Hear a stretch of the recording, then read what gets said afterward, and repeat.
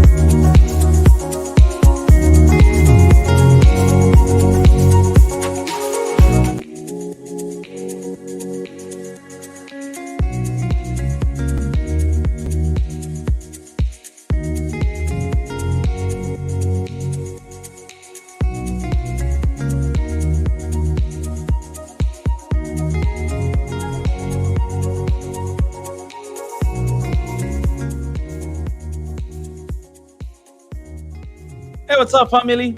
How's everybody doing? Welcome back to the family. Welcome back to the squad. It's a pleasure and privilege to be here and to see all of you guys joining right now. I just want to appreciate for you guys taking your time and to come here to have this conversation, to have this talk. Well, it took us a while, a little bit, to talk about this.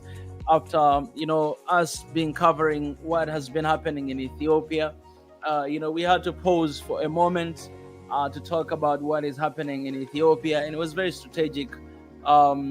Since we have everybody, guys, everybody right now is talking about what is going on in Niger, and it is very important for us to actually also look to ourselves inside, because sometimes, instead of moving away from the goal and what we need, this is the crisis, and it's costing a lot of people's lives. So sometimes, in order for us to get away from this popular topic and everything that people are discussing about, and just refocus, really just refocusing. So it was very important for us to stop for a while and not talk anything about Niger, not because we do not believe something is happening, but because we wanted to refocus, and I wanted to leave away this wave of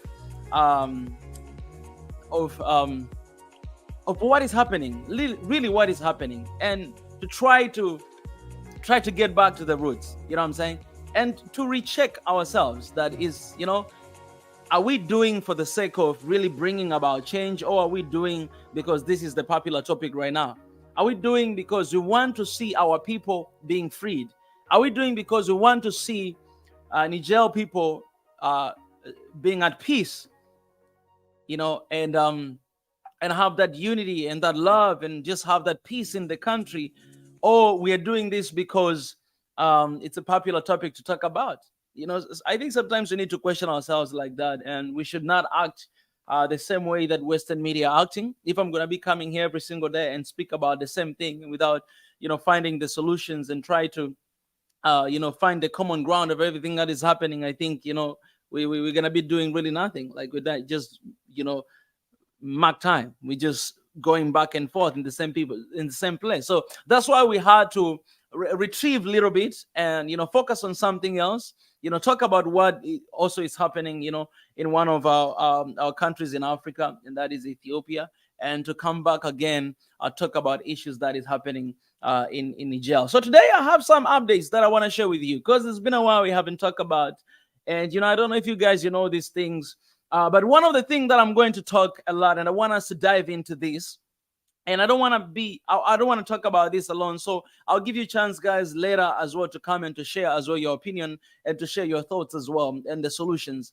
But one thing that I want us to cover is this. As you see the title of this video today, this is what it says. This is a war against Africa. I want you guys to remember that this is what we are going to talk about the entire session of today. That we're going to emphasize on why this issue is very important. Not only for Niger, not only for Africans or outside, or not only for people who have some historical background with Niger, or people who are living close to Niger, but why this Niger issue is very important to all of us, to the entire continent of Africa. And I'm gonna start sharing with you guys some news that I have. All right, these are news. I don't know if you guys have seen it, but I'm gonna share with you. These are some of the news that you guys can find out on official Swahili Nation Instagram page, Swahili Nation Twitter page, and Swahili Nation Facebook page as well. I'll show you guys here on the screen to see this news. So the target is us addressing today that this is not only a Niger war, but it's an African war. And I'll give you meat to why I'm saying this, why I'm addressing this, why I'm sharing this with you, and why you as an African, I know all of Africans, we have issues, we have troubles. You guys in your country, you have issues, all right? I have issues in my country. Some of you're telling me that you should not speak about our country, speak about your country, you have your own issues. Yes, I understand. We have issues too. But when it comes to Africa, we always have to pick. We have to focus on priorities. And what I mean is this. I don't mean that your country is not priority. My country is not priority. But what I mean is the situation that is happening in Africa right now, there are very sensitive issues that when you look at it, it's absolutely and very clear that it's a target against the Africa, all right? Not against anything else, but it's a target against Africanism. And yes, I understand there's issue happening in Sudan. There's issue happening in Ethiopia. I've been covering for the past week. There's issue happening in Congo and some other parts. But this issue that is happening in Niger right now, specifically at this moment, it's very crucial and very important for the entire continent of Africa because that is the target. So Niger it's like for them, it's like a case study. It's a case study. It's an attack against the entire continent of Africa. Let me remind you, the same thing that happened to Libya, it was also an attack against the entire continent of Africa. That's why the leaders of Africa, when they were leaving, going to Libya to actually solve these issues, NATO, they called them and they demanded them to stop, to return. They told them that we don't want you guys to come here to Libya. These African leaders, they're going to Libya to resolve issues, but they were commanded by NATO to return to their countries and not to go to resolve issues in Libya. So all of them, just like little babies, they had to turn away and to go back to their countries. Why? Because NATO said. So when Gaddafi was killed in Libya, that was win, not over Libya, but over Africa. And today, we all use Libya as a case that we let this happen to Libya. We cannot let the same thing happen to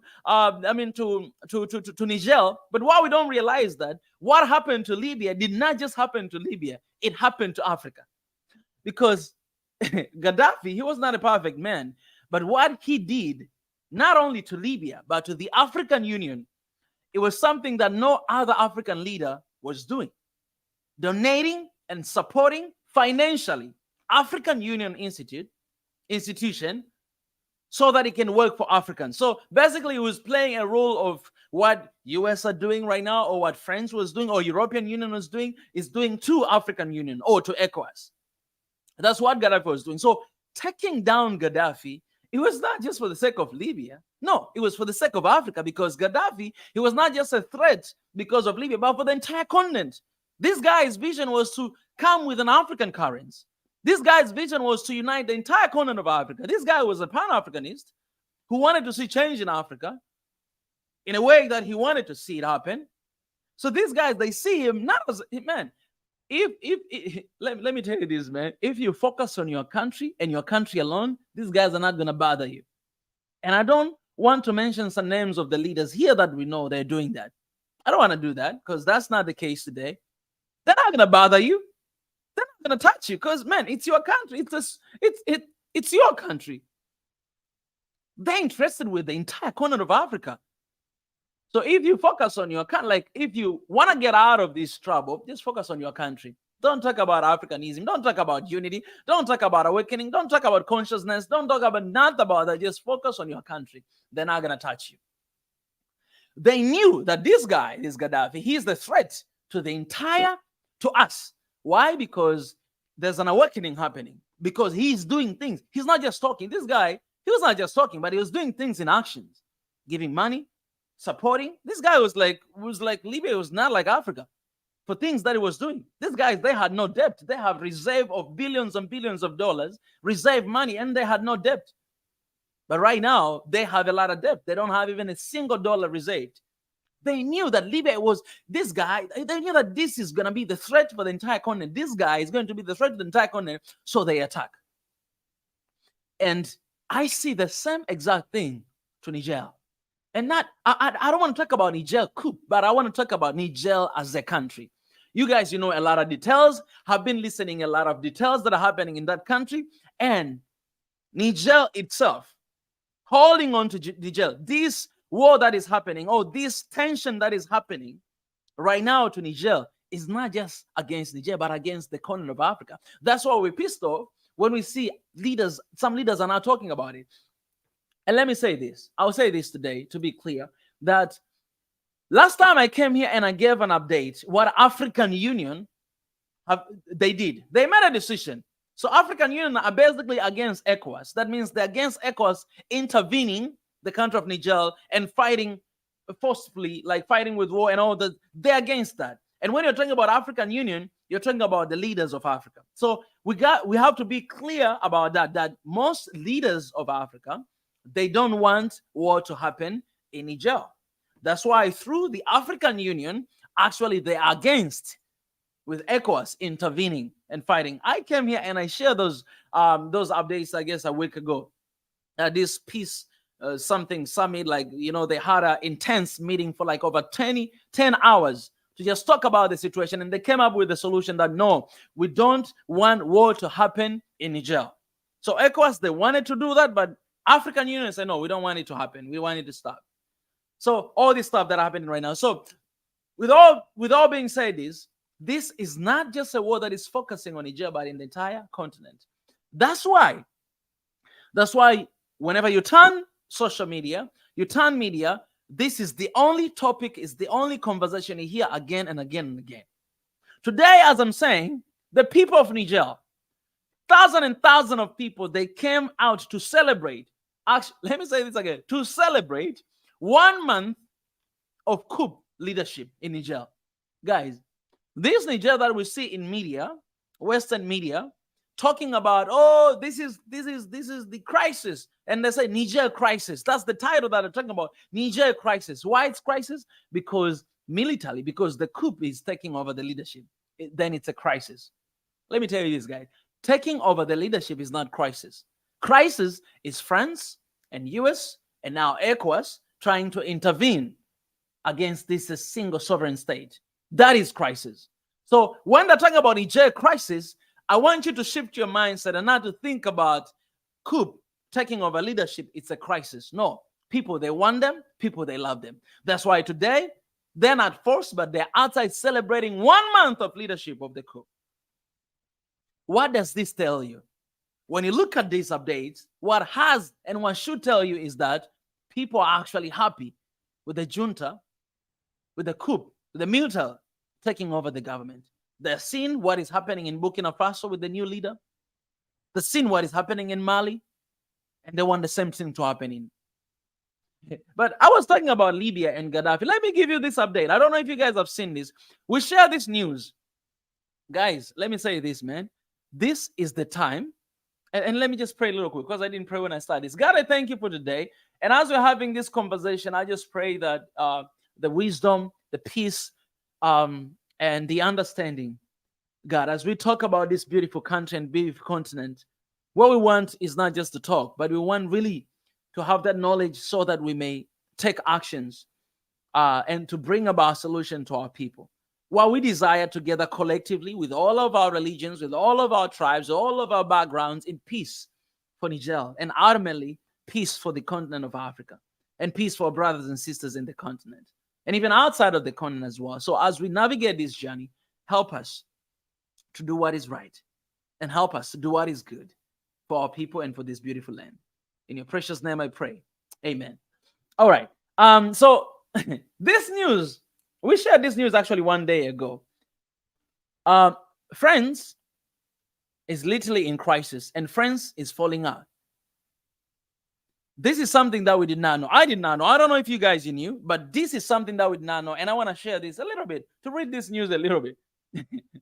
That the former French president, Nicolas Sarkozy, has been ordered to stand trial for allegedly receiving illegal campaign financing from the late Libyan leader Muammar Gaddafi during his 2007 presidential campaign.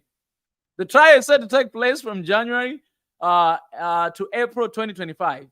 Okay, this case is the largest and most significant in a series of corruption investigation involving Sarkozy, who has allegedly been convicted in 2 other cases. Okay.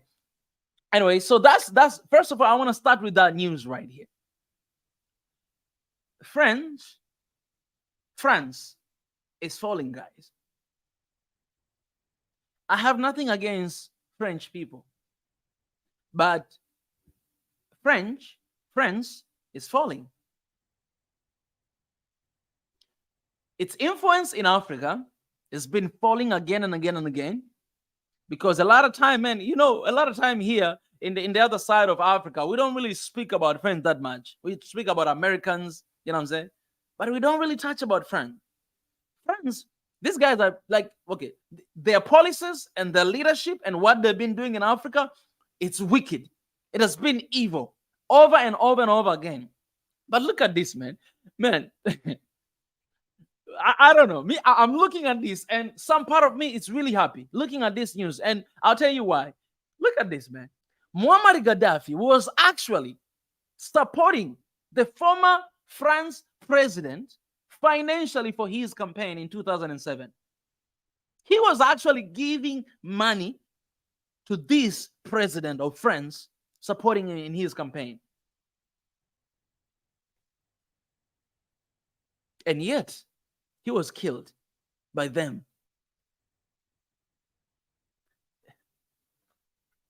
I don't know, man. For me, this is the moment of being. I'm really proud, first of all, of Africa that actually he was doing this. So anyway, the case is going on. We're gonna see the outcome, what will happen. But just take a break and just think about it. Now, this guy has been accused by receiving this campaign money, and I believe they say illegally, because behind the scene, because if Muammar Gaddafi, he said yes to them and just give them all the deals they wanted, they wouldn't say it's illegal. They wouldn't say it. But because he stood for his people and he was against any humiliation against his own country and his own people, that's why they say this today. But I want to release that news, to just leave it out there for you guys to see and to just take it in.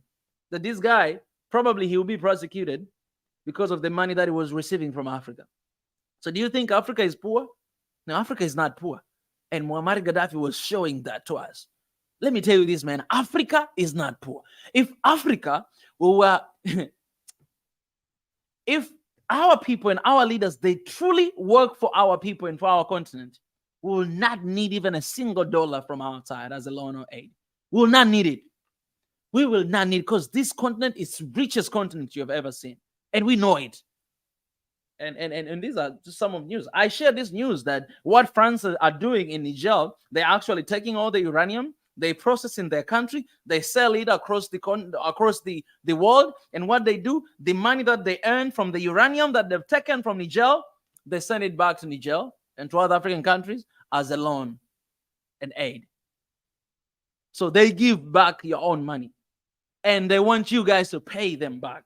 Like, I take your money and I give you as a loan, and you need to repay back to me. So I'm using your own money to develop myself, and your own money to get another money from you. This is how messed up Africa we are. This is how the world is messed up. These guys are just businessmen. They just know how to conduct business. That's it. To take every single opportunity of your resources to make sure they gain profit as much as they can, and you left with nothing. That's capitalism. And that's the world we're living. That's the reality. I'm an economist. I know this principle and how they work. And that's what they do. You can't blame them for that, for doing economics. We can't blame them for doing business. That's how they do their business. But we got to blame ourselves for being so dumb and to just let this happen. That's why I'm saying this war is against Africa, because those actions are still happening in Niger, and leave them continue doing the same thing in Niger is actually allowing them to do the same thing in Africa, because they know where exactly to hit. So thank God that this guy is going to be prosecuted anyways. But also, this is just to tell you that we are richer than you think. We are very richer than you think. So guys, let me say this. Please follow the news we share on Official Swahili Nation. We share very breaking news. Our team is doing crazy job to find this news and to share as much as they can. So go and check it out, our official page, Official Swahili Nation. Follow and support, because there's so many updates like we share all the time. You can go and check it out. This is our page. You can see our Official Swahili Nation. Go follow and enjoy, man. All this stuff. We share news all the time. Niger ordered troops to go on maximum alert. All this stuff. It just happened like right now. Like even right now, I see the team, they're working on it to just share. So yeah, go and show some support on our social medias platform as well. All right, so let me continue to share with you guys a couple of the updates that I have here today. So I've already shared with you guys what is happening right now, right? People are celebrating. Today, they have been celebrating 1 month of, coup leadership in Niger. And that is to tell you that people, they want this leadership. They want this. That's the choice of the people. So if you're talking about democracy, this is democracy. Because people, they want them to be there. If today you put them to vote, either the president who has been captured and the military regime, people, they are going to choose military regime. So that is democracy. If you're talking about democracy, you must respect that. That's why it's ridiculous seeing all these different, sides still wanting to stop. And that's why our call has been to ECOWAS that you guys know, no, you gotta be able to read. This is not the time for that. This is the time to stand with Niger. This is the time to support them, actually, because they're breaking out. Okay, another breaking news that you guys is that these guys 1 day ago they gave they told France ambassador, I keep mistaking French and France. All right, France ambassador to leave the country within 48 hours. They say, we don't want you here. We want you to leave as soon as possible within 48 hours. Get out of our country. We don't want you here. So they're doing the same exact thing that Mali was doing, right? And all these Western Africa, is something that we salute them for doing that. But let me tell you what France has replied. I think you guys have seen this as well. So France says Niger junta has no authority to ask ambassador to leave. So military is asking the ambassador to leave. Say, hey, get out of our country. We don't want you here. We're in charge right now. Get out of here. We don't want France. We don't want anything near us. Get out of here. And the French government, he said, no, you don't have authority to kick us out. You are there illegally. Let me tell you this, guys. If you do not understand, hearing this and looking at this, it will make you realize that this is more than just uranium. It is more than just uranium. And France are not alone. NATO, they're together with them. So NATO, that means all the countries in this NATO organization, they're behind this. That means the entire continent of Africa need to be behind Niger.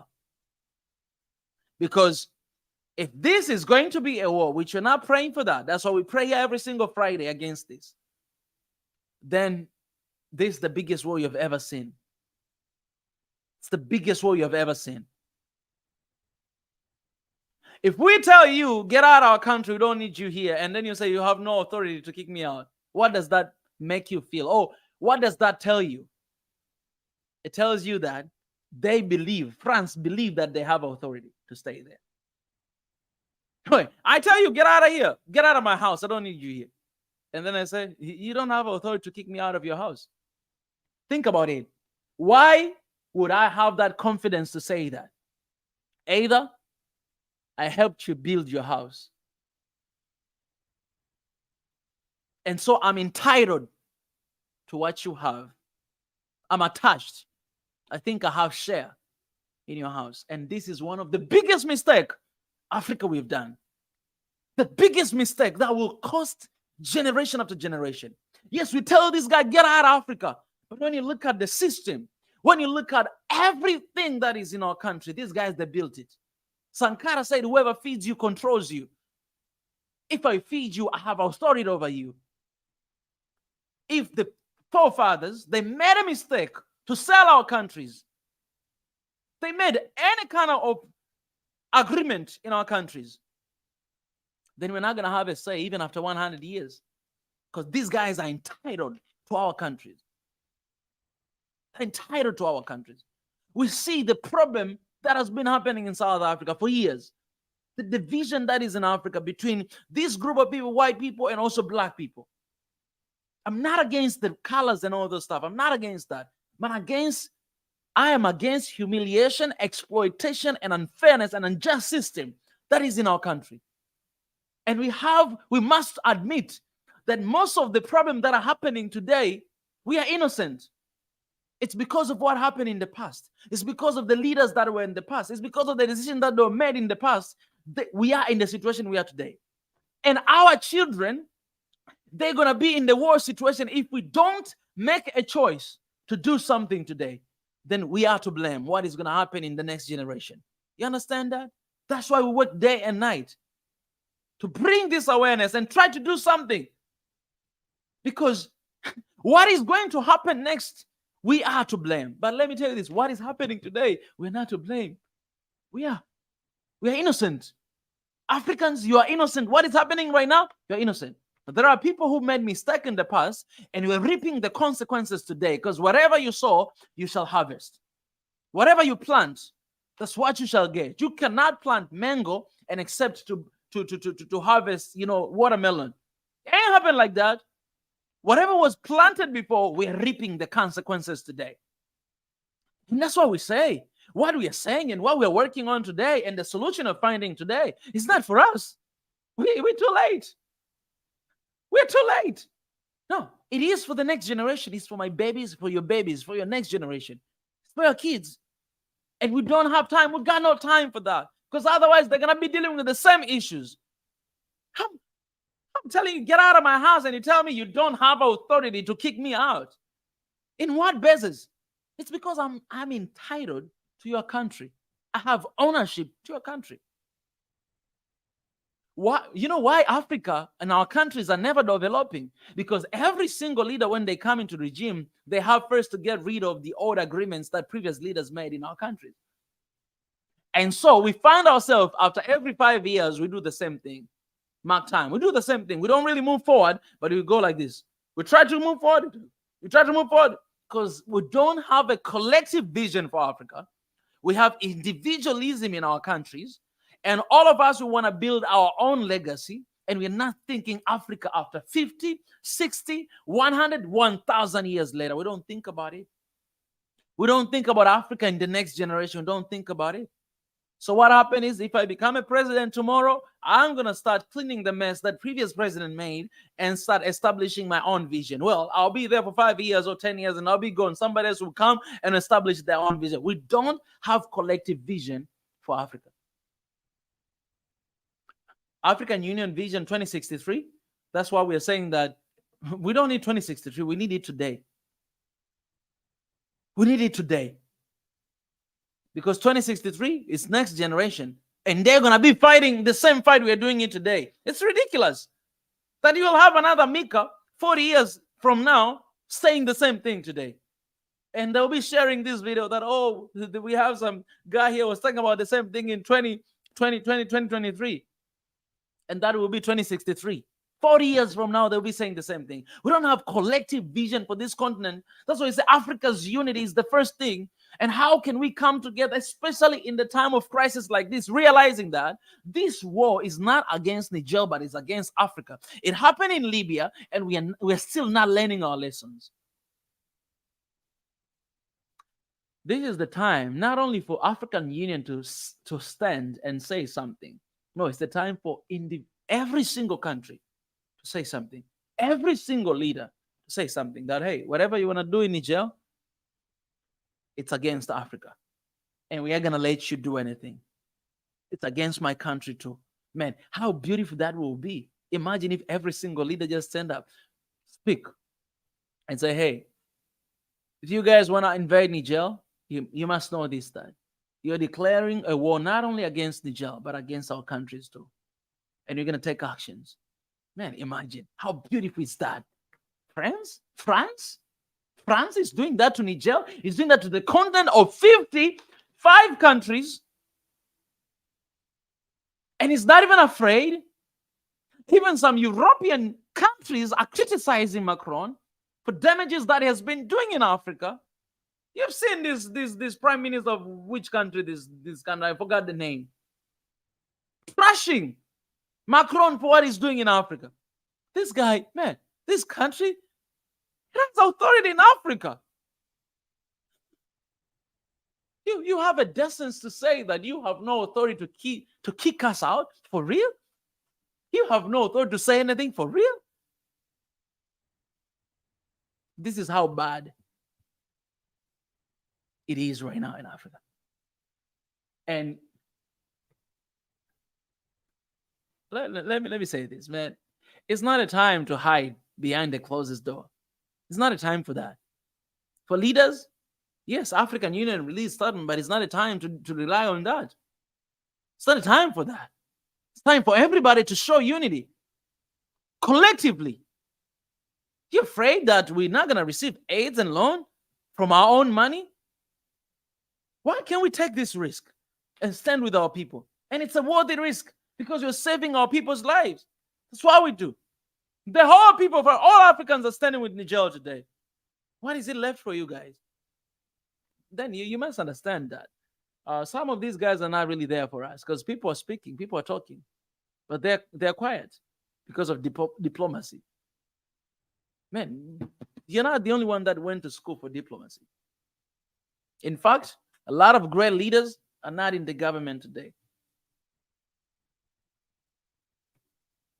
A lot of them, they do what I do.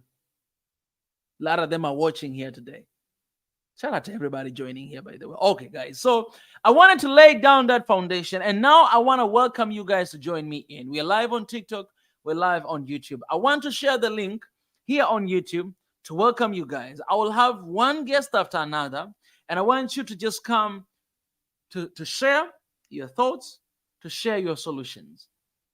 Because that is what we are finding here. I lay down the foundation that this is a war against Africa. It's not a war against Niger. It's not a war against West Africa. It's not a war against whatever. It's a war against Africa. The earlier we realize that, the sooner we realize that, the sooner we're going to win this. We lost to Libya.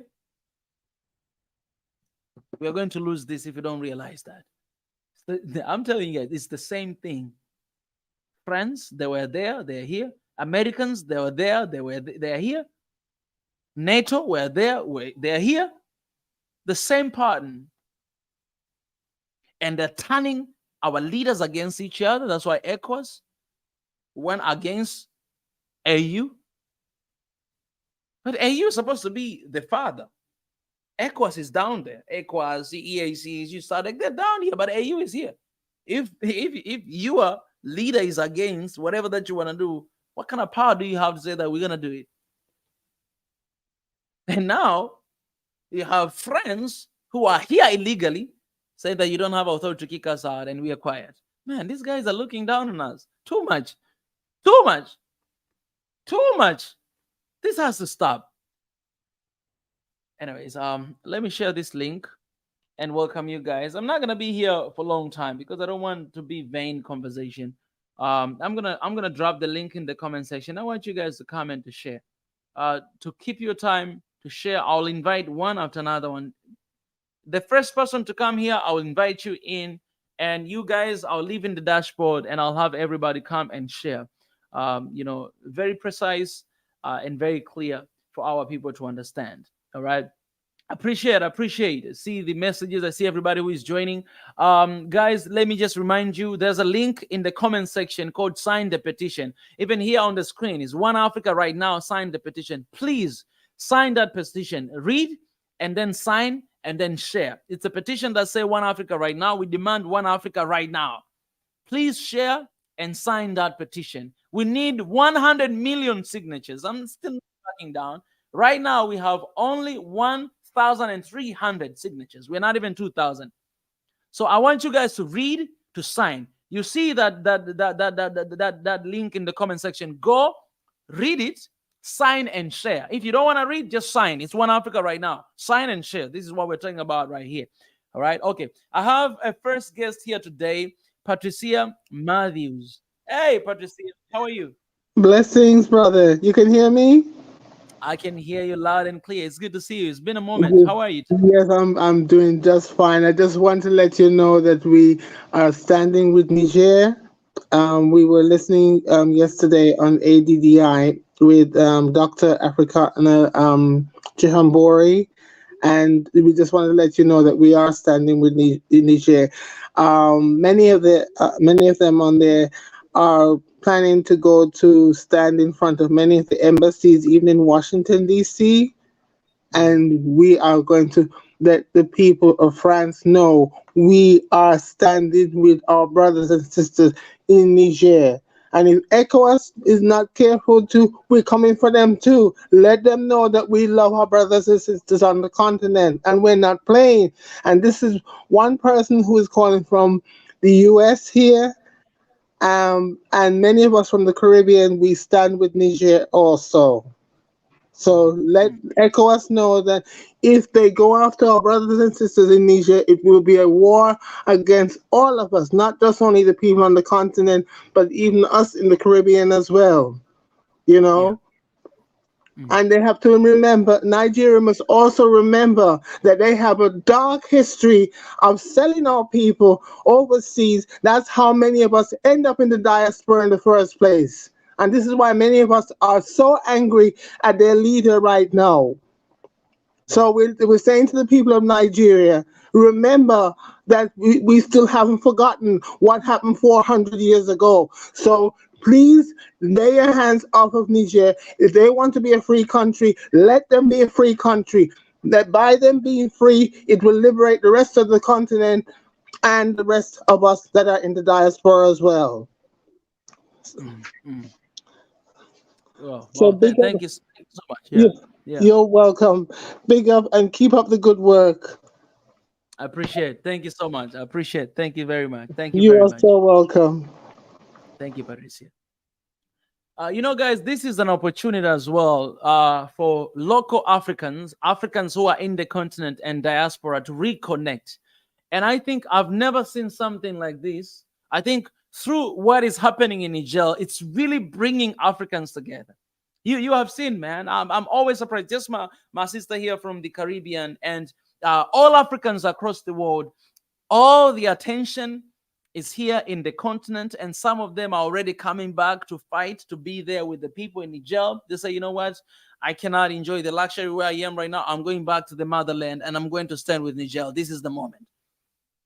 So through what is happening, there are positive side and there's negative side as well. Negative side, we're going to lose our people's life. In fact, we already decided to lose. Last time I came here and shared with you guys, 17 soldiers were killed because of an ambush that they said it was by terrorists. The question is to us is who were the terrorists? Because terrorists are not just coming from Africa or from the Middle East. No, they're coming from Western as well. But they are terrorists. The action that they do, that they invade our countries, you can't just say, oh, yeah. So the question is asked, who killed those soldiers? Oh, terrorists. Okay, what kind of terrorists were there? Why did they get the weapon to do that? So that the damage that will happen. But the positive side is this, that Africa is awakening. In Africa, we are realizing that, man, the targets on Africa, man, if you're born an African, you have a price tag on your head wherever you go, outside of the continent, even inside of the continent. This is crazy. It's just being an African, you're a target already. Target. That's why I hope my brother and sisters who are non-African, I hope you understand this.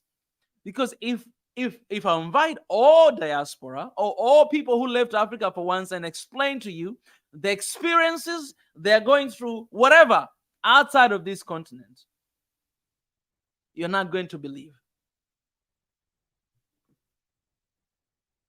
You actually might hate your own people and be like, I did not realize we mean this much. Because if you're born an African, you already have a price tag.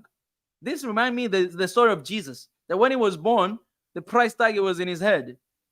This guy, Herod, was finding this guy to kill him, whatever he was, to kill him. Because he did not succeed to kill only him. So he commanded all the kids that were born around that age, around his age, to be killed in the entire country. Do you understand how wickedness is that? Somebody, because they're finding one guy, he wants to kill all the children. Because he said, you know, all the children, just kill them. That's why he had to run to Egypt. He had to run to Africa to be safe. This is Jesus talking about. He had to come to Africa. This is the same thing, reminds me of us. If you're an African, you have a price tag on your head. Wherever you go. You're not safe outside of Africa. You're not safe inside the continent. That's why it is important to address this to our brothers and sisters outside the continent, that it's better to die fighting here with your people in the continent than to die somewhere else. This is your home. It's better to come here, to fight here in the land, because we need you. Trust me, we need you so much.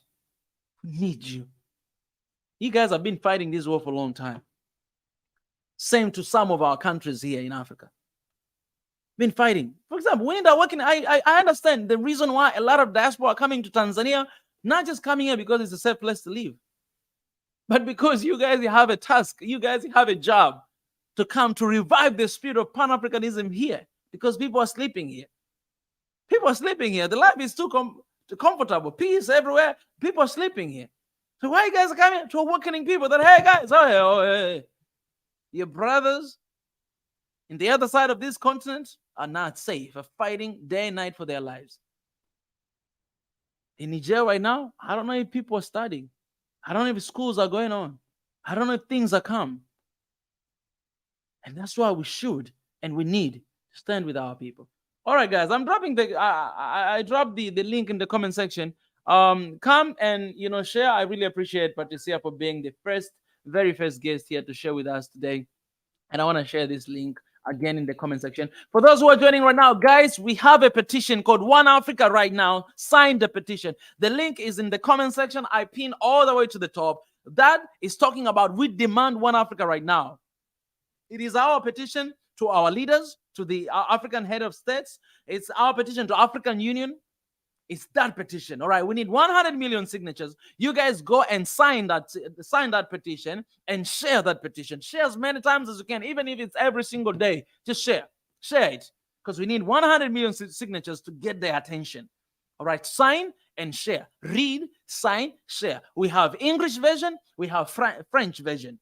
For our people, our brothers and sisters who are not speaking English, we have it. We have the same page. You go, we have it there. So please, please, please, please. We only have 1,300 right now, and it's been more than a week. Okay, please go and sign and share. If we need to take action, we need to do everything we can to take an action and to bring about, you know, peace.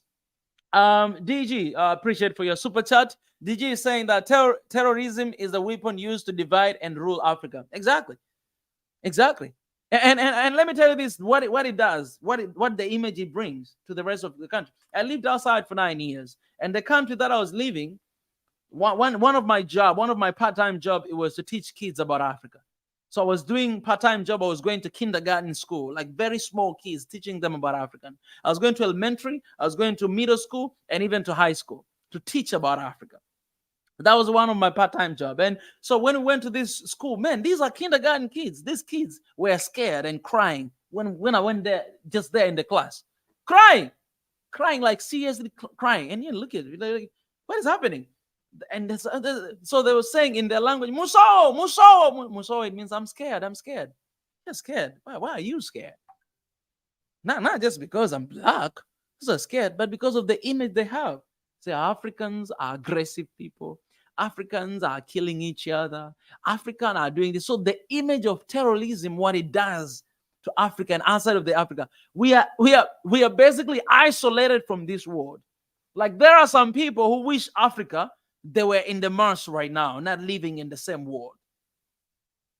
Because for some reason, man, African are being killed, but we just keep multiply. That's why, man. Let me say it, guys. When I read the scriptures, the children of Israel, I'm pretty sure they're Africans. I'm just saying this, man. I'm just saying that because when you look at their behavior, those children of Israel, and then you look behaviors of Africans, you understand that these guys are the same people. You realize it's the same people. So you remember even back in the days when they were killing those guys because Moses was born in Egypt, and then they were killing these kids. Man, they say these women, they were actually giving birth a lot of kids, and that's what happened in Africa. All the targets and everything that has been done to us, but still, this population keep growing, increasing day after day.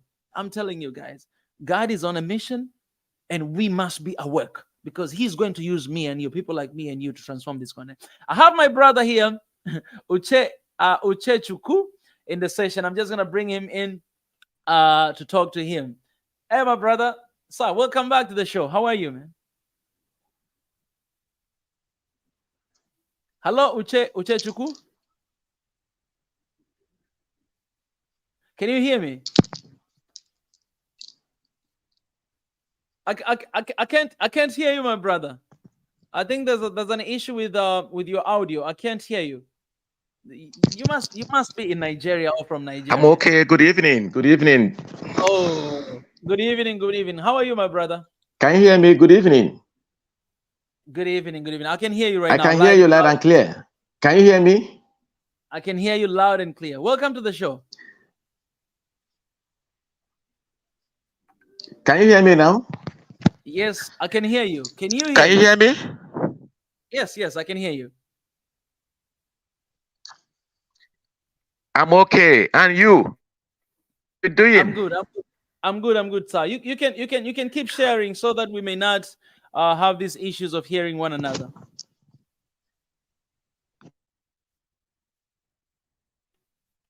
All right. I think my brother Uchechuku is having some issues. I'll bring you back, my brother. I also have Kaisorian Empire. I remember you, my brother. Here in the session, I'll bring him in the show. Kaisoria, how are you, my brother? I'm very good. Hopefully our connection is good. Oh yeah. It's been a moment. How have you been? Not too bad. I'm still in Nairobi at the moment. Yeah. I'm just doing a lot of other stuff. I'm building an app and other stuff in the background. And you? Yeah. Well, we've been here, day in, day out. We're still moving forward. We have an office, nowadays, and we keep doing this very officially and professionally. Yeah. Well. Okay. Yeah. Shout out. So I wanted to make some comments about the Niger situation, about Wagner and the purported freedom from France. I love the fact that Sahelian countries are taking steps towards their freedom. However, this is a challenging freedom because it's multifaceted. We have the banking system and finance that is linked to France central bank. At least 50% of their money, and I'm talking about their foreign reserves, is in the French banks. And this is how France can take that money and throw it all around different investments and use it to for their own use. And then also we have the military aspect. Unfortunately, some of our leaders invite people over, people who are not there to protect us, to protect our investments. They're there for their own reason. Now, the biggest thing that I'm worried about is this news that's been happening with BRICS, with Russia, and also with Wagner Group. We know just 2 days ago, Prigozhin, the leader of Wagner Group, was found unalive through his plane. Now, we know who is most likely responsible for this. I won't state it because I don't have any evidence, but we all know generally, who is likely to have taken care of Prigozhin. Now, here's the issue that I say with Africans is we need to only keep the African mentality towards other African people. When I meet an African, I want to know him, his family, his religion, so that I can interact with him as a brother or a sister. We need to stop using that mindset on outsiders. That's one of the problems. Because now that, let's say, Wagner is so-called helping Niger, a lot of Africans keep saying, well, You saw how Nigerians are now putting Russian flags. This is wrong. This is absolutely wrong, and this is what I'm talking about. We need to stop doing this thing of projecting our way of doing to people who don't have the same African culture, because what they'll do is they'll use this against us when the time is right, and we'll just keep going in circles. So I'm saying this.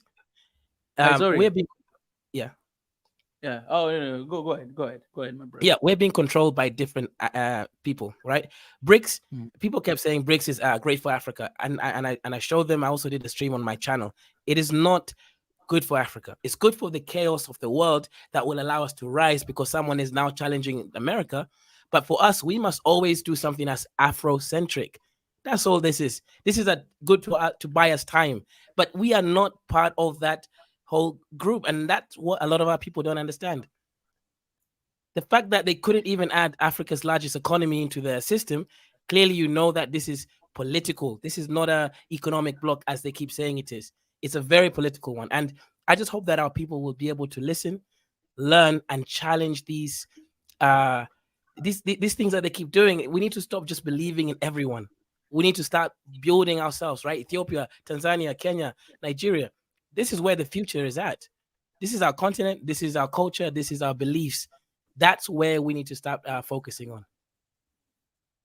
Kazoria? Kazoria? Yeah, shout out. I love you more, my brother, right now. I mean, I don't know if, like, everything you've said, I believe in 100%, and that's what I've been talking for the past whatever month. You know, I've addressed about BRICS so many times. I said this, and the title of the video is here, that BRICS is a distraction to Africa's unity and Africa's progress. Because now, I mentioned this before, that now, there's an idea of having BRICS currency instead of us talking about African currency. That's why we should be talking. Yeah, exactly. Why? And this is just delaying our progress of fighting for Africa's unity. And what has just happened to the leader Wagner just the other day dying? I spoke even about this. That, we always Russia is now in control of that group. We always want to jump to another relationship, but we don't really know Africans to be in a relationship. We have always been in toxic relationship. And the problem is because we have not managed to have a good relationship with one another as Africans. If we stick together, if we work on our identities, if we work on our relationship, then it will help us moving forward, making all these other deals with some other groups, as we see. But now, if this leader is gone, that means literally like you don't have your savior. Okay, let's say I'm not praying this to happen, but let's say if Russia, just by any case, if it happened that Western they win over Russia, then Africa has failed as well. Because we it seems like we're putting our trust on somebody else out to defend us instead of strengthening ourselves to stand against the rest of the world. Because we've never had friends, we don't have friends, we'll never have friends. We are on our own. That's how it has always been. That's how it will always be. And until the moment that we wake up and realize that and start working on ourselves, then we're not going to see the change. I agree with you 1,000%. This is true. And there's one more sad thing which I noticed, right? During the Second World War, most of us were we were within colonization, and that meant we had to participate in the war effort with the British, the French, etc. Whichever country colonized us, we were part of their military union, and that forced us into the European tribal warfare too. Right? It's not a world war; it's European tribal warfare too. Right? What the issue I have now is this: why are we purposely choosing to put ourselves between two giants, military giants, Russia and America? What we're doing now is inviting that chaos into our continent by choosing sides on something that doesn't actually affect us positively across time. This is the warning that I'm heeding here is like, we have to be extremely careful how we tread this rope, because it's a tight rope and we could fall on each side, because if things escalate in this world, we are choosing a side on people who we know will not go and help us in our time of stress. It's never been that way. The only people who can help us is ourselves. So I say this, I wish that, for example, in Southern African country, SADC, they're now using the South African rand to be doing transactions. Why is this not happening within the EAC yet? Why is this not happening with ECOWAS? These are the steps that we need to be pushing towards, not celebrating a new relationship before healing from the other one and being in a relationship with ourselves. That 100%, as you said. My brother, like I couldn't agree with you more. Like I literally have nothing to add there, because everything you said, I think this is one of the times that we agree on, 1000%. Because I know a lot of time the things you don't agree on, but this one, man, my brother, I salute you. I feel like I needed that. I mean, our solutions has to be from ourselves. The moment we are relying on something else is when we allow ourselves to be used as pawns, as puppets. And we don't have power. I keep asking people, okay, this is supposed to be the global South coming against the global North, aka the West. And I keep telling them, do you not think that Russia, China, and India cannot sanction another African country? This will happen. They will be doing the same tactics as the West has once they're powerful enough. So why are you helping a group become powerful when you can be creating power from our own selves? That's the part which doesn't make sense. Absolutely, my bro. I love how you put that. How do you help another group become more powerful rather than helping yourself, helping each other? And guys, don't say don't say that this assertion is wrong, but prove us wrong. Don't just say that this is, but prove us wrong. All right, I have my brother Uchechuku. He came back here in the session. I appreciate so much, guys. Uchechuku, how are you, man? I'm okay. Good evening from here. Can you hear me now? Good evening. Yes, I can hear you loud and clear. You're calling from Nigeria, right? Sure. Let me say, Uchechuku, it means God's power. God's willing. God's willing. All right. God's willing. All right. Yeah. My best friend, his name is Ikechuku. So I thought maybe it's the same, but just yeah, we have Ikechuku and have Uchechuku. Mine is Uchechuku. I love Nigeria. Go ahead, God's willing.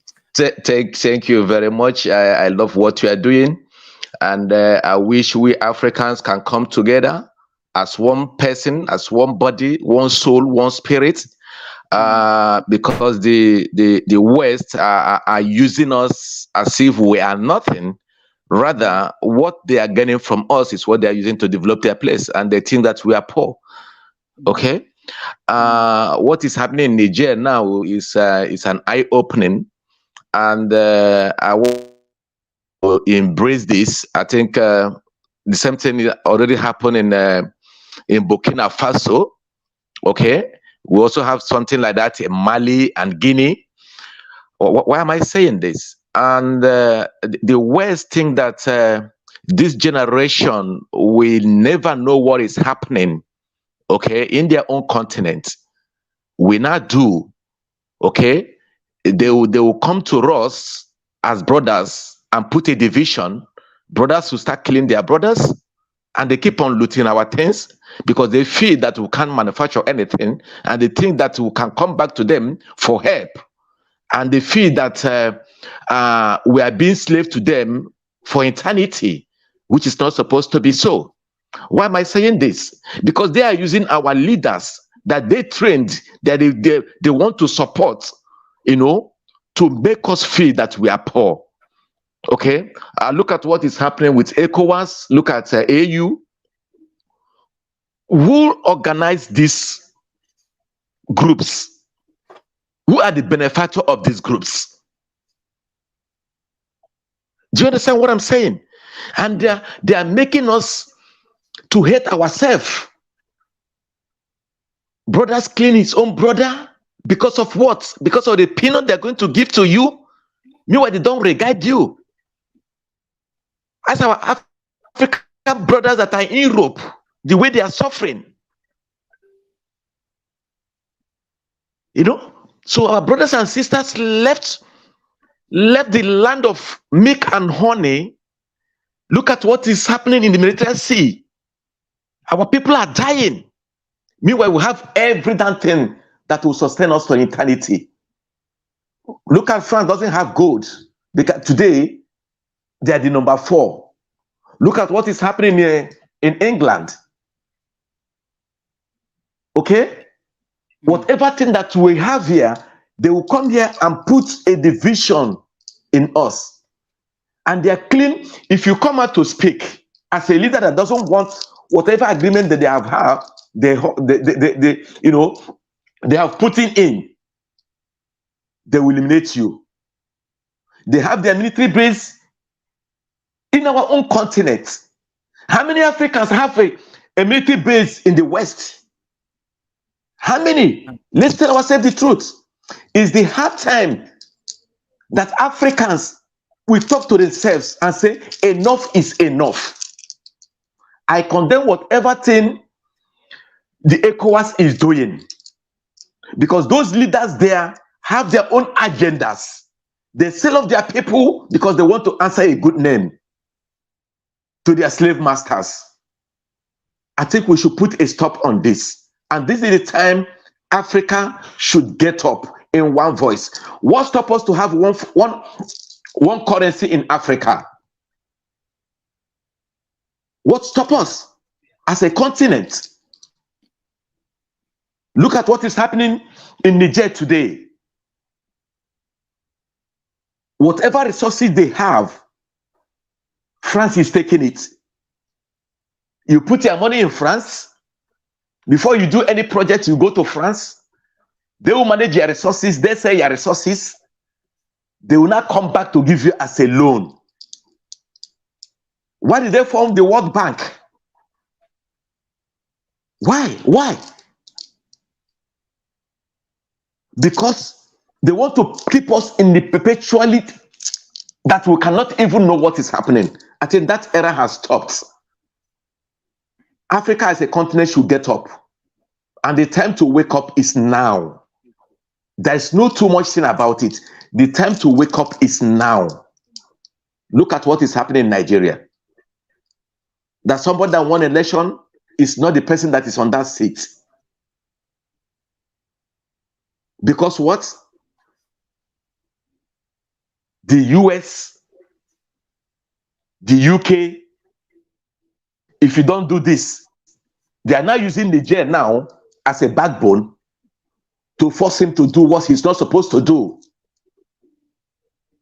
Are you there to protect your own brother, or you're there to protect the West?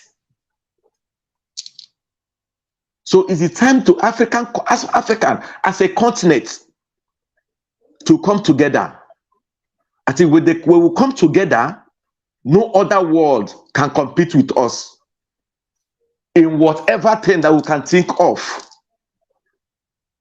I have signed the petition, and I feel that every African should sign this petition. It's very, very important, because we know what they know. In our schools now, nobody learns history because they don't want us to know what they have done to us. They don't want us to know the truth. If you have a visa in Europe, you can travel all Europe. Just buy a ticket and you traveled. Why? Because they can do business around their global. Can we do business? Can I do business in South Africa without looking for visa? Or in Kenya without looking for visa? Or in Burkina Faso without looking for visa? They bring enmity between two brothers. And they hate us. If you travel to Europe, before they will give you that paper, that slave paper, you will suffer and suffer and suffer and suffer and suffer and suffer.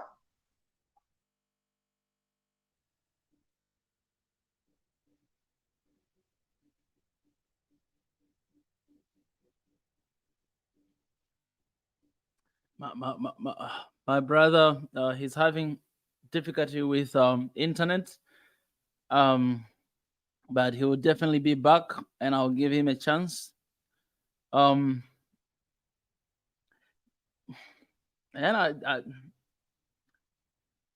Africa is at work.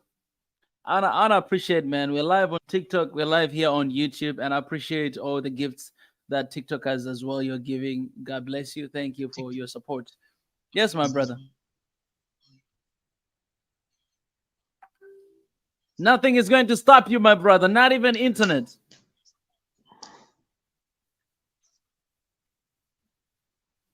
Yeah, as I was saying, that's the same thing we are talking about. The network have to cut off. You understand? Yeah. So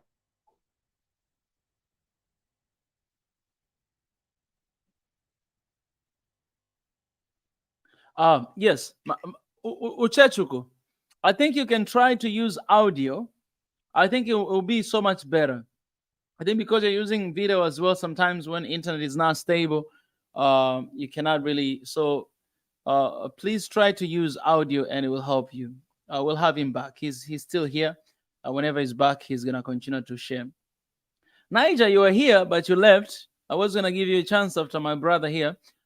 Guys, the petition we wrote is about One Africa right now. We demand that One Africa, that unity must happen today and not 2063. That's the petition about. The petition that we prepared 2 weeks ago, Africa right now, is to demand One Africa right now. We even do hashtag One Africa right now.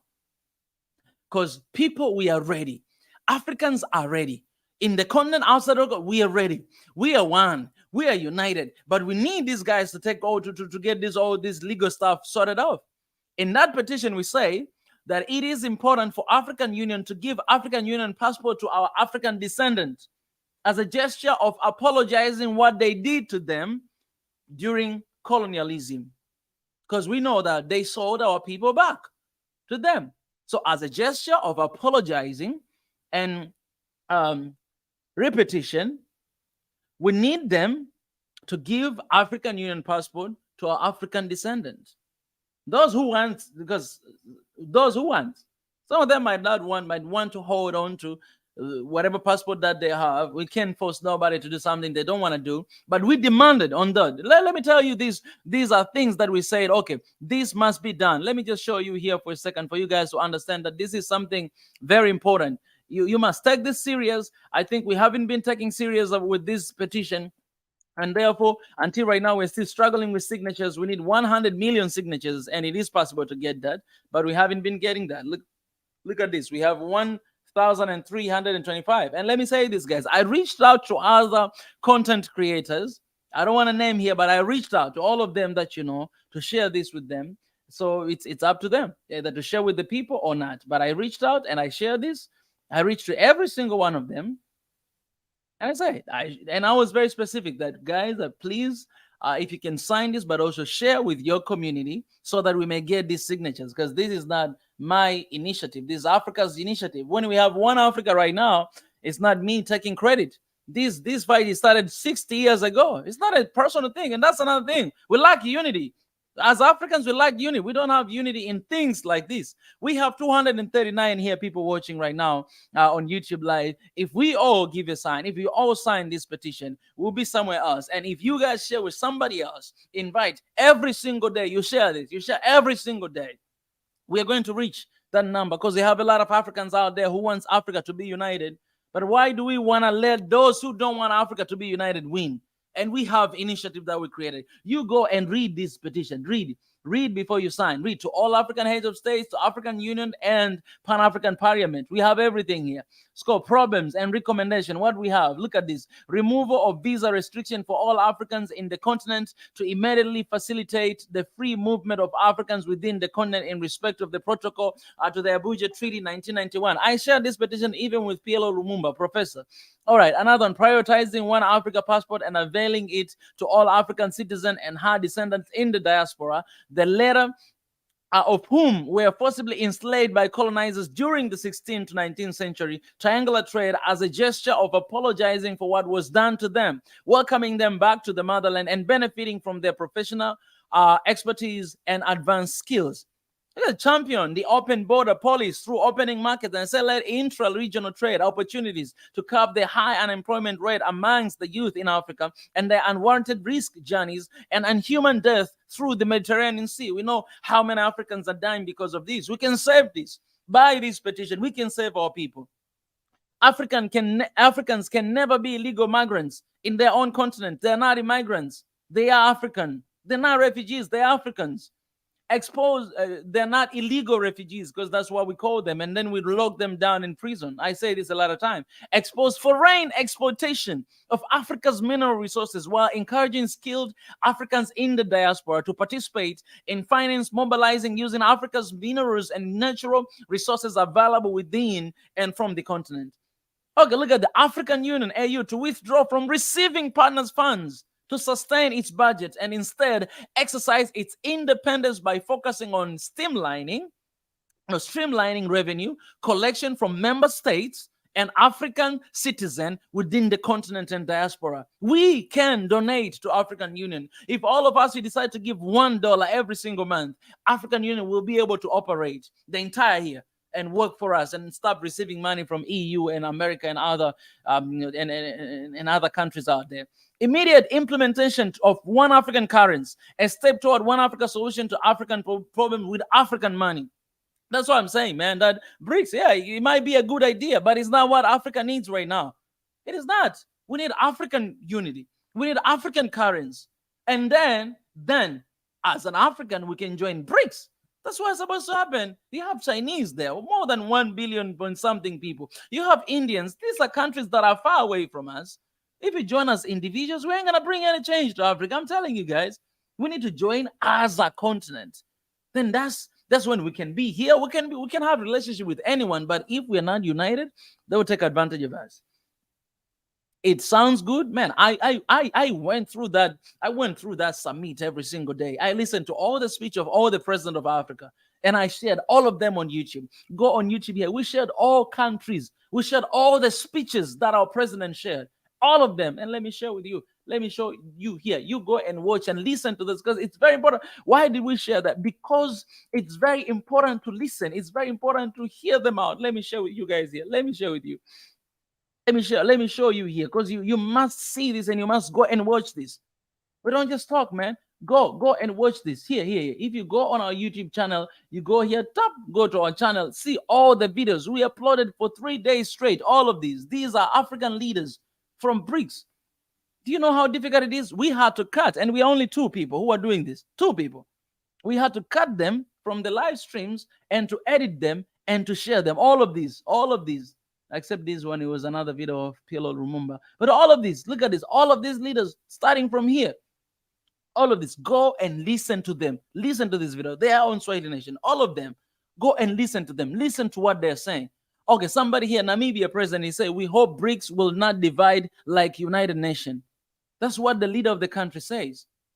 We hope they do not do this. Like, we hope, man, this is this is us. And when, okay, let me show you. Look at this. With BRICS, better life is achievable. All right, that's another leader saying from Lesotho. BRICS is a new global era for Africans. All right. We must rebuild our socio-economic and all this. You see, we're not satisfied with post-colonial. Okay, our aim is to prosper our economy. You can't prosper your economy with somebody else. Trust me. I don't know, man. Like, the reason why we share, because we want you guys to see it, to listen. You can either go and watch like 5 hours long or 8 hours long live stream, or you can watch these short clips of 5 minutes, of 7 minutes, and to understand what these guys are talking about, what our leaders are talking about. Then you'll understand our mindset. I'm not bashing you of anyone. But Africa, we must believe in our ability. We must believe in the resources that God has blessed us with. We must focus in the continent, uniting ourselves and using resources for ourselves. We must have BRICS in Africa, not them. We must have it here. Should not just be excited of all these new ideas. Yes, we can have those partnerships, but priority of Africa should be Africa's unity. That should be priority. Then let BRICS come later. One Africa currency, that should be the priority of Africa. Then BRIC currency, okay, later, you can have that. That's what we are saying. That's what we are saying.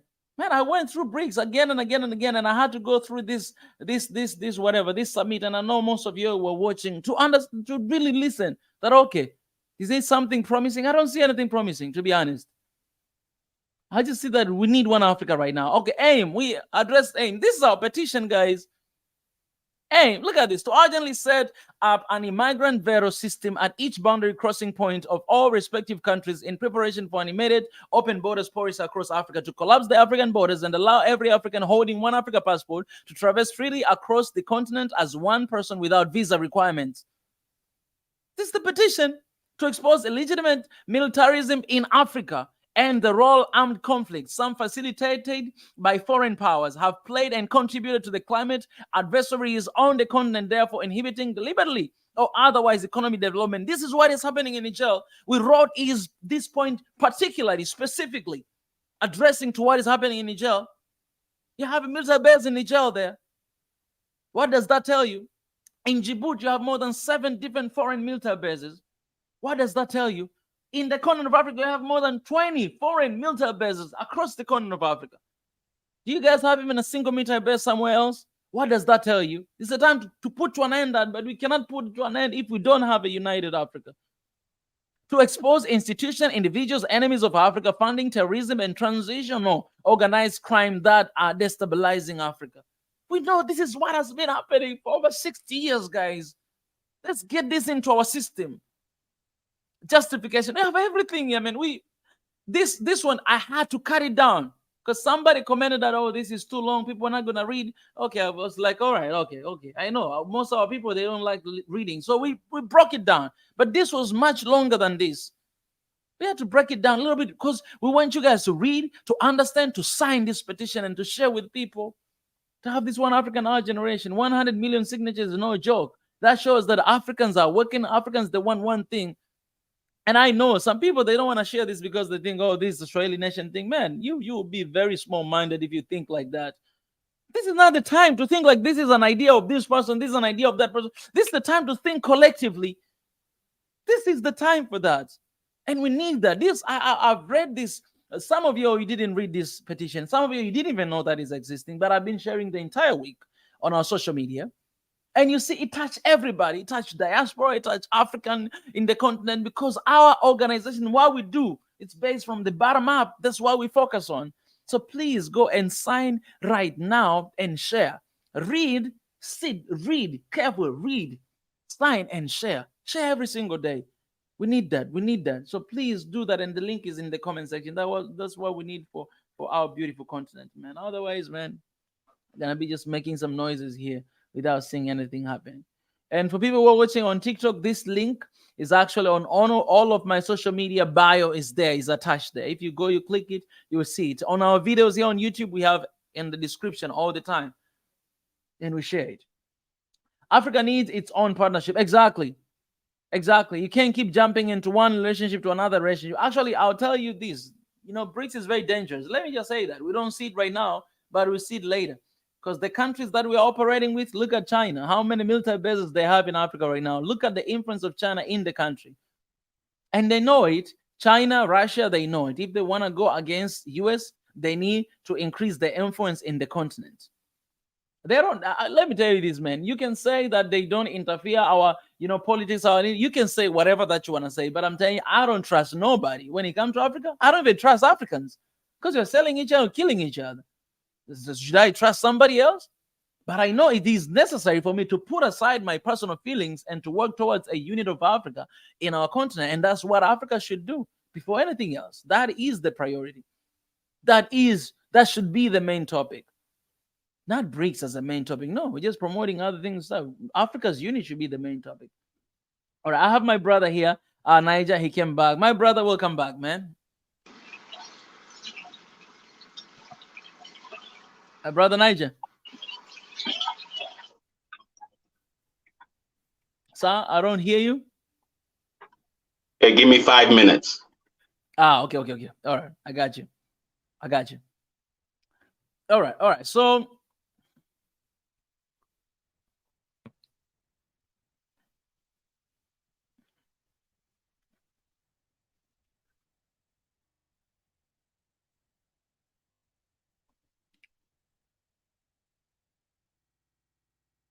yeah, Jacqueline says, always looking for a savior when we have the power to save ourselves.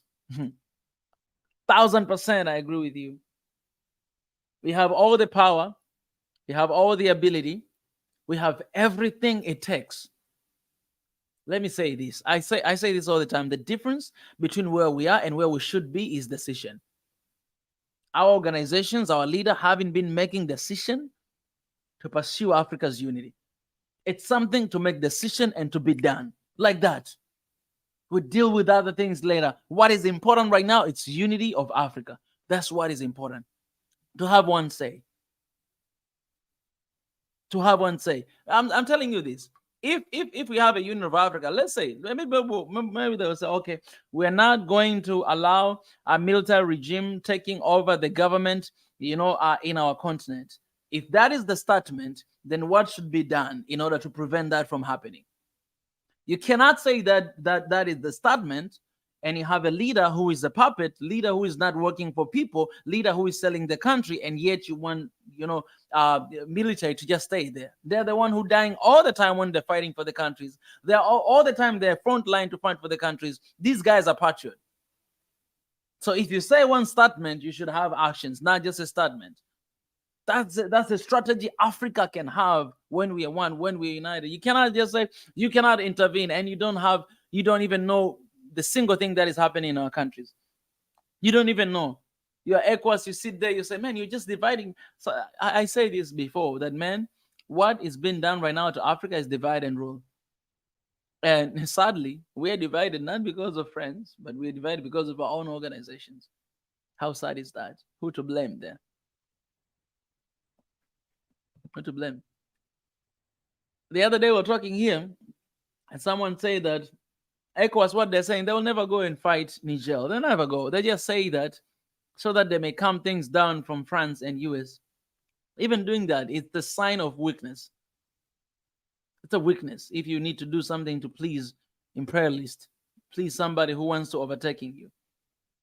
Anyways, my brother is here. My brother Niger, take a stage, my brother. Hey, how you doing, brother? Man, I thank God, man. It's another beautiful day. We're doing well, Awesome. and we're here. Awesome. I'd like to How hear are that. you, man? I'm doing great. So I want us Yeah. to dialogue because I agree with you with BRICS, and to an extent, I want to challenge you. Yeah. Okay. I love So it. my first question, so I can understand your understanding before I start, is BRICS currency. Are you aware that it's not going to be used by people like you and me, and it's only going to be used for trade from one country to another? Do you understand that? Yes, I understand that. And you still don't want it?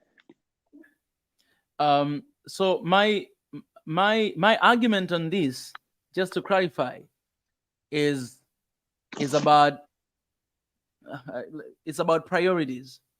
And what I mean is this, that yes, if you want to have BRIC currency, you can have it. If you want to have whatever, because that currency is not just going to be used to trade, maybe, outside between, Africa and, Europe, or Africa and, China, but it'll be used even here in the continent as well. My argument is that why, before doing that, before putting our energy, our resources, and before like right now we know Ethiopia and Egypt as well, they joined BRICS. That means they're part of that as well. Before doing that with someone else, why don't we organize ourselves, do our thing first? That means we will need to trade among each other with our own currencies. First of all, African currencies.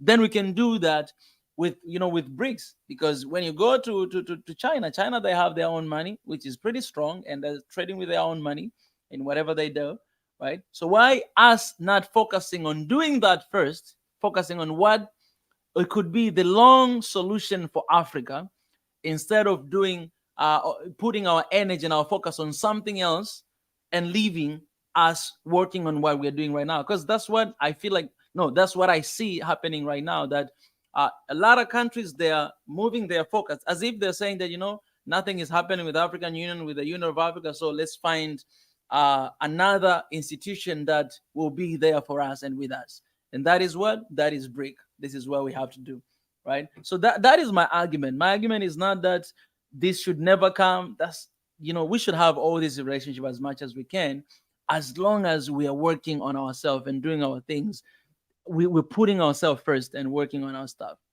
That is All my right. argument. I Yeah. love that. So now I understand. So, um, as you know, every time Africa tries to liberate itself, Yeah. there's a force that stops it. And it's that force is not, strong. I call it stronghold. That force does that. They're not dormant. They're not sleeping. They're always active. They're always active. So in the behind the scenes. So let me explain. Yeah. AU, which we are all loving, is not liberated. They have foreign powers that have their hands in their affairs. So they have people that give them money, and whoever gives you money can tell you what to do. ECOWAS, same thing. They have external powers, foreign countries, and these countries, we know them. So EU as a bloc, UK because they're now out of EU, so UK as a country, and the US.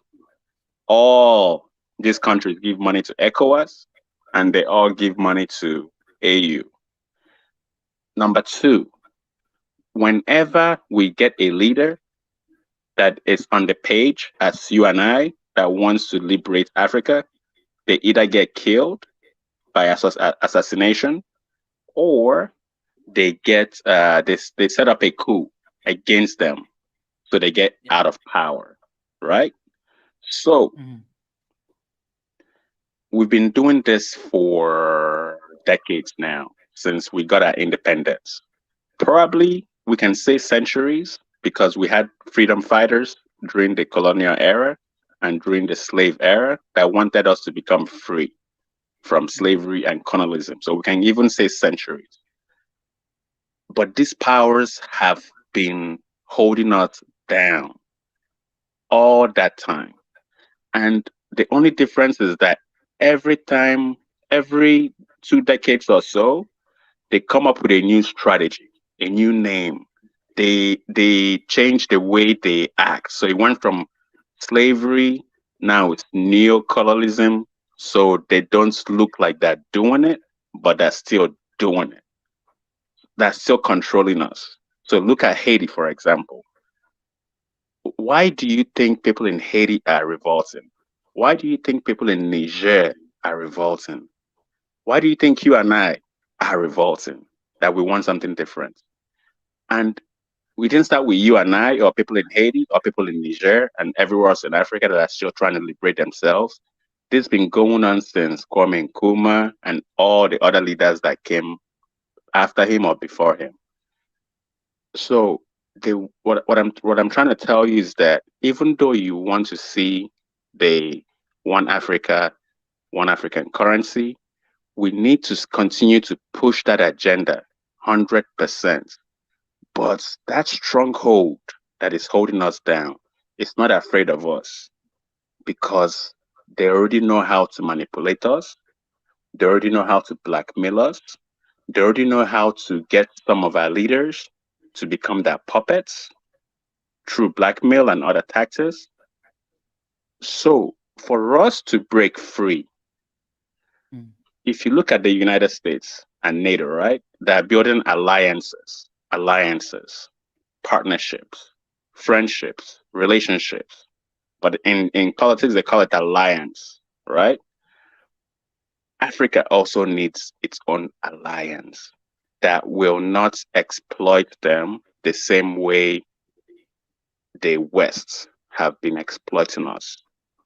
And for us to do that, we need to look where people have not exploited us, one, and also where people have been exploited in the past, but they found a way to liberate themselves. So they understand where we are, i.e., India were once colonized. China were once colonized for 100 years, 1 century, 100 years. Ours went on for 400 years. But for 100 years, they got colonized by the same people that we are trying to liberate ourselves from. UK, British, because there was no United States then. UK, was in India. UK was in China. They made Chinese people become opium addicts. Research this, opium addicts, and Mm. China fell for 100 years. And China calls this 100 years of humiliation. That's what they call it, 100 years of humiliation. But they found a way to get themselves back. So if if you look at China compared to what the West for decades have been doing in Africa. So China have only been in Africa for X amount of decades, right? X amount of decades. But look at the work they have done in Africa compared to what the West have done for us, right? And this is partnership. This is not a charity. This is partnership. They've built infrastructures, right? But think, Infrastructures. Can you hear brother me? Knight, yeah, I can hear you. But think about the debt that Africa has to pay China. I think So we'll let pay me for the entire okay, generation. let me explain that. So we're talking about one currency, right? Do you know that if a country like Tanzania, Nigeria, if a country spends more money on outside the country to buy stuff, do you know that makes your currency weaker? Oh yeah, yeah, I know that. So if a country spends more than it produces, Mm. it makes your country weaker in terms of economics, right? Absolutely, Okay. absolutely. So if we are needing to use dollar Mm. to buy our goods overseas, which is why BRICS is coming into the picture, if we're having to exchange our money to dollar, so by doing that exchange, we're making dollar stronger because we are buying dollar. So every time we Yep, buy dollar, we make it stronger. And every time we absolutely. use it to trade, we make our currency weaker. So Mm. imagine if we had, like you say, and like I say, one African currency, Mm. we can then stop using dollar to trade all over the world, Mm. right? We can start using one African currency to trade all within Africa. Because within Africa, we don't even trade among ourselves because of the difficulties and logistics and the geopolitics and the politics involved. So Yeah. imagine if we start trading amongst ourselves and reduce the amount of trades we do outside of Africa. Imagine how strong our currency will be, right? Mm. One. And then couple that, what I just said, with BRICS currency. So imagine if we did that in Africa with our own currency, and then with Yeah. BRICS, we are using BRICS currency, which if we use it to trade with a BRICS member, we will not affect our currency. Are you with me? Yes, And we are. then our countries will become stronger. Now, I know you just told me about the debt Mm. in with China. But I challenge you to do your research because I believe what you're telling me is what the media have been saying. So I want to challenge you to do your research and compare the debt Africa owes China and the debts Africa owes the West. Compare the two, and you'll be shocked to see that Africa owes more debts to the West than it does to China. I can guarantee you that because I've done my own research. Yeah. I believe it's a matter of time because the amount of money that Africa right now is receiving from China, it's crazy. And I think that is what is freaking Western out as well. To see that Africa has found another hero or another sugar daddy, you know what I'm saying, to get things from. And this, I'm saying this very sadly to, to say this because for me, I believe, my brother, that if Africa can do what we are suggesting, what I know you and a lot of people that are suggesting about the unity and everything. If Africa can focus on that, we're not going to have um, we're not going to be doing the same things we're doing today, and especially when it comes to borrowing. I might say that it might not. I agree. No, you're 100% right. You're 100%. Like I told you in my previous calls, we're supposed to be the lenders, not the borrowers. I've told you that. Exactly. But I have to tell you, but I have to remind you that there's a stronghold stopping us. And if we don't break away from that stronghold, we will never be liberated. You have to see the stronghold. The stronghold is invisible. It's a spiritual warfare. It's there. It has it. So let me tell you what the stronghold is doing to us. Let me tell you what the stronghold is doing to us. Because I haven't finished first, Niger. Okay, I haven't go finished. ahead. Go ahead. What I was about to say, what for me, what I really hate is the attitude that most of Africans we have, especially towards institutions like BRICS right now, right? The attitude that, oh, this is the new thing that will save us. This is, it's where we're going to run to receive our help. This is, it's like as if we're choosing BRICS is there and we are going to them because we are angry with the Westerners. And this is very wrong attitude, and it's not going to do anything to us because it's basically us giving them power. Like basically we're empowering BRICS right now so much, that these guys, they have nowhere to run to, they're running to us. And we all know that when BRICS started, Africa was not there. Africa was invited later on, but it was not there with all these other nations. They have their own agenda, the things that they plan, everything. So that attitude of seeing, you're saying something very, very, very true here and very right, that we need all this partnership. And I agree with that we really need this partnership. But the attitude of partnership that we have, Africa, it's very different. And that's because we've been traumatized for so long time. And unless we're going to come back to Africa to look at each other and to be like, guys, all right, we messed up for so long time, but we can do it.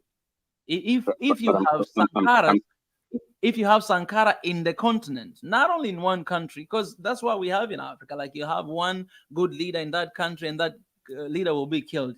All right. And then you'll have another one there, but we don't have collective agenda. We don't have the vision and the target as one people that we can face. I believe if Africa awaken and do that, all of us together, nobody's going to kill Africa. But that's what I'm trying to explain to you.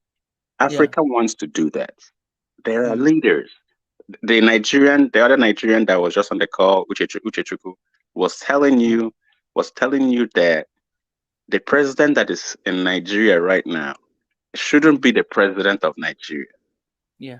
The person that is supposed to be the president of Nigeria right now should have the spirit of Sankara, not the spirit Tinubu has. So I'm telling you, there's a stronghold that is stopping Africa from making progress because they keep putting the wrong people in power to further their agenda. So I understand where you're coming from. So, but my point, I don't have the same mindset as the people that you're talking about, where they see BRICS and they say we have to run to BRICS and then BRICS is going to make us better. That's not what I see. I see alliance, right? And when I say alliance, it's like taking one stick, right? And I give it to you and I say, break this stick for me. And you break it, right? And I give you 10 sticks, the same sticks, 10. I put them in a bundle and I give it to you and I tell you to break this stick. And you try and you're not going to be able to break it because it's now a bunch of sticks stacked together and they're stronger together. So remember I said India has gone through this same thing we're going through and they liberated themselves. China has gone through the same thing we're going through and this is how I see it. This is my own point of view. What did China did to get out of China was colonized, right? And then their leader formed, like you are saying, formed a one-party policy, which in Africa will become one country instead of one continent. One country, one president, and then fix the whole continent, right? China is big, 1 billion people, right? So that leader had that one leader controlling one country had the spirit of Sankara. That one leader And then he started fixing all the problems China had. And guess what? Guess what? The West fought tooth and nail and called him an autocrat, a dictator. Look at China today. And they're failing. They're I, failing against China. I know. But if Africa does the same thing, they will call us the same thing. And do you know why they win in Africa? Because we're divided and we're weak. Right? Absolutely. 1000%. A country is respected when they have advanced weaponry, nuclear, and all these things. Africa doesn't have nothing. Zero. So what China did is that they changed their policy. So instead of democracy, right, they implemented socialism, which is where a country, like you're saying that we should do it. Just think about this. This is what you're saying. The government itself builds industries, and then that industry makes the economy and provides jobs, right? And then the people in the country get rich and get wealthy and they become good. So in China, they themselves, the country, they have state-owned industry, meaning the country owns it. Africa, in Africa, they call this trying to nationalize your natural resources. Every time we have tried, any leader of us that have tried to nationalize our natural resources, meaning build an industry, build a factory that will add value to our natural resources, they get assassinated and they get killed. So what I'm trying to tell, this is my perspective, and people can disagree. This is my perspective. Yeah. If we align ourselves with people like BRICS, it will start reducing the stronghold that the West have on Africa. Why? Because every time we try to do something they don't like, they sanction us, right? They sanction us, and then we have to fold. Look at Uganda today. Uganda is in the beginning of its sanctions. It's gonna get worse. It's in the beginning. World Bank has withdrawn, right? EU, I think there's something that happened with EU recently, and they withdrew something that is big for Uganda. And it's going to keep happening worse and worse and worse. Why? Why? Because we don't have that other alliance to trade. I'm not talking about political alliance. I'm talking about, so every country in the world has to do business with countries in the world. Are you in agreement with that? No, I want to challenge you something before that. Are you allowing me to challenge you? Yeah, I'm keeping quiet. So my challenge is this. I think one of the reasons why America, USA, is very against China and all this name and everything is because they see China as a threat to their economy. They see China as a superpower that is going to take over. Basically, it's already taken over the position that has been holding for so long time. I see the same thing with BRICS. Why am I saying this? I'm saying this because if Africa, we are awakened, if Africa, we are one, China knows exactly where Africa would be in a couple of years from now because they have been through the same thing. They came from poverty and look at where they are today. If Africa take the same journey and we are in partnership with what we call BRICS, how sure you are that they're not going to sabotage us in order, because those indeed they will see us as a threat to what we are trying to pursue. And this is one of the concern that me, I still have all the time that and I know we agree in this, but I'm raising this up for the case of people who are watching and people who will be watching this, that this could be, yes, it might be good for us today, in 10 years, in 20 years, but it's not as sustainable. It's not something to put our hopes in, because the same agenda that Western country has, China has and this country has. They just do in a different way, but all of them, they have the same agenda. And I think that's why Africa is very important for BRICS to come in there. They had to put us there. They had to invite South Africa. Right now, other countries are applying as well. It's very important because of what Africa has. I agree with you 100%. I agree with you 100%. It's not sustainable. It's not something we can do for a long term, which is where I was heading to. So let me ask you this. Do you know that Soviet Union and America were almost equal? Do you know that? Yeah. Do you know that Soviet Union chose not to colonize or enslave Africa? Yes, I know that. So why are we afraid that they are telling us that they see what's going on here? Why do we think they're gonna treat us? They're gonna wake up and treat us the same way the imperialists? Because these countries are not imperialists. If you look at them, they are not. China, this is China. When China talks about developing countries, they say we don't want to change your policy. We don't want to change the way you handle your internal affairs. We just want to create a win-win situation for you and I. And if it works, let's do it. Right? They don't come and say, for us to do business with you, you have to change your policy. You have to change the way you do business. You have to change the way you govern your people before we do business. So I personally believe that it could go either way. It could go the way you're saying, where we start becoming powerful and they try to stop our power. I believe that. I also believe that they truly, truly, truly, truly want a world where everybody is living good. I truly believe that. And before Africa can become the next, before it takes almost 200 and something years for an empire to rise, right? 200 to 300 years for an empire to rise. So me and you are talking about a lifetime where you and I are not going to be alive. Because right now, me and you acknowledge that US is going down and China is rising up. So it looks like China is the next empire in the world.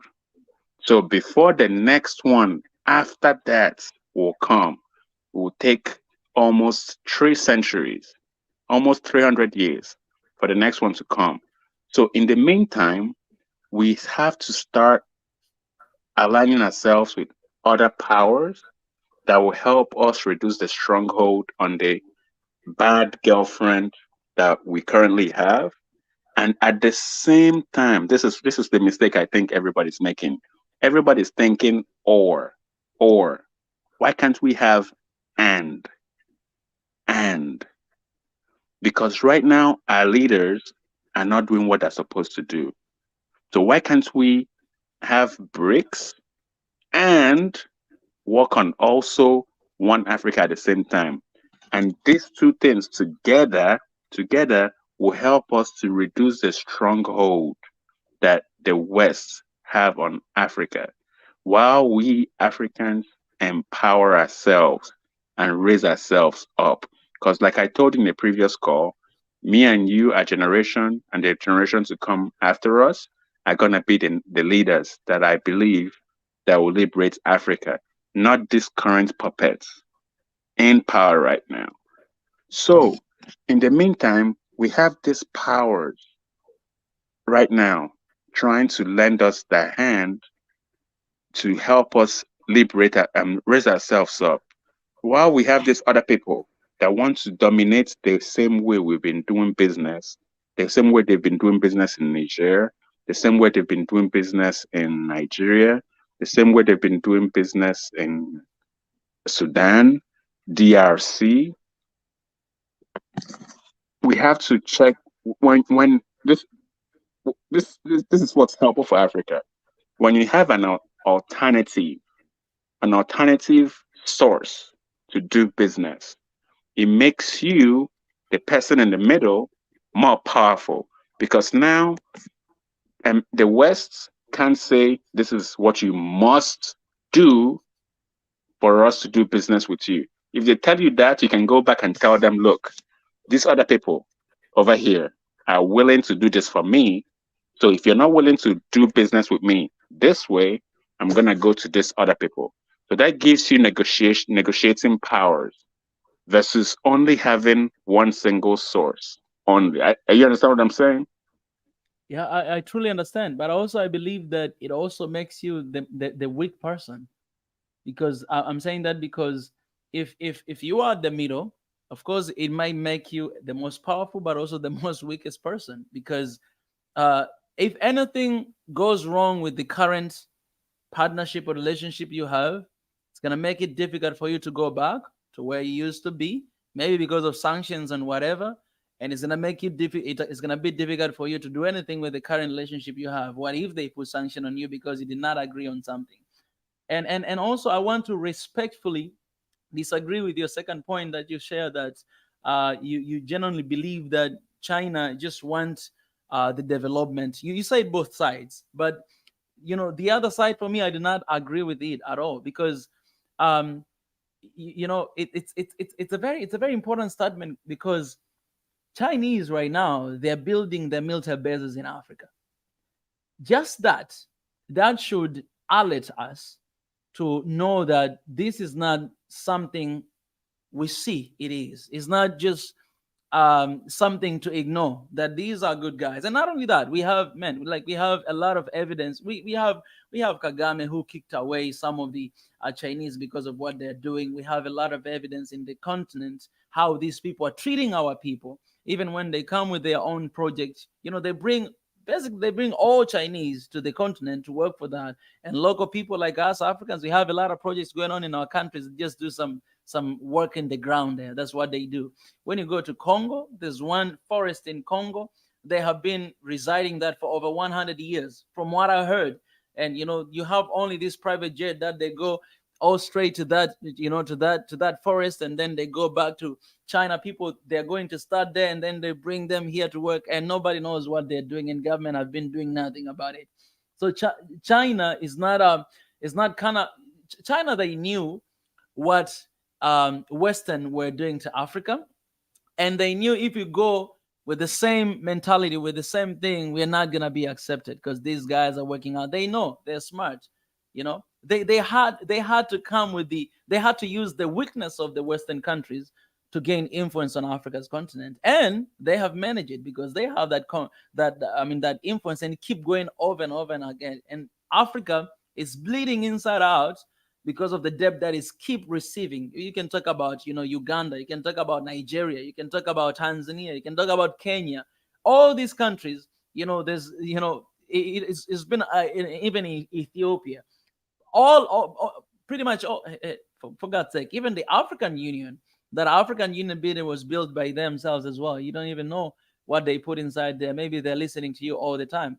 Anyways, but these are am I against with all the relationship and all those stuff? No, but I think we must be very careful when we are thinking about this partnership with these guys that are from outside, because all of them, they're seeking for the same thing, for one thing. They see what is in Africa, they see how important Africa it is for them, and they come to you as if they want to help you, they want to develop. Yeah, they can build roads for you, they can build bridges for you for a couple billions of dollars, but what they take away from you, it's way more than that. I was reading a research by United Nations that every single year Africa is losing more than 50 to 100 billion US dollar every single year.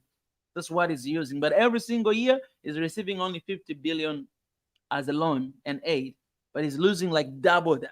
This is just to tell you that the money and the resources that are getting away from Africa, it's a lot right now. Even Chinese, they're really good at production and everything. They want to take everything from here, they produce, and then they come back to sell here.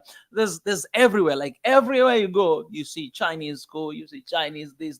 So this is just really to tell us that at the end of the day, who is really in charge, who is really in control? These guys are in control right now in Africa. Yes, we might have leaders, we might have our governments, but these guys, they're already there. In BRICS, it's just another form. another form of control that is coming. And for us, we really need to be careful moving forward with these BRICS. If we are not going to change our focus, like right now, to have the petition that we have right now, One Africa right now, if you're not going to change our focus and to actually give everything we have to fight for the unity of Africa. And I'm talking that, to African leaders, because they are adamant, they are the one that they have to make this happen. Because people are ready. Me and you, my brother here, we're ready. We agree on this, that we want this right now. But at the end of the day, we're just going to say that, our leaders, man, they need to do our leaders. They have to press the button because people are ready and people are going to be behind them. And you know that even right now, any leader that will stand talking about unity, all of Africans are like, yes, we are here for you. We're standing with you. President Magufuli, Ruto, he come just, recently was talking about Africa's unity. Everybody is with them. The president of, Burkina Faso, Ibrahim Traore is talking about everyone is with them. Any leader that is coming with Africa's unity agenda is the easiest way to receive support from Africans. You just need to talk about that. Because people are ready, people, they want that, but they just need to press the button. But that's the thing that they're not pressing. And when I think why they're not doing that, because we have been so comfortable to stay divided. And some of them that are very selfish, we started to talk about that, are very selfish. They would rather keep Africa divided so that they may continue to bleed Africa inside out, but not come together as one and to build this continent for our future kids and the future generation. And that's the problem. That's the issue. We are a bunch of selfish people who they don't want the Africa's unity right now. Is it possible to have, for example, One Africa passport? It is possible, my brother. One Africa passport, it was initiated in 2018. And until right now, African leaders of states, the leaders, they have African Union passport. The workers who are working in Africa Union, they have African Union passports. It's there, but why? The idea, the plan was to distribute to the entire continent of Africa in 2 years, 4 years, but they never pursue it. Why? There's something else, behind the scene. People who are supporting African Union, who are them? Are they going to distribute to all of us? Are we going to have African Union? We're not going to have that. Are we going to have African currency? We are not going to have it. Can we have it? We can definitely have it. But because of, so much dependence that we have to them, they cannot make any decision. So how are we going to get to that point of us making decision regardless of everything that is happening? Well, we can learn from what is happening in Mali. We can learn from what's happening in Burkina Faso and Niger. These guys, we said this area that their system, financial system, it is connected to France. But these guys, they say, we don't want you guys anymore. We want to figure out on our own. Because sometimes, in order for you to find the cure for your disease, you really need to take a risk and to cut whatever ties that you have that are not benefiting you and causing you pain all the time. You need to cut it and you will figure out the way to survive. Africans, we have always done that. Before colonialism, during colonialism, even we have always doing that and survive and striving. We can do it today. Because when we do it, until we do it, that's when we realize that we did not really need these guys, because we have this mentality of being helped and being supported and receiving loan and wanting Chinese to come to support, build our own country. Man, if I build your house, I'm in control with your house. It's a time for Africans to build our own house. And if we are not going to take that step, to cut it, because these are toxic relationships. They're not helping us anyway. Our kids are going to struggle. The next generation, you say that the next superpower will take 2 to 3 generations. I think Africa, in order to become superpower, if we continue with this kind of mentality, man, it's going to take like 15 or even, maybe it will never happen. So we need to figure out the way how to survive without it. And there's a lot of countries, brother, they proved us. Eritrea, look at Eritrea. Eritrea have been sanctioned for more than 30 years. Yes, the situation in Eritrea, is it good? No, it is not good. But they learn how to survive with sanction. The things that happen in Zimbabwe as well. These guys, they learn how to survive with sanction, and right now they're growing their own food. These guys are still there, and that's why the election in Zimbabwe right now is very important, because everybody's looking at it, and Western and everybody. But we need. Sometimes we need to just get out of this toxic relationship and figure out how can we survive on our own. I believe when you do that, we're actually going to realize that, we actually just we took very long time to realize this, but we can actually work together. We can work by ourselves. You know, we can do this by ourselves, and we have that ability, we have that will, and we have everything it takes to do it. Me and you are saying the same thing, but you're coming from opposite different directions.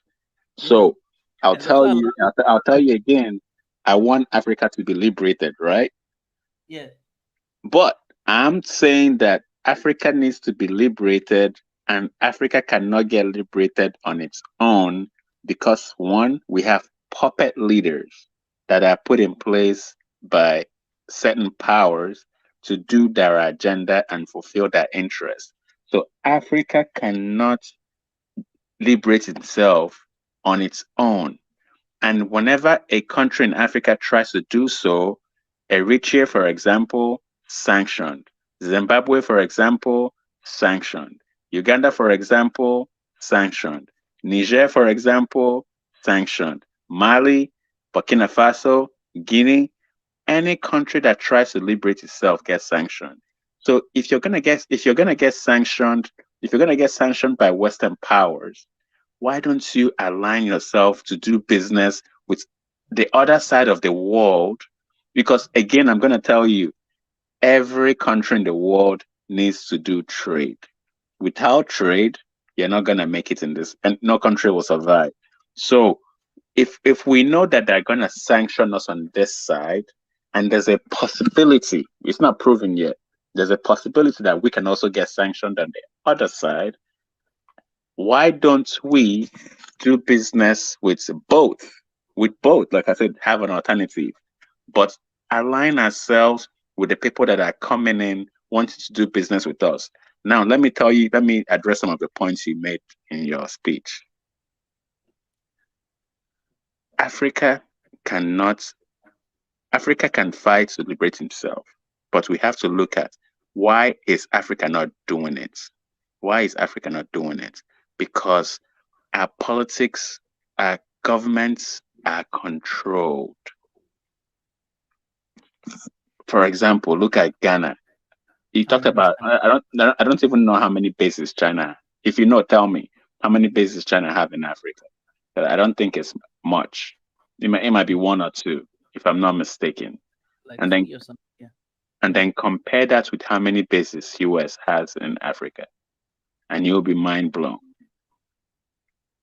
They just got started, by the way, brother. I know, They're but the mistake they're you're making, actually you're thinking that we are sleeping and we're gonna let everything happen the way it happened with colonialism. You're thinking that's gonna just happen again. I'm if telling if we you, don't if we don't unite, I think you said something before that. Eritrea was sanctioned, Zimbabwe was sanctioned, Uganda right now is being sanctioned. And why is that? Because we are fighting individually. If Africa come together, stand together, my brother, they're not going to sanction Africa because they need Africa. If so we so together come together, they're how not do gonna do the same thing that they're doing. how do we unite? How do we unite if we're being controlled by them? We need to cut ties. And That's my point. you're not listening. You're not listening. How do we liberate ourselves Yeah. if they control those leaders? If those leaders are in, like, you know how a puppet is, right? They have a string. If Yeah. those leaders are attached Yeah. to a string, Yeah. Yeah. how do we liberate ourselves? This is how we do it. We Okay. do like what Niger is doing. So so you're telling me that the military in Nigeria needs to take over the government. Oh no, I'm saying Niger. I'm saying Niger. I I know, didn't say I Niger. know. So I'm saying Nigeria. So What Niger has done it. Niger Niger? has Be done careful. it. No, no, listen. I know Niger has done it. Niger has. So I'm saying if Nigeria should follow Niger, that's what I'm saying. If Nigeria should follow Niger, should Nigeria military take over the Nigeria government? If that is what the people of Nigeria want, why not? If the Okay. people want it, give what the people want. So again, I'm gonna agree with you. If that's what it's gonna take, a revolution, a revolt for us to Yeah. break free, we have to go through pain, which is okay. We have to go through pain, to come out on the other side of pain, of comfort. So if what you're saying is what I'm hearing is that every country in Africa needs to cut ties by force, because that's what Niger did, right? By force. Like, one day everybody woke up to the news of Niger, like it was day and night. Went to sleep, nothing was happening in Niger. We woke up and there was a coup. So what I'm hearing you say is that every country in Africa needs to boom, military coup, and then we're taking over. We're gonna business as usual is done. Is what I'm hearing you say. Am I right? Say if that's what the people want. Okay, that will be good for Africa. But this is the thing that, so that's politics. Let's talk about economics. Yeah. A lot of African countries are resource dependent. They're dependent on commodities, and like I've told you, this is by design, by the stronghold. So we don't have our own industries, and we don't diversify our economy to where, for example, if you look at uh, let's use I'm going to use China, for example, because they're number one. So China, they're the number one automakers in the world now. Used to be Germany, right? Because they now manufacture cars and they sell cars all over the world. China also manufactures a lot of goods and service, and a lot of goods that get shipped to all over the world, right? Pharmaceutical, healthcare. They make drugs, they ship. IT, name it, like manufacturing heavy equipment, industrial equipment, chemicals. How many of these things do we do in Africa? Right? We want to liberate ourselves. How many of these things do we do in Africa? There's a stronghold that wants us to only be a resource contributing country, and agriculture. And we're putting our feet in that shoe and saying we need to improve our agriculture. Whereas what we need to do is increase our game to where we start manufacturing things that the world needs. Not only add value, but if you look at exports, if you look at exports in economy, there's a category called manufactured goods. And under that, you see different various items. So if you look at America, if you look at Europe, if you look at China, look at Japan, you look at South Korea, Singapore, you will see all these countries that I just listed now do manufactured goods. They export manufactured goods, meaning that people in that country have jobs, that they create things for the country to sell outside. But there's a stronghold in Africa that we have the natural resources that makes all these things happen. And we know, you and I know, we have the brains. Like if you go to South, you were in Korea, right? If you go to Korea, you go to China, you go to America, you go to Europe, you will see Africans that are engineers. You'll see Africans that are scientists. You see Africans that are doctors all over the world. But in Africa, we don't exist as much. And even if we exist, we don't do the kind of work that we do overseas. Why? The stronghold don't want us to become independent on our own. Yeah. And number two, there's something else that I see that is happening, it's been happening for decades.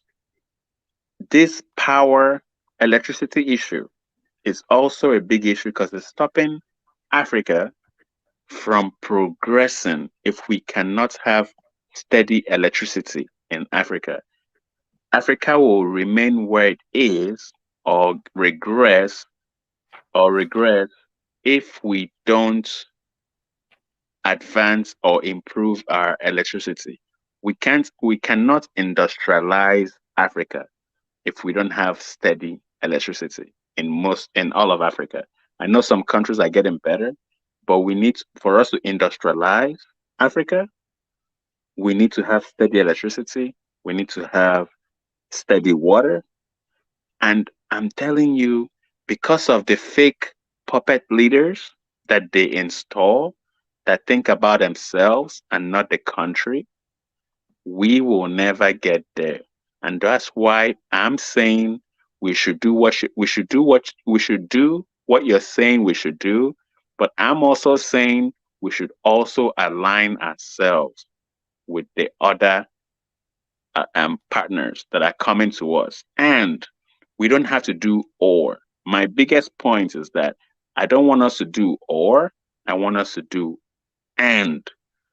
And because right now our leaders are not willing to play ball. AU, AU have been stuck. They haven't been doing anything. Like I was listening to you and Wademaya the other day, and Wademaya was 100% correct. AU have not done nothing. ECOWAS, they had the opportunity to create their own currency. ECHO, they had the opportunity. Till today, nothing has been done. But Niger is having a coup, and the Western powers want them to go fight us, fight among ourselves, and they're all in. But the simple task that will help West Africa to create a single currency in West Africa, ECHO, they haven't done. I know you have a lot of comments and remarks and challenges from me. Throw them my way. So what I want to say is this. I agree with you that there's a stronghold in Africa. But that stronghold in Africa, I believe, is our mind. I think the mind of Africans and our leaders and our mindset, this is the stronghold that is holding us from breaking out of these shackles of neo-colonialism that we're going through today. One second. And I'm going to One admit second. I just want to tell you this.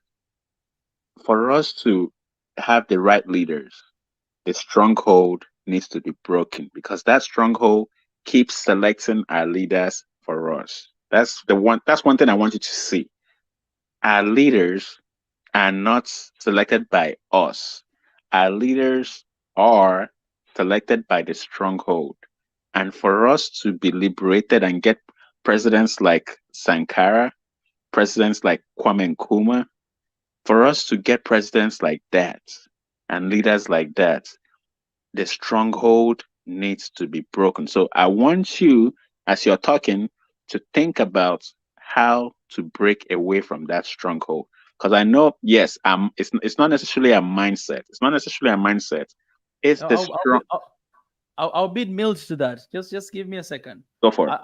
Why I believe is our mindset, because one thing that colonialism did to Africa, and these Westerners did to Africa, what they did really good, it was, we must understand that before colonialism, Africa were living. Africans, we had our own system. Africa, we had our own economy. Africa, we had our own trading system, and that is barter trade. We were living, and we're living well. But when they came, their agenda was one thing: to take hold of Africa, to control it, to manage it, and exploit and it. do that not only for the next 60 years or 70 years, but for the rest of their lives. They did not plan it for just 60 years. They knew that one day these people, they're going to wake up and fight for colonialism. So they already had a strategy for everything, creating a system that this Africa that it was very independent, working together with each other, living like a family. They already had a system that even if today these guys wake up and demand the independence, yes, we'll give them the independence, but they will still depend and rely on us. So what colonialism did, more than just killing our people or taking our people away to go to all those other countries outside of Africa, it was to change our identity, to change our mindsets. And they did that by teaching new languages. They did that by renaming our places. For example, I give this example all the time. Victoria Falls, the original name of Victoria Falls is Mosi Oatunya, which means the smoke that thunder. but they name it to Victoria Falls, named after the Queen Victoria. And until today, we're still calling that. I believe we should change to Mosi Oatunya. That's one of the things that Sankara did really well with Burkina Faso, even changing the name of the country to Burkina Faso, which is actually a combination of two different languages in Burkina Faso. And it means, the name, it means the land of upright men, or the land of an honest man, right? So they did all this stuff, teaching language, taking our people away, whatever, because they wanted, and putting all these borders. I give this an example of, Congo and Angola, that today if you go to Congo, you'll find part of Angola is in Congo, and it was not called Angola, it was called Angola Kingdom, but today is there. And you have a border here, a little border that there's nothing literally. And you have people here, they were colonized by Belgium, and you have people here colonized by Portuguese, and they speak different language. But basically, they're one people in those borders. These guys were actually one people. But why they did that? Because they wanted to get rid of our identity, and even creation of tribes. They call themselves nations, but here they call tribes, and they always side with one tribe, trying to divide with another tribe to bring that chaos of divide and rule. But what they were doing really, it was just messing up with our software, messing up with our identity, messing up with our belief, so that we may, even if we fight for independence, will forever depend on them, will forever want help from them. And they did it very well. So even after we received independence, what happened? It was the beginning of neo-colonialism. So Africans, leaders, and African people, and they kept just demanding stuff, because that was the mindset that we had, that we cannot really move, we cannot really do anything, because our intention and our want and our need is actually to develop according to the Western standards. I think development in Africa should not rely on long buildings and how they think is development for them. We have different priorities. So I think, for example, in Africa, the first priority is food security. If we as Africans, we make sure that, okay, we're going to break out of these shackles, we're going to break out of this toxic relationship with all these partners that we call so partners, and they're not really partners. They don't see us as partners. The matter of fact, they don't treat us as partners. If you go to China today, a lot of Black people are being, they are very racist towards our people. Wode Maya, he gave a lot of examples. He did a lot of videos about that. Myself, I've been to China. I know how those guys that treat us. I started with them. I know what they talk about it. So if we focus on the development of our people, for instance, you've spoken about the trade. I believe, and you said something, that Africa must produce what the world needs. But what I want to say is this, that Africa must produce what Africa needs. That's first and foremost. And what is that? That is food. If we make sure that we have excessive amount of food in our continent, because we have countries that they have fertile land, they produce food constantly. If we open the borders, if we come together, we can actually share our resources with our people, make sure that nobody is dying because of hunger. That could be the first thing. Africa can survive. When we talk about pharmaceutical and medicine and everything, we don't need to use their medicines. Before anything, Africa, we're using our traditional ways of treating our people, and we're surviving. We're using roots, and it's actually work more than those chemicals, processed medicine that they bring into us.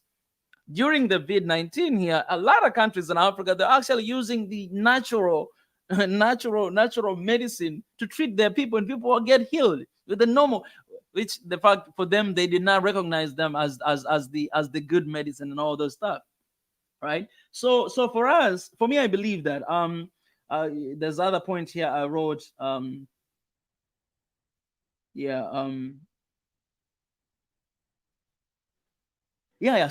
if for us, if for Africans, we can agree, and we can go back to our because right now, to be honest, a lot of our countries are westernized. Our mind are being westernized. Today, if you ask African, okay, what is your dream? They'll tell you, I want to go to United States of America. I want to pursue American dream. That's how a lot of young people here think.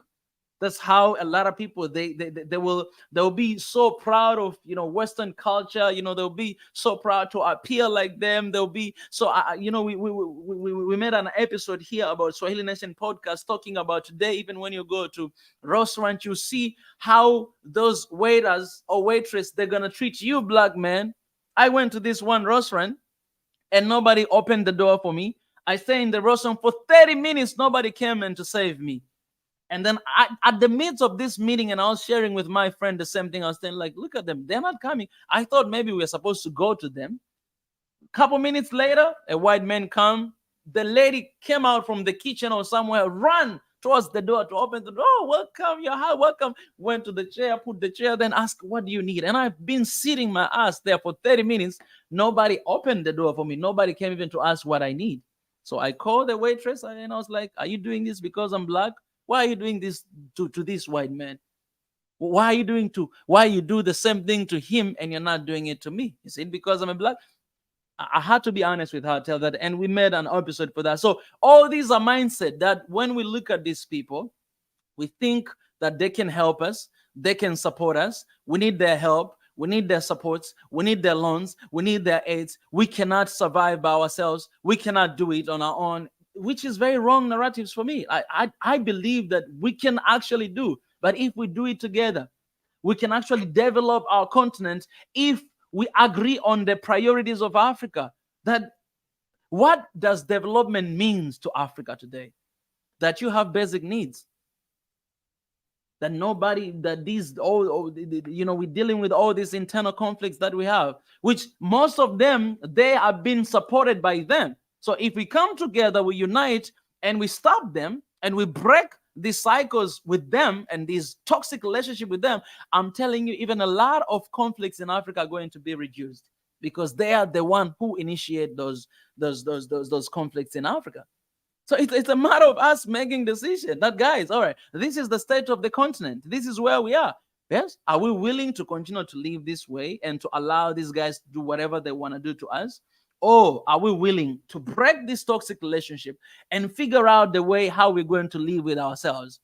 And this cannot be done by having things like BRICS. Like let me say this, that I believe in partnership, but these guys, they don't see us as partners. They don't see us as equal. I know even Ramaphosa say that in BRICS, every member is equal. But I'm telling you, man, this is politics. This is not what they believe. This is not how they see, because just their action, by their action, you will know that if they believe that, why there's no any police in their countries with everything that happened to our people in their countries? Why African diaspora that are in their country, they are constantly being mistreated in these countries? If you go to Russia, same thing. If you go to China, oh my God. If you, in the time of COVID-19, man, our people, the way they were treated, it's the same thing. They don't look, they don't see us as that. Like, that is in their software. They don't have respect for Africa. And because we are divided, because we don't love each other, because we cannot even work with one another. Like Africans today, the reason why we jump to BRICS, because we cannot work together with each other. So we find somebody else out there to work with them. Then I believe that going with all these two things is not going to work. It's never going to work. It's never going to work, because even them, I'll tell you the truth, even them, they don't want Africa to be one. Because if they wanted, then in the BRICS, not countries joining, I wish and I hope African Union join BRICS. To have African Union in the BRICS, not individual country. This is just a sign to tell us that they don't want Africa to be one. They don't want it, because that is not, it's not gonna be beneficial for them. It's not gonna be like that. It's benefit for Westerners, for Easterners, for anyone outside of Africa. It's benefit for them. I mean, division in Africa is a business for them. And whether they say it or whether they put their military bases here or they don't say it, or they come with agendas like BRICS, it's the same agenda. It's just a matter of time for us to come to realize that no, actually these guys, they didn't have genuine heart. They didn't have that. So I don't know if my brother, I'm making my point. What I'm trying to say is, me and you, we agree in a lot of things, but what I do believe that the stronghold that we are talking about is our mind, our mindset as Africans. I believe the enemy, the first number one enemy of Africa is our mindset. That's the first enemy. Why? Because we cannot stand by ourselves. Okay, why African Union is not working? You mentioned that where the Maya say African Union never done anything good. And why is that? because of the budget. The budget comes from them. That's why in our petition we say that, hey, you guys, you need to stop receiving this money. The money supposed to come from our states and us. I did research here last year to ask our people everywhere on our social media, how many people are willing to donate their own money to African Union to work for us? In the condition of that, they will stop receiving loans from outside, that they will do all this vision of 2063. It will happen here today. They'll start working today, not 40 years from now. And that they will be transparent with the money, how it's being used and how it's been spent. And they'll work for Africa, nothing else. Oh, more than 96% of people, they say, we're willing to donate. So imagine how many Africans do you have inside and outside of the continent if you give just $1, each and every single one of us. Africans, $1 to African Union to donate, to support that. Okay, you guys, you stop receiving from France, you stop receiving from European Union, we want to give you our money. Okay, this is our money. It will be a lot of money, more than what they're giving. A lot of billions of dollars. It will be like that. A lot of money, a lot of millions and millions of dollars. I was looking here, the cost of African Union, it was like not more than 400 million US dollars. We were doing research the other day. I think you were here, my brother. Yeah, we're doing the same thing here. So the reason why they're not operating is because of that. The reason why our countries are not achieving anything when our leaders start to raise up, they're being killed because we don't have the same voice. The reason why we don't have seats at United Council, United Security Council, is because we are not have that unity. The reason why nothing is being done in Africa, because we don't have that unity. That's the main reason. And for us, in order for us to pursue that, we need to break all this toxic relationship. Otherwise, we're going to always depend on somebody else, because that is how our mindsets are. That's how we think. Sadly, that's how most of our leaders say. They will stand and say that, without aid, Africa will not survive. No, we survived before even they came, and they said that they discovered this continent. Before Vasco da Gama came, we survived. Did we have aid and loan from them? No. How did we survive? We did it. Africa did it. Wait, we can do it today. We must agree. And I see everything. And today it's even because you're mentioning about having all this expertise outside of the continent. Just UK, more than 13,000 Nigerian doctors are in the UK. But ask yourself, how many doctors are needed in Nigeria? So if we come together today, if we create a good system, a better system for our brothers and sisters in the diaspora, including you, my brother, because I know you're going to visit here very soon, right? If we create a good system, I'm telling you, a lot of Africans are willing to come back home. In the Caribbeans, in the US, in Brazil, they want to come back home to this continent. I've never seen it, but I want to come because that is home. I want to come to contribute to the continent. This continent, a lot of scientists who are working for Google, for Amazon, for Tesla, a lot of them are Africans. I know them, most of them. They're Africans. They're engineers. They're brilliant people. They do amazing. Even Obama is our fellow brother. The guy, the ex-president of the United States, is our fellow brother from Kenya. Imagine all these guys. So okay, my brother, what do you have to say? Oh, wait. Oh, you were out? Oh my God. I did not even realize here. Yeah, I did not. Welcome back. Yeah. I got kicked out. This guy quiet. So everything you said, I agree with. So what we have to now figure out, right? Because I brought my solution on liberating Africa, right? Yeah. And that's what the disagreement is. My solution is align with other countries and trade with them, and then at the same time do exactly what you're saying. That's my solution. Your solution is don't align yourself with other people and just liberate yourself. Am I correct so far? Correct. Liberate yourself and then go. So that's what I see. So respect. What's that? What basically I'm saying that gain your respect first, proclaim your position and then go. Okay.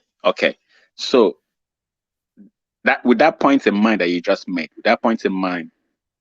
how? So now let's me and you figure out solution. Let's dig down on. So you can write this on your paper. Let's do some root cause analysis. So let's do some digging. What it's not like our leaders are stupid or dumb or they don't have the mind to liberate Africa. That's not the issue, right? How what is stopping our leaders from doing the right thing? So we're doing root cause analysis now. So this is a question to you. What is Yeah. stopping? Because I don't want the solutions to come from my brain. I want to hear from you. Then we can go from there.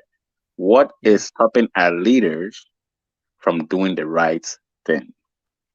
I think is the fear of the unknown and known. What I mean is known. They are already seen some of the leaders who try to rebellate themselves and what happened to them, but also they've seen sanction and all this stuff, but also the other things that they the, the fear is there, and that fear even Okay. Okay. impacts people. I So agree with you. I agree one with of you. So yes, with what you just said, I'm gonna use a former president that we've not discussed, that was his character was damaged. yeah, Idi Amin, yeah, right? Do you yeah, know that Idi Amin was fixing Uganda before he was killed? Are you aware of that? yeah. I'm aware of that. Okay. Do you know that there's something called information warfare, where Hmm. back in Yeah. the days, even till today, but back in the days, we didn't have internet. When Idi Amin was president, we didn't have internet. And Mm. the only source of information we had was BBC, CNN, Mm. ABC, and all those news, right? Yeah. Yeah. So they had the opportunity to paint Idi Amin as a terrible man, made his character. So when they killed him, nobody cared. Are you with me? Mm. I So, am with you. like you just said, anybody that tries to fix. So, do you know that Idi Amin? What your solution? This is your solution. Do you know that Yeah. Idi Amin kicked everybody out? Yes. Do you know that Idi Amin was building factories and people were getting jobs? Mm-hmm. Do you know where Idi Amin failed? Mm-hmm. They put sanctions on him. Mm. What you're talking about? So before he was killed, they put sanctions on him. Yeah. So he made, just like what's happening in Niger today.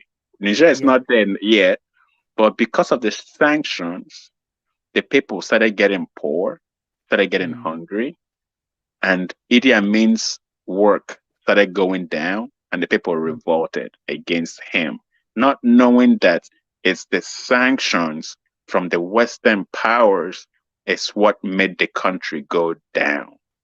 But Mm-hmm. instead of looking at the sanctions, the media, because everything is about the media.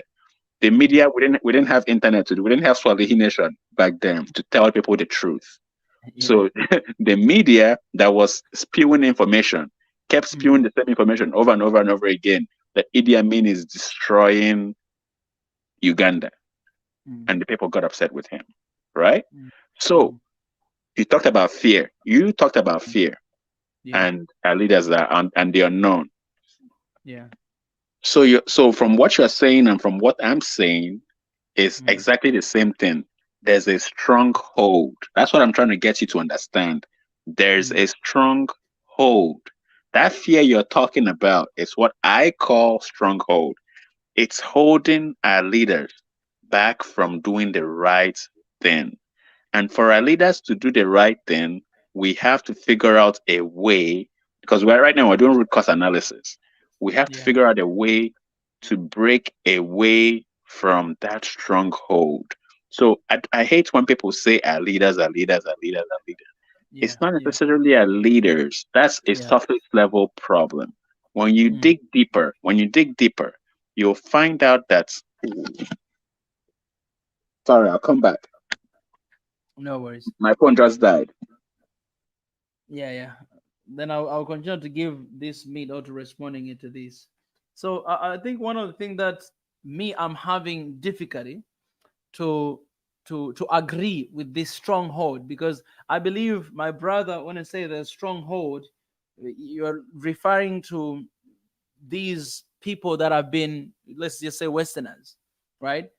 But my point that I'm trying to address is that, and I don't even want to call it stronghold, because I feel like I'm giving them power. I feel like the reason why these strongholds are powerful? It's because we give them power. We empower them. When you're fearing and you're scared of someone, you basically give that person power over you. You will be surprised what you can do when you take the fear out of the equation. I'm doing what I'm doing today fearlessly because I had to take fear out of the equation, thanks to God, and to do the purpose that I was born for. So have I received threats? Yes, I've received a lot of them inside and outside the continent. Am I serious? Yes. My parents, they're scared. They're scared of me. They say, Mika, we don't want you to do this. They warn me so many times. They say, we still want you to be there. We don't want you to die. Please do not do this. Please do not say anything against your government or against Africa, they say. I'm just trying to dive into the fear that I was talking about, and then I'm going to give you to continue. Yeah, my bad. My battery died. No worries, brother. So this fear, I was trying to address this fear and the stronghold you're talking about. Because before I say this, let me just, this stronghold you're talking about them, right? You're talking about them. Like yes, them, right? Because exactly. The same people that you're talking about with fear is the same people I'm saying. We're coming from it from two different perspectives. You're saying our leaders fear them. I'm saying them are controlling our leaders. So we're saying the same thing, but two different ways. Yes, but also what I'm saying is, I'm saying the reason why they are controlling our leaders and the reason why we are fearing them, I mean, what I'm trying to say is the reason why they're controlling our leaders is because we give them power to do so. And the fear, what I was trying to say, this fear that our leaders have, or we do have, of the consequences, what is going to happen to us if we take a stand, it's basically us give them power over us. When you fear someone, you give that person power over you. You give the power. So what I'm saying is these strongholds, they don't really have power unless we give it power to them. If we know our position, if we know who we are, if we know what unity can do to us, and we come together, these sanctions that happens to, Idi Amin, happened to Libya, happened to whatever, Eritrea, happened to this country, these sanctions that came will never come to Africa. They will never dare to put sanctions on Africa because they need Africa. Us, in fact, will put sanction on them. Like when we come together, it's us sanctioning them. That you guys, if you're not doing, you're not acknowledging us, you're not playing by our rules. Like actually, we'll be the one calling the shots because they need Africa. It's not like they don't need no. They need Africa. But if one country stand against them, they can dismantle you. They're going to push you down on the ground like the thing they did in Libya, and they'll find another country in your own continent to do something else. So we have the puppets and we have patriots in the same continent. But if all of us, we come together, we all have the single say, they ain't going to sanction Africa because they need Africa. They're not going to survive. And that just proves of what is happening in Niger right now. This is a single country. But look at what is happening there and the tension. And last time you shared with us a lot of stuff, what really happening behind the scene. This is just a single country. Imagine if what was happening in Niger happening to the entire country. So this fear that is coming is basically us empowering them. That's why they can easily control us because they already know that we have this traumatic experience and they still do it until today. And nobody wants to be the next Gaddafi. Nobody wants to be, and that's how they won over Gaddafi, and that's how they won over Idi Amin. So, and the same reason they were able to colonize and enslave our brothers, enslave us, and then ship some of us overseas to the Americas and Europe. So, the problem we had, and we still have till today, is advanced weapon, because we're doing me and you are now doing root cause analysis. We've talked about the problems and we're now trying to figure out the root cause of the problem. So the root cause, you say, is fear, and you're saying the solution is unity. I agree that unity will solve the problem, But before we can get to unity, because you and I can agree that unity is not easy in this environment, correct? Because of the division we have. I'm not saying it's impossible. I'm saying it's not easy. So, one, we've identified that those people why it's not easy? Because the puppet masters are controlling the puppets.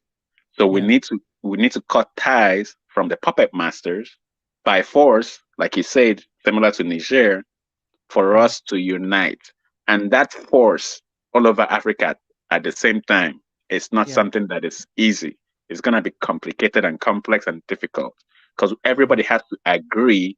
And because we have puppets and the puppet masters are controlling those puppets, you can't tell me that Tinubu will agree to revolt against the West today. I'll tell you that that's impossible. That Tinubu will not revolt against the West. I can tell you the president of Eritrea will revolt against the West, right? So we have two different leaders right now on different pages, right? So that's what I'm saying, that it's not going to be easy for that to happen because for the unity to happen, it has to happen at the same time. Everybody has to come together and agree, like the Bible says, right? When two or three come together and agree, nothing will be impossible, right? So we all have to come together and agree, but that's not gonna happen just like that. So because of the puppet masters, so we need to figure out fear, sanctions. So what is making our leaders fearful? They don't have the economic standards to be self-sufficient, like me and you are talking about, because we're doing root cause analysis. So when I say economic standards, what I mean by that is we don't have the economy that can self-sustain itself. All we have is commodities. Like I don't know about Tanzania, but in Nigeria, most of our economic GDP comes from crude oil. So if we're commodity dependent, it's difficult for us to be self-sustainable compared to other countries in the world. So we need to diversify our economy so we can become more powerful. One, so food security. One, two, energy security. Two, meaning that if we need to break away, like you're saying, we need to be able to create our own petroleum, not crude oil, petroleum. We need to be able to refine our own petroleum. We need to be able to make our own kerosene. We need to make our own plastics. We need to make our own fresh water. We need to make our own food, like food security, right? Then you come to I've talked about food security, energy security. Then we also have to be economic security as well, meaning that we can be self-sufficient, right? Yes. So for our leaders not to fear, because I'll give you an example. When somebody goes from poor to rich, an individual goes from poor to rich, the body language, the energy changes because of that. The money is giving them some type of energy to be flamboyant and have confidence They can buy whatever they want. They can do whatever they want, right? Because they have money, right? That it gives them that mindset. I'm not saying it's an illusion, but it gives them that illusion that they have power. So the same thing with a country.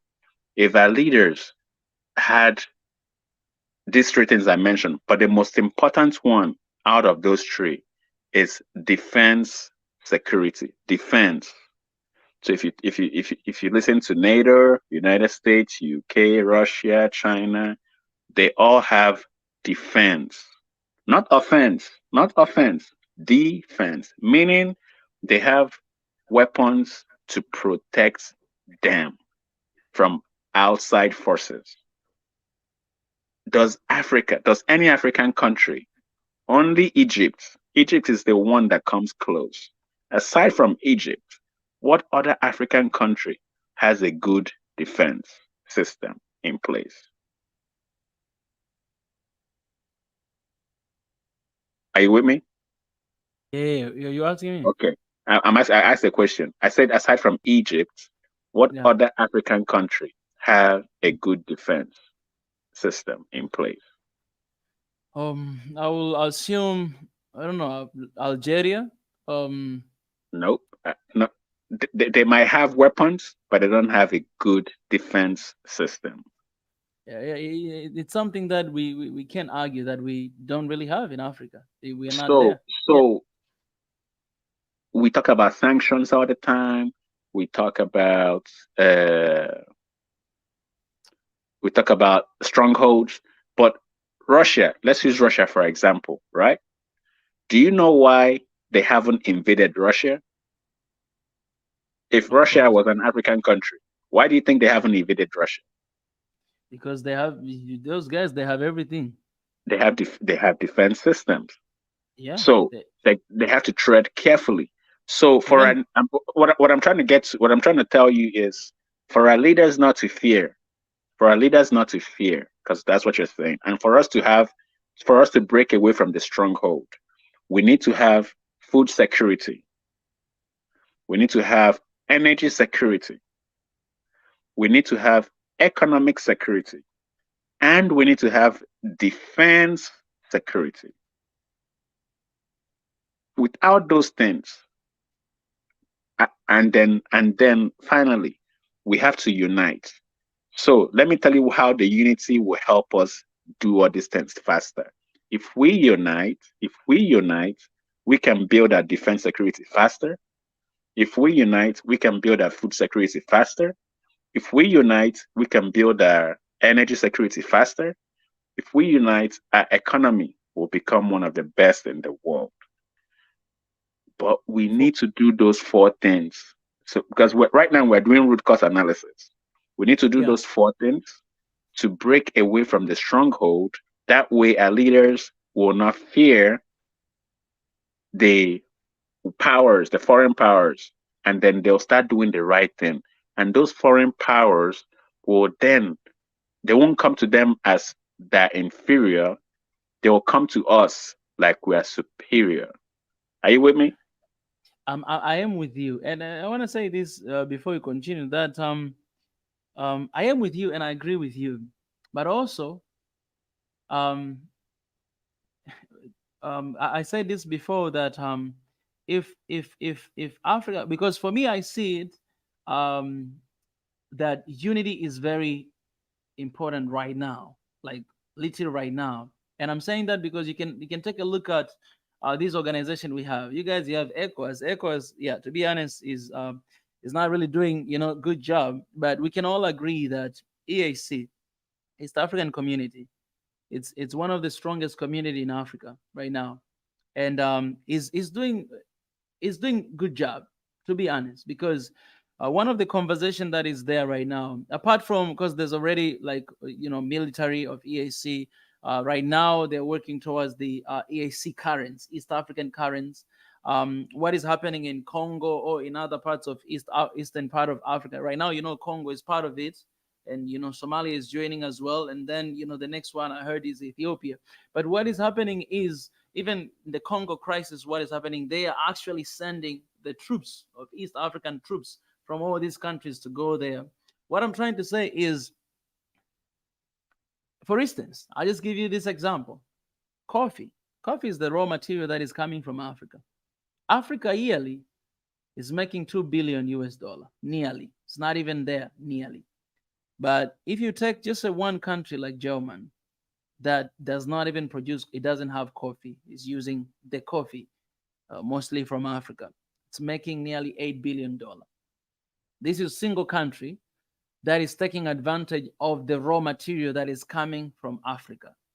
All right, we're talking about Niger and uranium, and how 20 to some to like to 30% of electricity in Niger comes from that uranium that is coming from, in France it's coming from uranium, and you have like more than 83% of Niger people, they don't have electricity. These are data that we have. Why am I saying this? I'm saying this because the world needs Africa.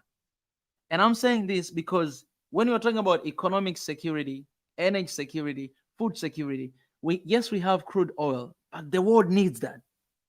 The world needs the oil from Libya, the oil from Nigeria. They need it so bad. Right now, they're in conflict with Russia.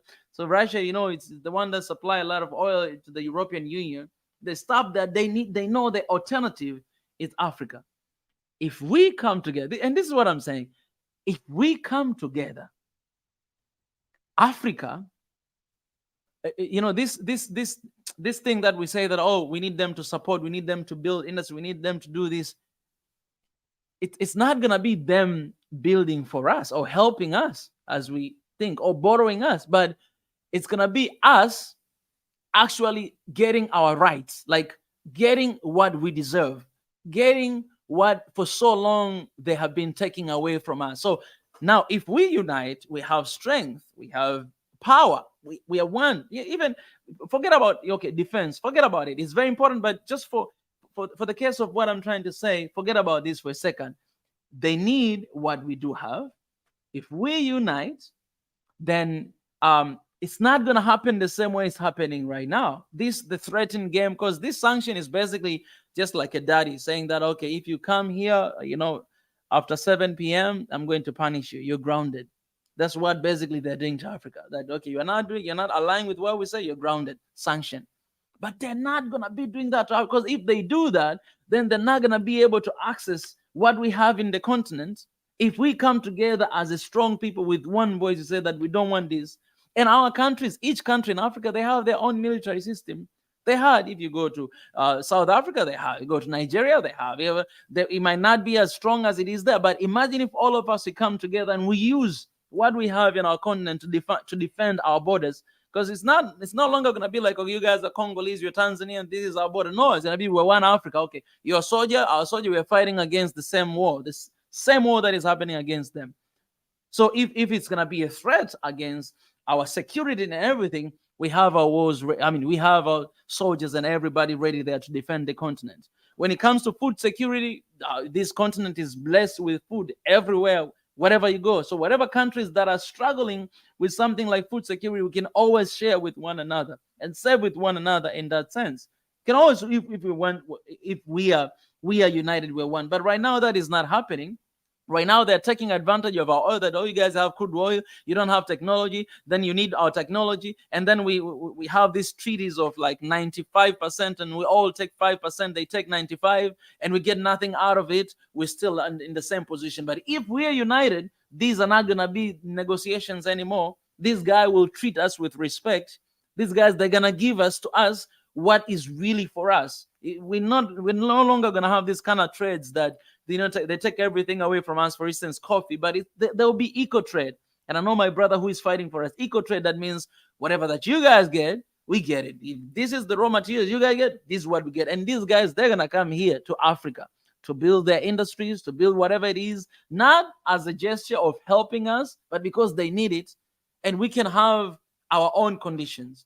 We can stand in a point of us dictating how these things can go. Right now, they're the one that deciding, they're the one that are controlling everything, because again, the mindset, we believe that we cannot survive without them. Oh, this and this, we need that. No, we need first unity, because once we have that, then we have a strong say. We have one say. When we have one say, these guys, they need Africa. Like, they're gonna do everything it takes to get this piece of this Africa. And for us, we should be ready to do anything it takes to come together, because unity is power. Once we have that, then all these things, really, food security, energy security, economic security, I believe, because man, we survived with this before they came. We lived before they came here, we were living here in Africa. We were surviving, we were striving. But when they came and introduced all this kind of system that we need to depend on everything was messed up, and we are here where we are. That's what I wanted to draw down with. You're talking about everything you just said is based on economic security. So because you're talking about in coffee, we make 2 billion, or I don't know the numbers off my head, but we make, I think you said 2 billion or 2 billion, 2 billion. One of yeah. And then there they make maybe 10 times more or 20 times more than what we make in Africa. So the reason behind that is, I'm gonna keep going back to the root cause. The stronghold doesn't want us to add value to the coffee. That way we can make that money ourselves, right? So they rather remember in a call previously, in the like a few weeks ago, I told you that we export jobs, right? So the coffee beans goes from the farm, goes on the ship in the ports, then it goes to Europe. You use Germany as an example. It goes to Germany, right? And then in Germany, they process it, they package it, and they put it in their grocery stores. And then the grocery stores, they can now sell it and make 20 times more than what Africa makes. Whereas if the stronghold wasn't there to stop us, we will build our own factories in Africa. I'm not saying we should beg them to build factories. We build our own factories. We will create jobs. We will package it and then ship and actually sell in our countries in Africa first, and then ship the excess to other countries in the world and make that 20 times more. So let's say $40 billion instead of $2 billion. Are you with me? But let's just go with 20 billion. I may not be too greedy. 20 billion instead of 2 billion. That's 10x ourselves. So if in Africa the stronghold didn't stop us from processing our crude oil in Nigeria, processing our uranium in Niger, and in East Africa, processing our coffee beans and tea, we will be more advanced. But that stronghold, which is what I'm telling you that we need to break away from, which is the problem. What I'm trying to drill into your head is that there's a stronghold stopping us from doing everything you're saying, including uniting. They don't want us to unite. They don't want us to make progress. They don't want us, because why? It's not to their advantage. It's gonna hurt them. Look at France today. They're running around like a chicken without head. Why? Because they need that uranium from Niger. They desperately need it. So they're doing everything they can. They're doing everything they can to get their hands back on that uranium. So that they're gonna keep trying. They won't give up so easily. This is gonna be an ongoing battle for a while. So when you talked about that they need Africa and Africa doesn't need them, I agree with you. But Africa doesn't need to be shipping away crude oil. That's not what we should be shipping out. We should be shipping out petrol, not crude oil. Absolutely. Because if we're shipping out crude oil, that means we have to buy petrol from them. Yeah. From them. And that petrol is more expensive than crude oil. So who's winning?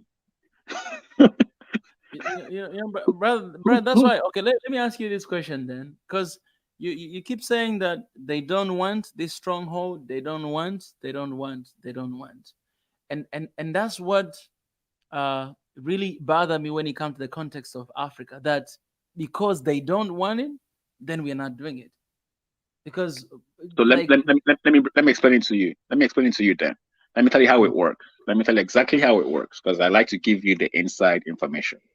So, do you know there's an entity in different Western countries and China and Russia, just in all those, let's call them advanced countries, that they work on intelligence.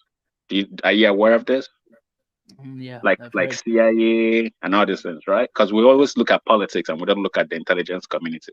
Yeah, So, are you aware that the intelligence communities they ha- they have people that creates files on everybody, like world leaders and people they think are targets and people they think are assets. There's the difference between targets and assets. So, yeah, if they start building a file on you, for example, let's say they want to build a file on Micah, right? yeah. And They they can do. go back and find out what school you went to, who your dad is, who your mom is, what you like, what you dislike, Yeah, everything about you, everything about you, right? yeah, All your weaknesses, all your strengths, they figure out everything about you. That mhm, way, when they hand your file over to something called from a targeter, it's the people mhm, that do the work, to an yeah, operator. An operator is the person that goes into the field. So that operator might look like your neighbor. That yeah, operator might look like you. That operator mhm, might speak your language. That operator, yeah, you won't even know that person is a spy, right? mm, And his job is to infiltrate infiltrate you as an individual. And if you're talking yeah, about a country or a government, that operator's job is to infiltrate the government. Are you with me so far? yes, I am with Okay. you. When they infiltrate the government, I'm going to use you as an example, but just keep thinking about government.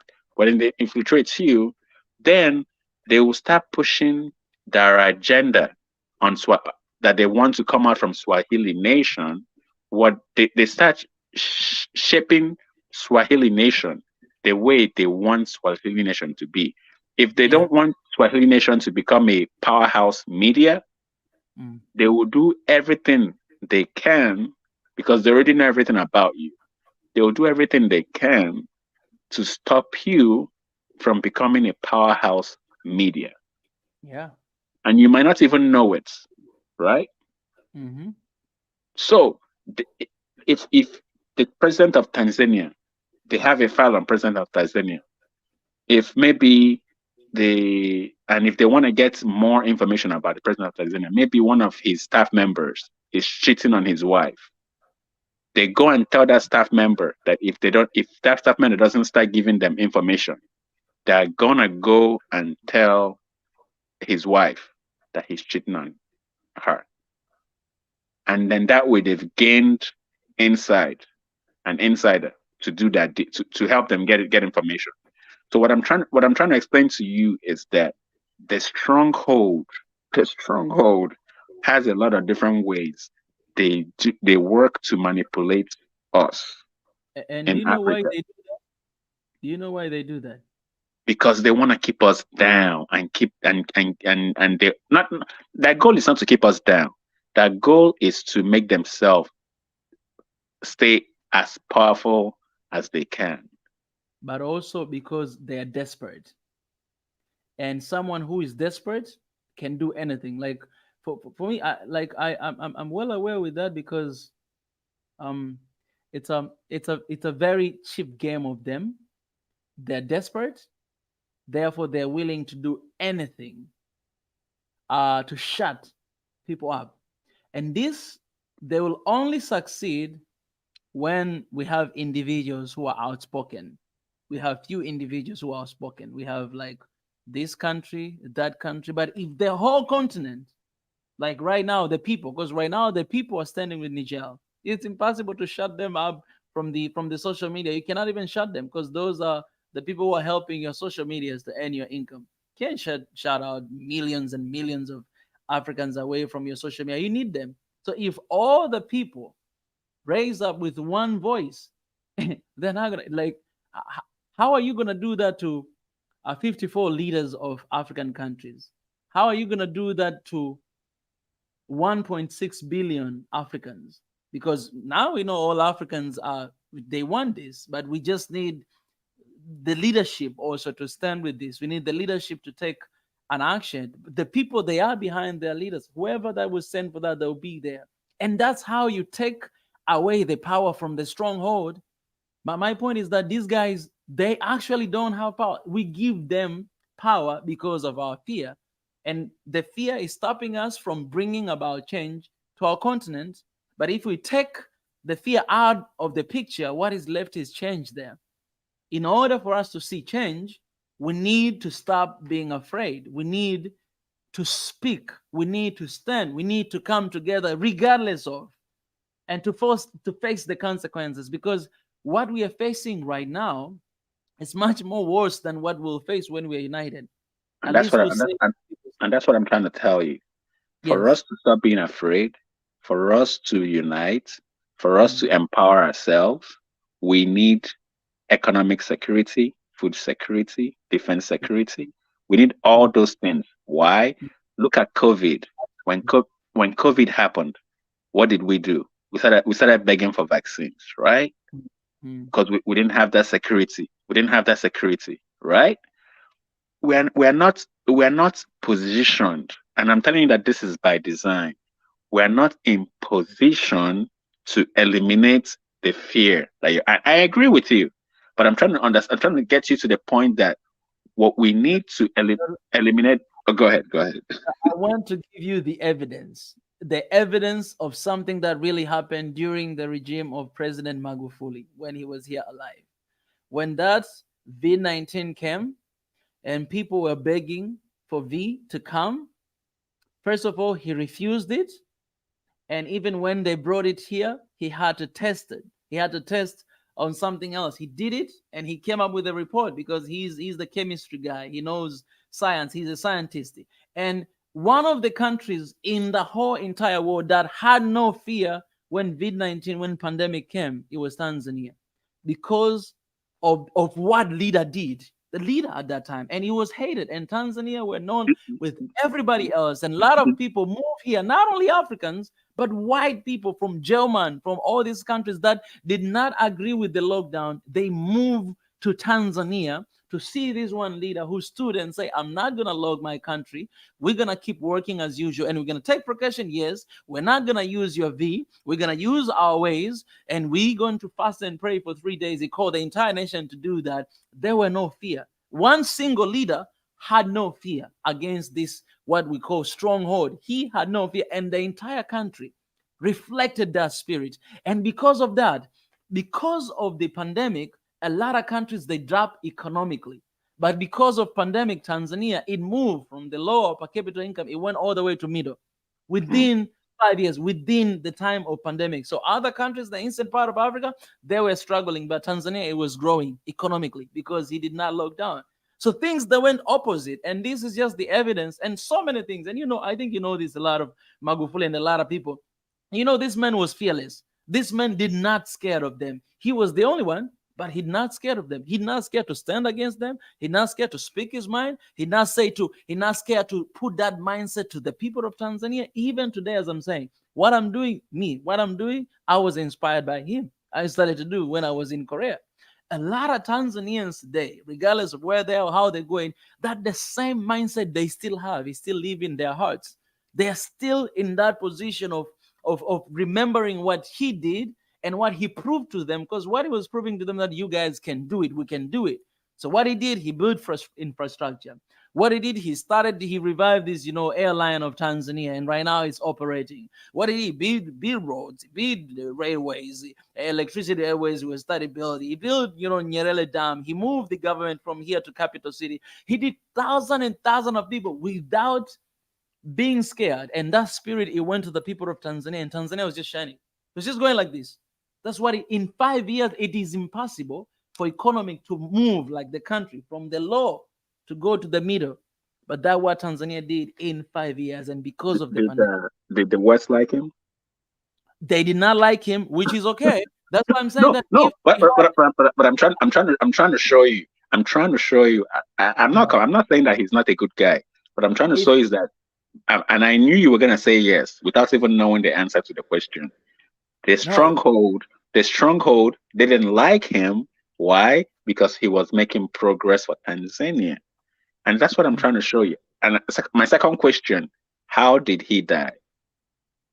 You know, that is a $1 million question. Okay. And for the sake of, No, let me say a different way. What do you Mhm. think happened to him? You know, honestly, for the sake of where I'm living right now, I'm not gonna say anything Okay. because Okay. I'm here. I'm here in the continent. I need to be careful with that. But we all have different opinion on that, and Okay. whatever that you're thinking, that's what I'm thinking as Okay. well. So That's we the can point. agree we can agree that it's not natural. It wasn't a natural death. We can agree on that. And that's my point, my brother. That's my point. My point is this. I hope you get it. My point is this. This is one guy who shocked the whole world and them in 5 years, 5 years, to do what he did exactly against the system that was there. Not only against them, but against here, their own people here. He did within 5 years to change the system upside down. He did that. And he was not loved by other leaders because he was actually exposing everything against them. So if this is the same thing happened in the entire continent of Africa, if all the leaders are this fearless, and which is possible because we are the people that we can choose these people, but you know, as again you say that a lot of leaders that are coming here, we are not choosing them. They're brought here by someone else, right? The leaders that we want, they're actually right now leading like coup in Niger. People they want them in Right. Burkina Faso, Mali. People they want. So if you have this fearless leader, these three leaders in the western part of Africa, you see what they're doing to. You see what Mali did to France. Now Niger, you see what it's doing to French as well, kicking them out.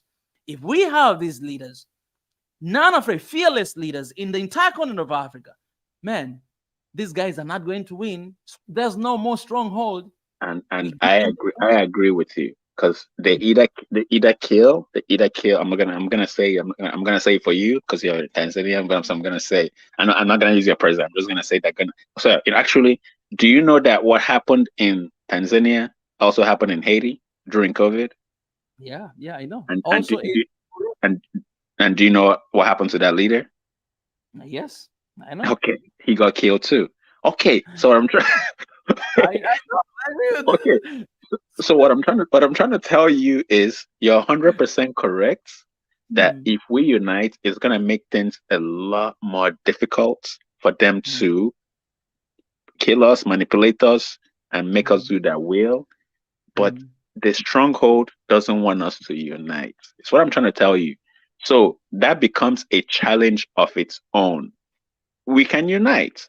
So, but for us to unite, we have to have the same people with the same spirit of Sankara, yeah, all in position, right? They all have to be in position, ready yeah, to go, right? But yeah, because we don't select our own leaders, yeah, right? Because we don't select our own leaders, they do. And because they give our leaders incentives, like, and I don't know about Tanzania and some other African countries, but our leaders in Nigeria, they tend to have houses in Europe, tend to have houses in America, they tend to have businesses in America. So their family and themselves are good, right? mm, So mm, because they're good, I'm using Nigeria for example, because they're good, they can then do whatever their puppet master tells them to do.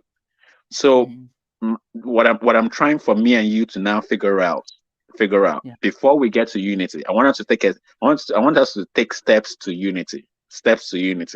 So for us to get to the goal of unity, how do we get the right leaders in place? That way, when we say it's time to go, it's go time, let's unite, we can all unite.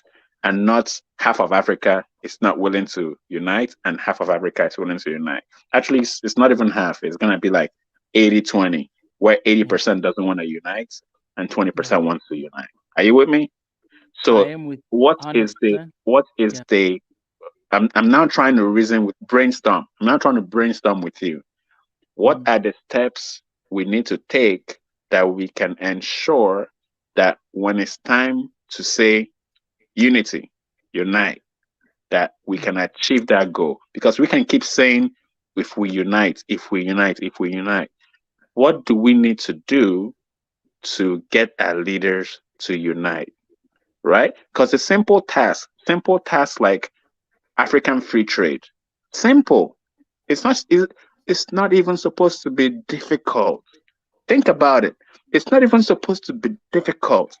It doesn't make any sense that Tanzania and DRC, for example, are not what you might call it, trading with each other as much as they need to trade. I don't know about Tanzania and Kenya. I don't know about Tanzania and Rwanda. We do pretty good here in East Africa. We do pretty good when it comes to that, Okay, because East Africa, we basically even don't need a visa to go to these countries. We just need our IDs. We don't even need passports, so we can perfect, actually, you can be perfect. Tanzania. So if you Yeah. remember, Mm, one of our calls, I had told you that I love what East Africa presidents remember, are doing. Okay, that's first time com, to join. yeah, compared to West Africa, Yeah, like you all are ahead. You all are on the right path. yeah. Um, are you aware that what's his name? Is it Kagame of Kagame. Rwanda? Yeah. Mm, Are you aware that the Western media have been trying to make him look bad yeah, yeah, yeah, because he's been in power for so long? yeah, yeah. I know that. Because It's something. like you said, our democracy doesn't have to be that democracy, right? Yeah, If you look at Rwanda today compared to where Rwanda was, he's done a great job. Can we yeah. agree on that? 1000%. Okay, but Percent. they still don't like him. Why? Yeah, Because he's yeah. making the stronghold, he's making progress, and the stronghold doesn't want us to make progress because they want to keep controlling us and manipulating us. That's what I'm trying to get you to see. So, what my question was is, how do we unite? What are the steps we need to take in Africa for us to unite? That's my question. What are the steps we need to take in Africa for us to unite? This is what we do. And we gave this suggestion in our petition. I've been talking about this. I had an opportunity to go to African Union last year, and I gave that suggestion as well. And I'm talking about that all the time. Um, Sankara, he said that, whoever feeds you controls you. The step to unity right now, which is our petition here, guys. If you haven't signed the petition, please go read and sign this petition and share. We need 100 million signatures for One Africa right now. If we cannot get this done, then there's nothing that we can get done with our unity. All right. And we put it, we're not putting like 1 million, 2 million, no, 100 million, because we want to show these guys that Africans are, they're really tired of all this thing of division. It's costing a lot of our people's life. Like, anyways, but this is one of the solutions that we can take. We can ask us to answer that question. We can say this, that why we're not uniting. I'll start addressing with that. Why we're not uniting, and I think we already shared about that. But for the case of answering your question, I need to start with that. Why we're not uniting, and we have bodies like African Union that their job is to unite Africa. When you look at African Union Agenda 2063, right? This is 2063. You will love it. If you are Pan-Africanist, if you love the idea of Africa's unity, you will love it, because everything that they've written for 2063, they're perfect. It's perfect. It's good. It's Africa's desire. Everything.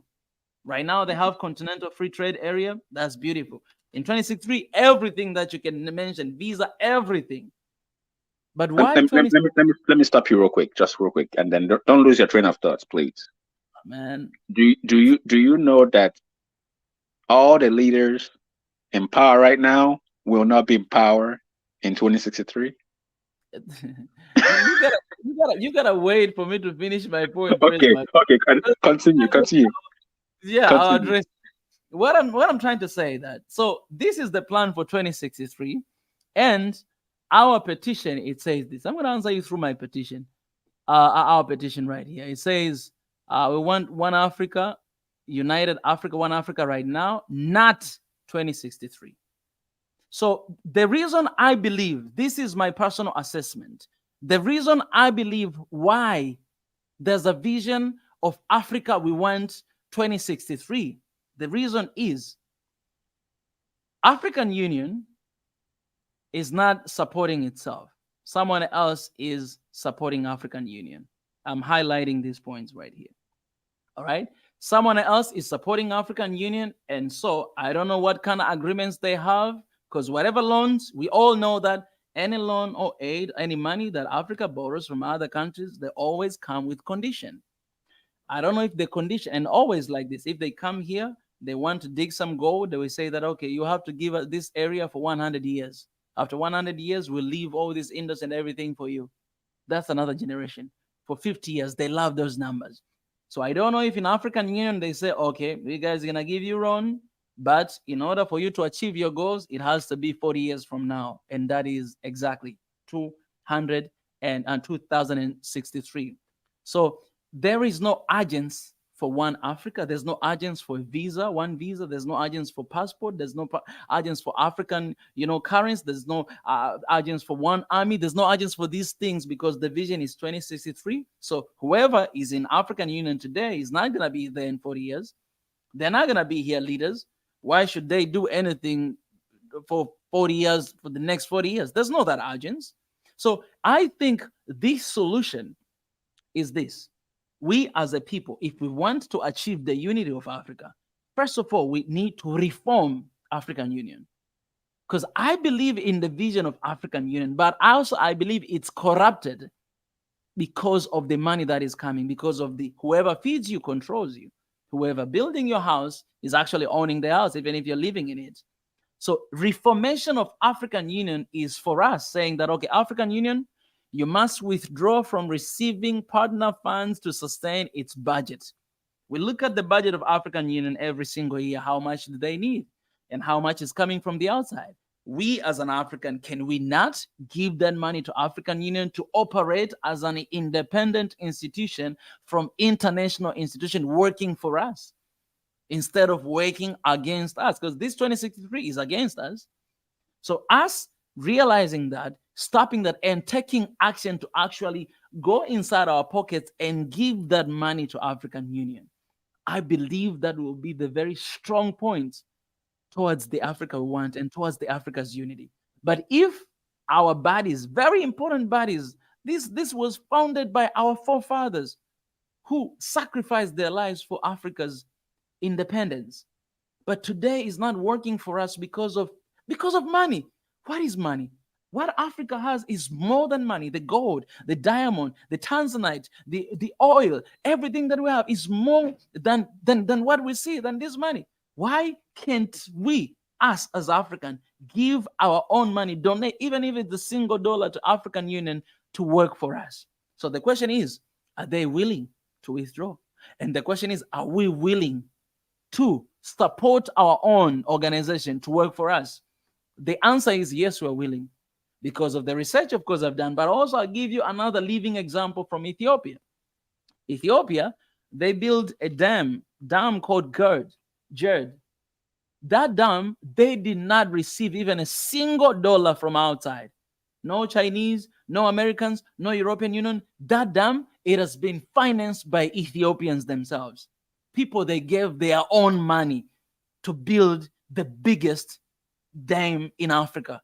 That you produce electricity, not only, you said energy security. This is one of the energy security. The dam in Ethiopia is not just going to support Ethiopia, but is supporting the rest of other African countries. They'll be able to give electricity to Kenya, and any country that wants that electricity, they'll be able to get it from that dam of Ethiopia, because it's the biggest one in Africa. Right now, they're filling, that dam, and they will be producing a lot of high megawatts in the entire continent. And that's why there is a lot of friction between Ethiopia and Western countries.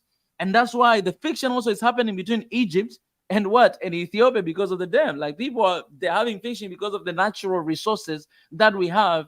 And that is, again, is because of the influence of the West, so that they may not focus on the development of that dam and produce electricity for our countries. But you know what they said, Ethiopia? They say, you know what, we don't care. Whether you want or you don't want, we're going to build this. We build with our own money, and we're going to produce electricity. And that's what they're doing. This to tell us that Africans, when we come together, we work as one people. When we decide to do our own things, we can actually get these things done. Energy security, we can have it in Africa. We have that dam in Ethiopia. We have them here in Tanzania, Nyerere Dam. That dam is being built by Egyptians, not even Westerners, not Chinese. No, Magufuli, when he was building that, he wanted Africans to build it. So Egyptians, they're doing that. That also will be producing a lot of electricity here in Tanzania. In a couple of years from now, we'll no more have an issue with electricity, and also be able to sell to other people. These are sources that are going to develop Africa. In a few years from now, we'll be free from this. And that's why they jeopardize. Okay, not only that, we have this crude oil pipeline from Uganda to Tanzania, that them European, they say that European Union, they say, you guys, you should stop doing that because of what? Because of what is this? Environmental issues. Environmental, yeah. And I was asking myself, man, Africa is constitute only 3% of environmental, like air pollution in the world, 3%. But them, they constitute all kind of percentage. Like the rest of it is for them, for other words. But Africa only 3%. Today you say environmental, whatever. But this also oil pipeline is going to help and to give a lot of employment to our countries, to our people. Africa is awakening. Africa is always making moves. But if we're not going to step up like Ethiopian, the way they did, like Niger, they're doing right now, and be like, all right, you guys, you have to work for us, because we need African Union. We need them to work for us. And if we need to save them, they need to stop receiving money, and we need to give them, to show them that this is what we are working on. Okay, here is the money. Now stop receiving from here and there. And we shall see if Africa is not going to be united. And the unity is closer than we think. Because right now, my brother can agree with me that right now, Africa, like Africans, we are united. To be honest, we are united. We are united. We just need that button to be pressed. We just need that encouragement. Like we are the one that encouraging leaders right now that, hey, we need this unity. We are. You see that everywhere. You see in here. Since we started here, we're talking about this unity, but look at people, they're not leaving. Why they're not leaving? Because they know that this is the time for unity. Like because we're root cause analysis, we're gonna keep getting deeper. So I think from what you're saying and from what I'm saying, and let me know if I'm the right path, then we can maybe go a little bit deeper, is that the problem that we are having in Africa right now is puppet leaders, one, and external money from foreign people, like foreign countries. So I think those two things, external money and puppet leaders, is what's stopping us from uniting. Do you think that's the we're getting closer to the root cause? Yeah. Puppet leaders. Because if you don't have puppet leaders, so for example, you use Ethiopia, for example, they use their own money, economic security. They didn't take loans, they didn't get aid, they use their own money, and they're using their own people to build a dam. So that's energy security and economic security in one, right?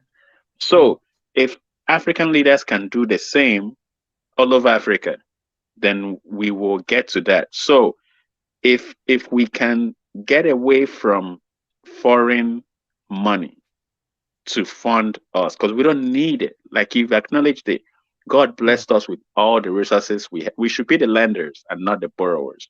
So we already have everything we need. So if we can get away from foreign money, especially because like what Amaya was saying, and I agree with what Amaya, that AU is not doing, it's not working for Africa. They're not working for Africa. I agree with him wholeheartedly. They're not working for Africa. They're serving the interest of foreign powers, not for Africa. So if we can get back and get AU, which was OAU in the past, if we can get them to do what they're supposed to do, then Africa would unite. But Africa can unite. And that's what I was trying to tell you before you made your speech.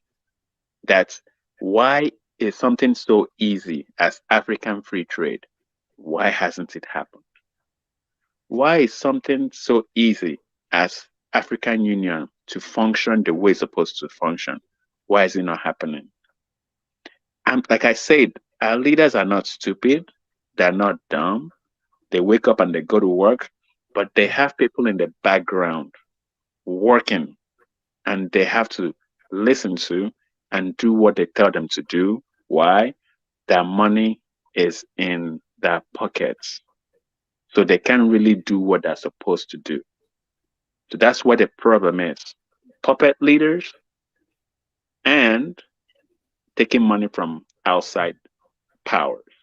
So if we can address those two things, in my opinion, this is my opinion, if we can address those two things, then Africa can become the Africa we need, because that will be the stepping stone for Africa to do what Ethiopia did, right? In Nigeria, that will translate to Nigeria building its own refineries, right? Not a dam, its own refineries, right? In East Africa, that will translate to uh, East Africans building their own factories to process their own coffee beans and all that. In South Africa, that will mean South Africans processing their own diamonds, right? And not just harvesting the diamond and the gold. So all over Africa, if we can get away from puppet masters and get away from taking money from external powers, then we can become powerful and unite. That's what I see. That's what I see. Absolutely. Absolutely. I know I love this conversation, my brother, that we really went all the way to the cause and tried to figure out what to be done, and these things, to be honest, they're not new. Like these people who are watching here, you guys, what should be done. And for me, I'll really say that like everything we say here is very important. We're going to try to cut this out and to share it as another video, maybe tomorrow.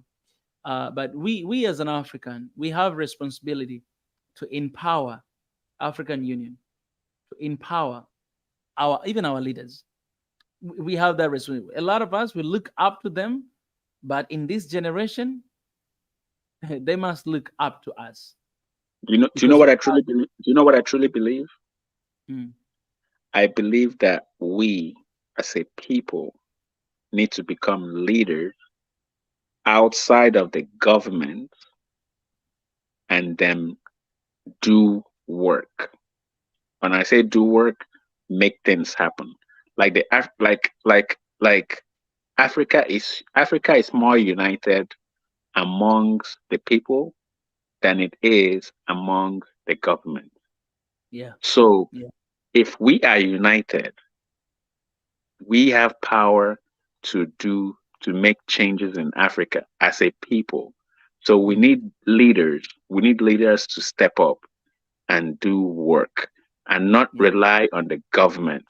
Because from what I said, the government, some of the government or most of the government is being manipulated by foreign powers. So if we outside the government can work with the government, we don't have to work for the government, but work with the government, and they can see what we are doing, and then they can start doing things because of the energy that we bring to the table, because of the mindset, because they can start seeing. But I don't. We can wait. We can sit and wait for the government all we want. We've waited for how many decades now? I think it's time for the people to rise up and leaders to step up and all of us to do the work necessary. And we can do it with media. We can do it with entrepreneurship. We can do it with investments. We can do it with trade within Africa. We can do it with partnerships within Africa. We can do it with education, like online education within Africa. There's a lot of things that we can do as Africans. And then we can also do things like aid and all those things. But the ones that I want to focus on is empowerment, empowering our people through education, entrepreneurship, partnerships, trade, skill exchange. All those things I think we the people can do ourselves, and we don't have to rely on the government. If we, like, I was listening to you and Wademaya the other day when you were talking, and he said, man, I know there's somebody out there that has the idea to do X, Y, and Z. And you said, man, I have this idea. I've had this idea. My team and I have been working on this idea. And he said, man, I want to reach 1 million subscribers. That way I can start raising money to do things within Africa, right? So these are the type of leaders we need to step up in Africa to start doing things. And when we start doing things, we start getting recognition from our leaders, and things will start getting better because you and Wademaya, you all are not corrupted, right? There's no corruption. There's no external money. You don't have any foreign powers controlling you. In your heart, you're passionate to help Africa, right? In his heart, he's passionate to help Africa, right? So we need to, as leaders, and there's going to be many more leaders all over Africa. We, as leaders, need to step up and start doing the work. And Obama, you said about Obama is our brother, right? Obama calls it grassroots. So we need to start working from the grassroots and work our way up, and not from the top down, right? That's what we need to do. Lost. The prodigal son. Yeah, from Ghana, from Kenya. So yeah. So we need to work from the grassroots and start doing things. And we don't have to keep talking and talking and talking and talking and talking and talking and expecting. So we've identified that we need to unite. We've identified that we have puppet leaders. We've identified that foreign money is corrupting us. We've identified that there's a stronghold manipulating us all the way from colonialism till today. So there's a complex issue going on, right? And then we are afraid to repeat the same mistake with China and Russia and BRICS. So that's kind of stopping us from doing business with them. So there's a lot of things going on. But what we can do on our own, from our own standpoint, ourselves, is one. These are now my solutions. We've talked about root cause analysis. Now let's talk about solutions. On our own, we can start doing things, building schools, teaching entrepreneurship, teaching partnership, creating jobs, all over Africa. And we can start building organizations, maybe one in Tanzania, one in Nigeria, one in Ghana, one in South Africa, one in Mozambique, Burkina Faso. We can build a network where the unity you are talking about, we can have that unity among the people in Africa, outside of the government and outside of foreign influence. That way, when we become strong, they won't be able to dismantle us like they do to individual countries. Anybody that tries to become powerful and do things in Africa, they assassinate or they put a coup against the person, and the person's dream won't get far. Let me tell you something. Do you know that when IMF, World Bank, when they give us loans, they give us the loan to where they tell the president, don't worry about paying the debt. The debt repayment won't come in place till after your term is over. Do you know that? Oh, that's new. I didn't know that. So when they give you a loan to do things, do you know when you finish your term, the next president inherits the debt? So it's like, so you know that. So, and then that next president has to pay the debt. Not the person that was in power that took the loan. So how that?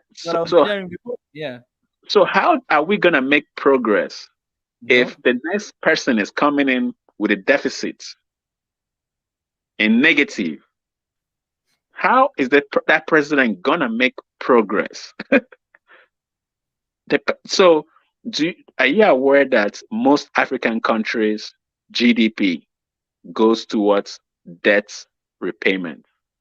Of course.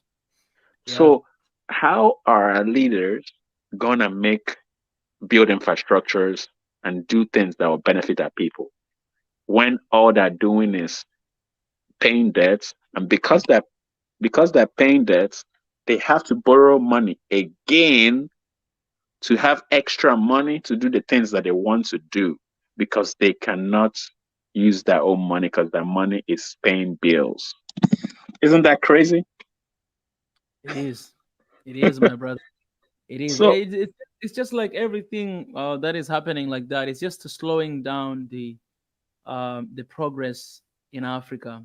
And the good thing is that we know all these things, and knowledge is power.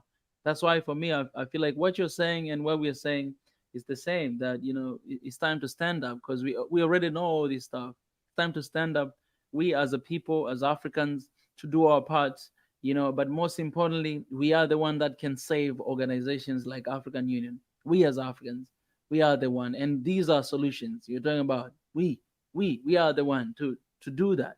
And I hope the other thing is their willingness. If they'll be willing to really go through, that to stop all this relationship that they have. But hopefully, the time is now. It's coming.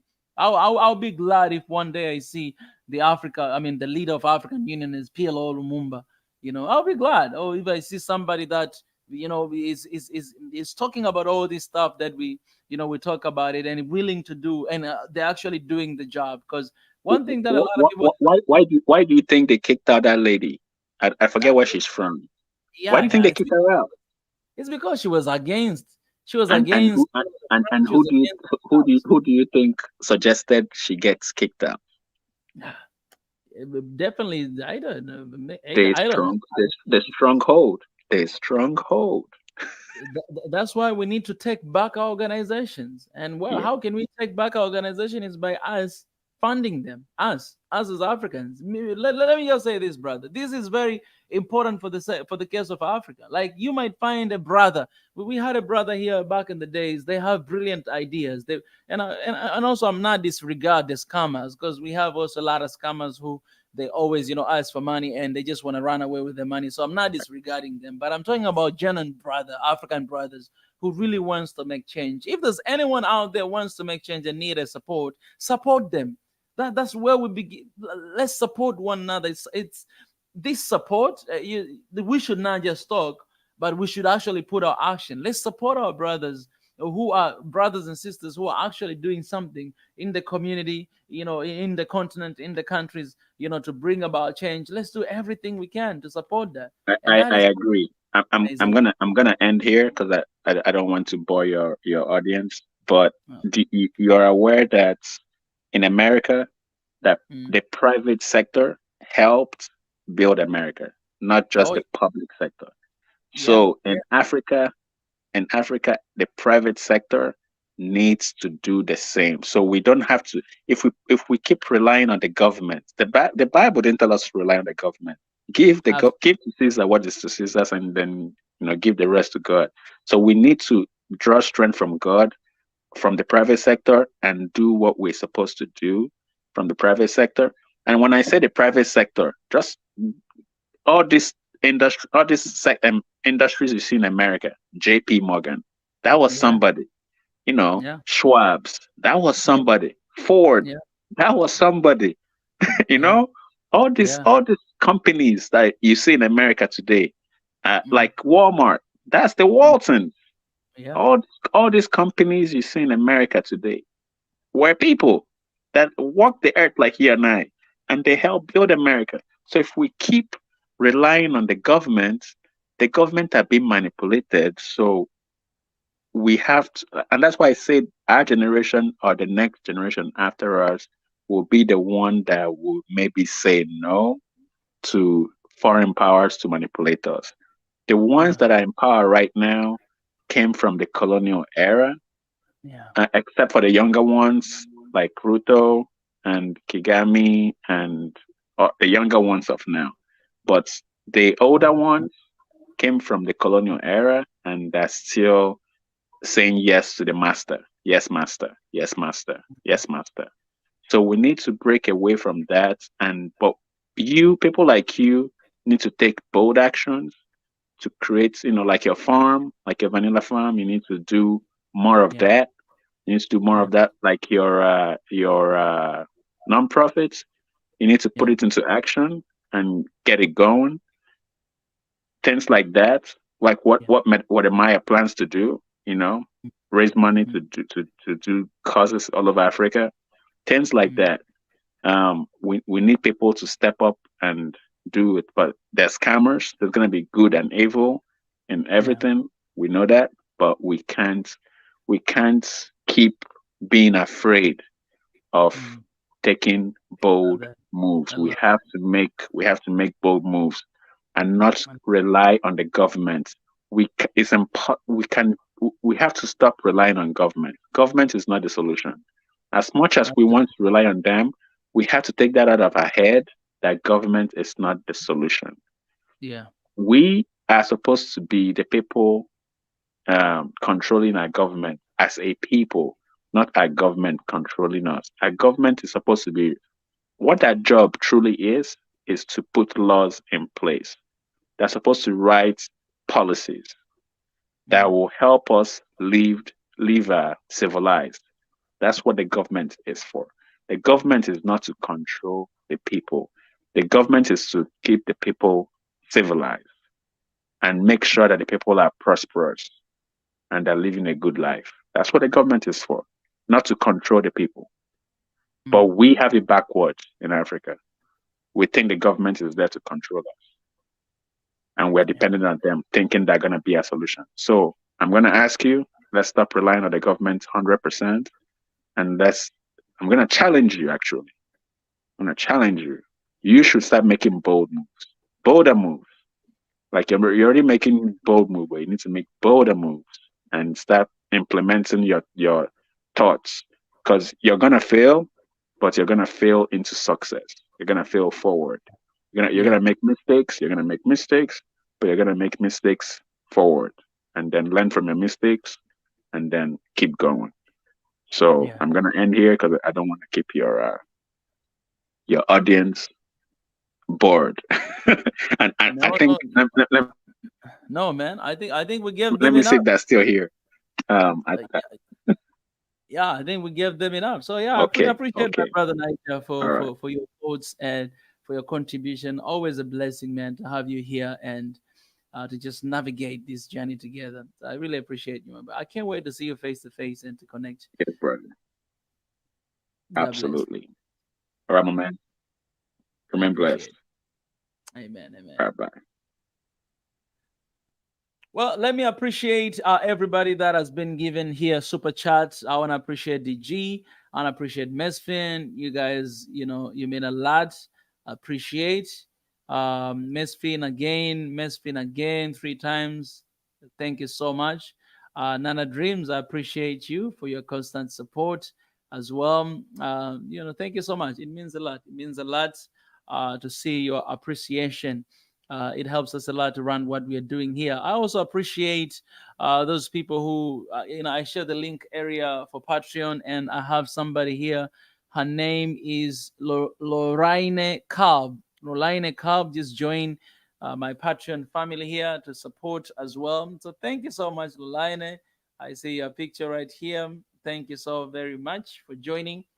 We have like 18 Patreons there supporting us as well. So I just want to appreciate you guys. And let me just say this, let me shout your names as I always do to appreciate those who are actually, supporting, taking step, supporting financially as well. You guys are actually practicing what we were talking here about.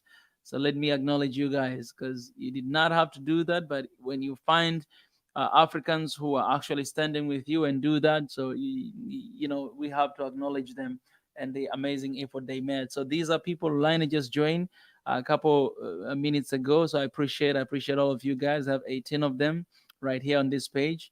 Appreciate you guys. I love you. Thank you for your support. And thank you for joining this family.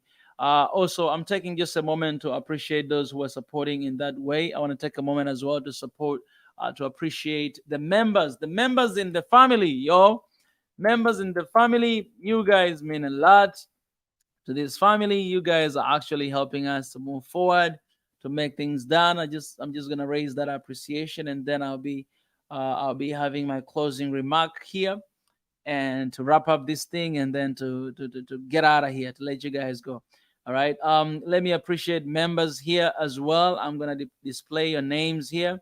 We have a couple members as well who are supporting us monthly. Appreciate everybody. 3 days ago we had a last member, Sam, joining. So we want to appreciate you guys. And appreciate. Thank you so much for taking initiative to stand with us. What you see, we are not just a YouTube channel, but we're an organization, and we have an office that we run daily. And we fully, like 100%, we fully just depend on your support, because as our brothers say here, we don't really receive any. We're a non-profit organization, but we refuse to receive any loan or any aid from anywhere. We can we can like we can how can I say, we cannot preach A and do the opposite to what we preach. So for those who wants to join membership, this is the link. You can also join, and it supports us. You have no idea how much you are of support to us. So I appreciate members. That's the link. And I'll place this one. And I appreciate Patreons. That's the link. If you try patreon.com/Mika Chava, I'll be able to see that. I appreciate that. And also, I should not forget to appreciate PayPal. There are people actually that perhaps two people give through PayPal. So I want to appreciate you guys as well for for that support. Well, we have an office here in the continent, and we're extending. Actually, there's something really good is happening. It's happening. We're actually opening the second office in Africa. It's very that I'm not gonna tell you which country, but we are actually working on it. We're actually supposed to do it today. So maybe after this, I'll talk to the guy. We're opening another branch in Africa. We are here in Tanzania, but we're opening in another country in Africa. So we're moving forward. We just like this, we're operating like this, but we're still moving forward, because we must bring our people together, and we must see that one Africa in our generation. Our vision is to have offices across the continent of Africa, not for the sake of just having offices, but for the sake of being close to our people and connecting with all the countries and uniting our people and raising up a generation of leaders that will lead this continent. We're thinking about 50 years to come, people who are going to lead this continent. And if we have these people, if we have one Africa university teaching our people leadership from kindergarten all the way to university, we'll have really nice leadership that will lead us in this continent for years to come. So even right now, personally, I just bought this book a couple of days ago. This book is written by someone Ethiopian. His name is Dr. Tariku Fufa Gemechu. The book is about uongozi jumuishi wa kimaadili. It's about the leadership of integrity. The leadership of integrity, basically in all spheres of life, not only personal leadership, in the community, in the country, in the nation, in the continent, the integrity leadership, basically, and like with people, right? So I'm reading this book right now, and I think it's really, let's get this knowledge as much as we can from our people. This is the book from African, wrote this out of his experience. His PhD guy, he's a doctor. He wrote this book, and it's really nice book. So I'm reading that book just to increase our knowledge to some extent. We can learn from one another and all this stuff. So yeah, and that's our journey to one Africa and to transform this continent. I wanna appreciate also you guys who joined here today. You guys who joined, you did a lot of good stuff. Supporting us, being here, liking the videos and everything. Want to appreciate you guys. Mika, do you receive all the books in the mail yet? No. I haven't received the book yet. One of our sisters here sent actually the books, actually 10 books all the way from the US to here. To me, so I have a lot of job to read these books. But I'll see. Hopefully, I'll be able to manage to read all of them, because I normally read books that I really want to read. But yeah, so but I really appreciate the gesture, and I cannot wait to read the book. All right, so guys, I want to appreciate people here on TikTok. We were live on TikTok. I'm using the name Mika Chavala, and people on TikTok, we are live here on YouTube, called Swahili Nation. So just in case if you want to see this conversation again, you can come to YouTube Swahili Nation and see the recent live stream we've done. Tomorrow is Monday. We might be coming back here again for another conversation. And this week, that conversation of radical truth is coming back, and we might have a surprise. I'm still thinking about, we might have a surprise, but radical truth is coming back, so we'll be having a conversation. We're just talking radically truth. We say things as it is. So we can come anytime. Be connected. With that, family, don't forget to subscribe. It is very important. 90% of viewers who are watching our channels, they're not subscribing. So if you got anything from today's conversation, help us to reach to as many people as we can by subscribing to this channel. Not only subscribing, turn on notification button, not only that, but also share this YouTube channel. It's very important. Also like our videos, because YouTube logarithm, it really depends on how much interaction you have in your videos. So you gotta like our videos. You just have to like. If there's one thing you like, just like this stream, all right? Just like it. Just like it right now. You can press it like right now. Let me see how many likes, by the way, we have. Just to do a little bit of research here. Because right now we have some people left this stream. But let's see, how many likes do we have so far? Just to see, like, some people might be watching and don't even like both, man. 426. All right, that's beautiful. We have 426 likes. We can reach 500. So let's reach 500 before we finish this live stream. All right. If you haven't liked this stream, go ahead and like. All right. 427. I love that. Yeah, place like button. Some people, they don't have super chat to give. It's okay. You don't have to feel like I don't have anything to give. You can just like and subscribe, and that you support us to reach to as many people. You can actually go and watch our videos. For the past 3 days, we release all the speeches of African leaders from the BRICS Summit. We release those for you to listen and to hear what type of leadership we have in Africa, and to know what to do next. So go and do that. Listen, we release a lot of videos. All of the speeches of all African leaders, all of them were shared. Some of them, they are not even 1,000 viewers. That means only few people have watched. So you guys kindly go and watch them. They're actually here on our channel. Go watch them, support them, share, and support what we do. All African content creators who are fighting for this good cause, and support them. There's a lot of brothers and sisters who are doing great job. Go and support them. It's very important for our generation. This is the only medium of news we can do right now. So let's take advantage of their own platform by spreading the word. Yeah, and also we have a backup channel called One Africa channel. So if you go at the home, you'll see One Africa channel of this. Let me show them. Let me show you guys here. It'll be very easy to see that. So that you may be connected, just in case. We all always have that, just in case if anything happens, then we have a backup channel. So this is our channel. If you go down, you'll find One Africa right here. This is One Africa channel.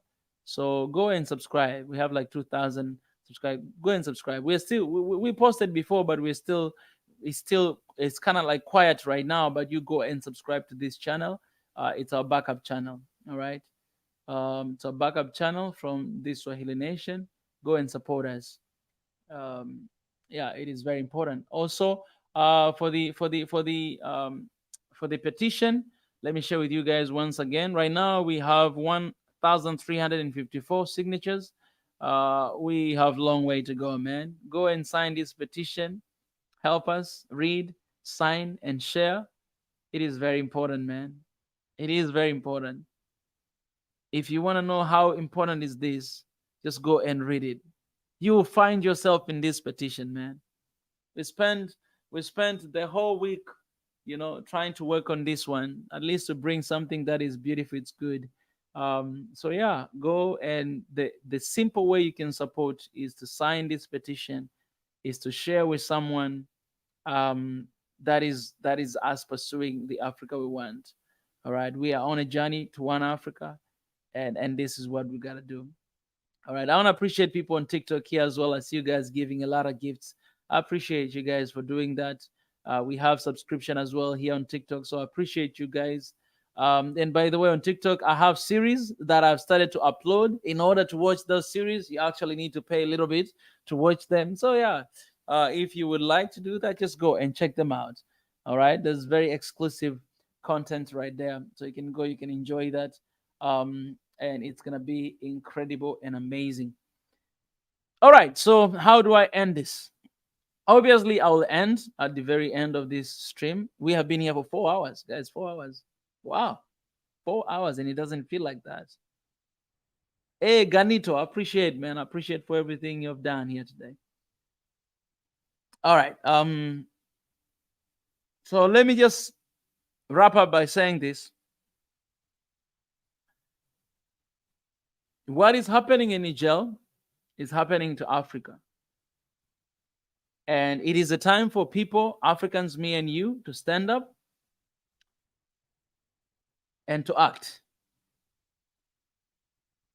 It is very important. Don't be scared. I said this before, that what is stopping people from making change is the fear of the unknown and known. That if I'm going to do this, I will be killed. I'm going to die. This and this is going to happen. Nothing is going to happen to you. And even if it happens, it would rather happen while you have already achieved the purpose that you're called to do.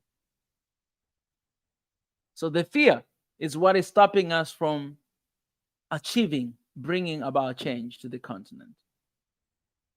If you take the fear out of the equation, what is left is change. Do not be afraid. All of us will die at some point. But what is very important, I want to tell you, is that don't die for Africa.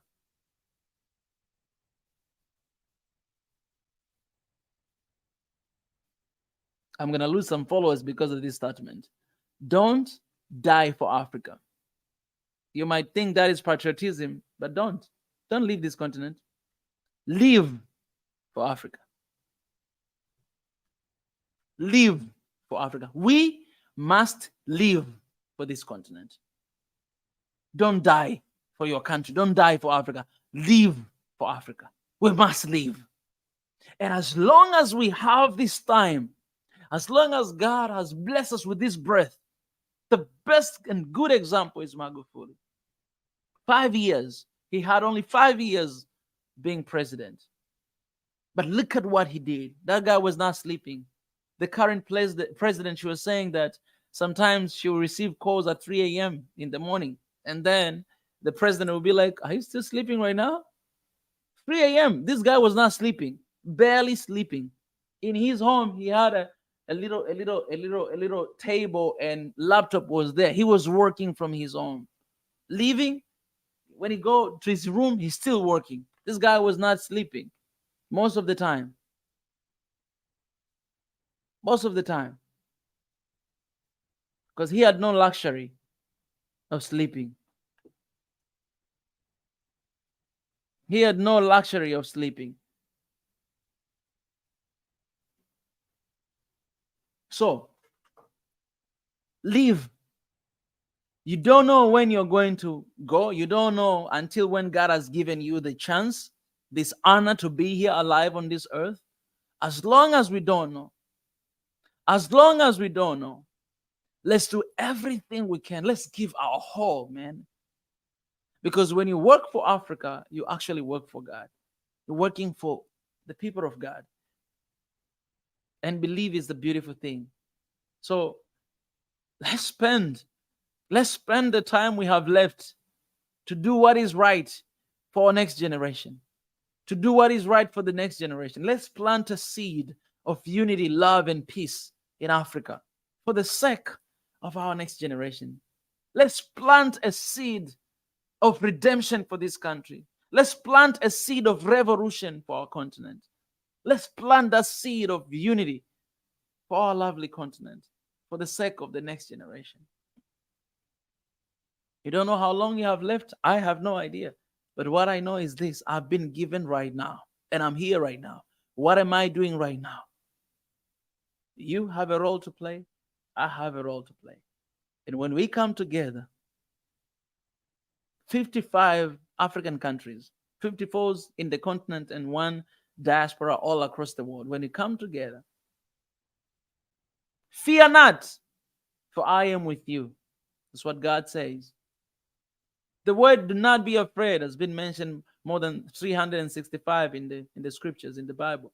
That is to tell you that every single day when you wake up, He's telling you, do not be afraid, do not be afraid, do not be afraid. The fear of God is the beginning of wisdom. The fear of man leads to destruction. Fear not. And let's bring change into this continent. We want people who love Africa, people who wants to do anything for, people who love Africa, who loves Africa to the point they want to live. Not to die, to live for Africa. That's what we need in Africa. And I'm telling you, the time is now, and you and me, we are those people. So cheer up, stand up, pick up yourself. Don't be afraid. Don't be weak. You're not weak. You have strength. You have everything it takes. Love yourself. Love your neighbors.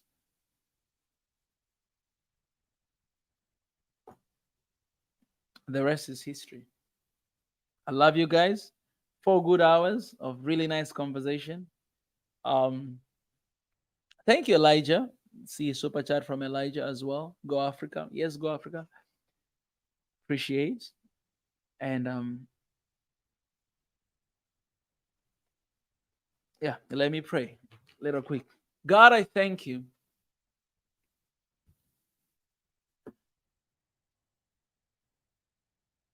for this precious time that you've given us. I thank you for bringing us right here from all over the world. You brought us here, God, with only one purpose, and that is to speak for this continent, transform this continent, to live the purpose that you called us to. So, God, I thank you for the awakening that is happening in Africa right now, throughout the continent and outside the continent. I thank you for the healing in our spirit and in our mind and in our soul that is happening right now to Africa. I thank you for raising generation that is fear not, is fearing not, the generation that want to see nothing but change, the generation that is tired of death, tired of wars, tired of conflicts, tired of being exploited, tired of being undermined, tired of being looked down upon, tired of being disrespected, tired of being disregarded, tired of being misled, God. The generation that is just tired of corruption, that is just tired of, God, these things that we don't really need in our countries. Thank you for this generation, because we were here for such a time like this. What a time to be alive, to witnessing these changes, to witnessing these awakening of our people. What a time to be alive. We've spoken about a lot of things today, God, but the ultimate goal is that without you being at the center, without you stepping up, without you standing with us, without us inviting you to be here at the center, then whatever we do is nothing. We have been looking to the east, we've been looking to the west, we've been looking to the north and south, but we have forgotten to look upstairs. Where does my help come from? My help comes from the Lord who created heaven and earth. You created this continent. You created us. And you placed us here for a reason. Therefore, God, this continent is yours. Africans are yours. Every single thing we have is yours. We appreciate you. We praise you, and we just return back to you, asking God, the problem that we've discussed here today, God, the leadership that we discussed here today, and mostly, we don't have fear of you. We don't fear you. We don't have fear of God. So we do whatever the heck we want to do without even being afraid of whether we're working for you or for our desires and for ourselves. So I want to pray for that awakening, God, not only spiritual, not only physically, but spiritually as well. Your people will be awakened. Your people will be brought together. Our leaders will raise up. Will be reason. Stop being afraid and tap into moment that we have, momentum that we have, and wanting nothing but change for our kids and the next generation. Thank you, God, for this privilege of leading this team, for this privilege of staying here, this privilege of talking to your people. I don't take it for granted. If there's anything that displeased you today, God, we repent of our sins. We repent of our ways. Because you said, if my people will humble themselves and seek my face and pray and turn away from their wicked ways, therefore I'll hear from heaven, I'll heal their land, I'll forgive their sins. God, forgive our sins. The sins of our forefathers, the sins of our leaders, the sins of our desires and our greedy, because that's what really controls Africa, greed. God, forgive us for not standing for our neighbors, for not standing for brothers and sisters, for killing one another, fighting against our brothers and sisters. God, may you forgive us. Open up our eyes to understand, our mind to understand that we actually want. You actually want us to be free. And the true freedom only comes from you. I thank you. I submit everybody who is watching here today. Pray that, God, for those who are seeking for the purpose, searching for the answers, God, you'll be there because you are the true answer. Just like you have answered me, you'll answer them as well. And nobody will die before their time. Nobody will be gone before their time. We shall not die, but we shall live to declare the goodness of the Lord. We'll live not because somebody decided us to live, but we'll live because you have decided us to live, because we have finished our purpose. So that's my prayer today to everybody that is listening to this and watching this, that you shall not die before your time in Jesus' name. You have a purpose, you have a cause, you have a calling, and you ain't going anywhere before you've done it. In Jesus' name. I worship you, I praise you, King of Kings and Lord of Lords. Thank you for all. You have given us all, and we give it back to you. In the name of the Father, the Son, and the Holy Spirit, I pray and receive with thanksgiving. Thank you. Thank you. Thank you. Thank you for the shalom of Niger. All the strategies that have been planted and planned for so long. God, they will not be successful because you're standing with the people of Niger. And the liberation is just around the corner. All the sanctions that are affecting Uganda, Eritrea, Zimbabwe, and other Niger, and other countries in Africa and the continent. And I pray that you'll give us wisdom and understanding and knowledge to do things, to work towards the change for our continent. It's not a time to rely on anybody, but relying on you. And actually act, because faith without action is dead. So God, I thank you for this generation that you're raising right now. All praise, sifa, utukufu na heshima, na uweza na nguvu na mamlaka na ukuu na nguvu, vyote vina wewe Bwana, Bwana mfalme, mfalme, Mungu wa mbinguni, Mungu mkuu sana, unayeweza yote. I just had to pray in Swahili a little bit. God, we praise you. Tunakushukuru, tunakupenda, tunakushangilia, tunakusifu, tunakutukuza, kwa kuwa ni Mungu mkuu wa yote. Therefore I pray for different kind of needs. Some of us are sick. Some of us, we need a breakthrough. Some of us, we are depressed. Some of us, we are stressed. Some of us, we have family issues. God, I pray You're not going to leave even a single person who is watching this right now, but you will touch every single one of us accordingly to our needs. But most importantly, we'll get to know you, because that is all in all. Above all, we shall have a good relationship with you. I praise you. Thank you in your precious name. Amen. Amen. Ah, you guys stick around. Ah, stick around here. Amen. Amen. Bless you guys.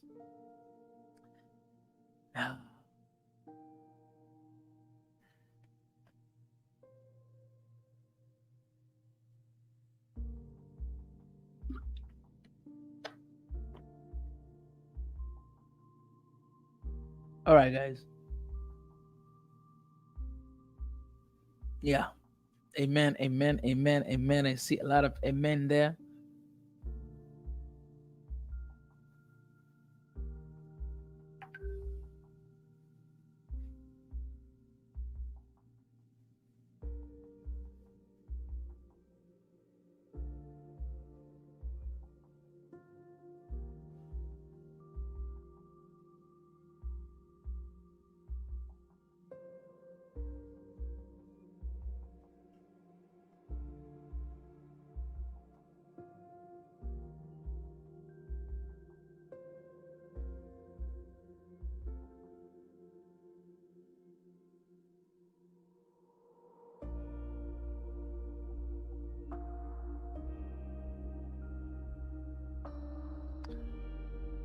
All right, guys.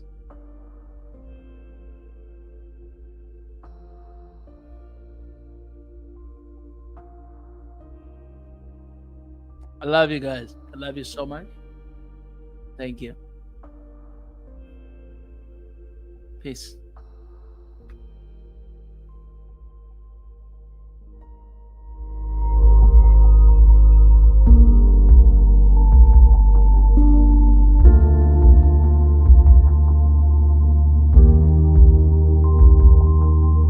Hey guys, 93% of people who are watching our channel, Swahili Nation, have not yet subscribed. Only 7% of the viewers in this channel have subscribed. What does that mean? It means a lot of people are coming in this channel to watch videos, but they do not want to be engaged, to be a part of this family and to support this movement and what we're working for towards One Africa Now generation. So my request to all of you guys, if you really like our content, you like what we're doing here in Swahili Nation, please do me a favor and subscribe to this channel. Don't do just that. Turn on notification button. Don't stop there. Like the videos we share. Share with your friends. Leave your comments, your opinion, so that we may actually interact in the comment section, know what is happening. If you would like to support us even more financially, you can join the Patreon. The link is below. And also you can join us and become a member of this family. So please, guys, do us a favor. When you subscribe, when you like, when you share, you help us to reach to as many people as we can. We want this world to be filled with the positive message about Africa and One Africa, and we want the message to go all across the world. So help us by becoming part of this family. I love you.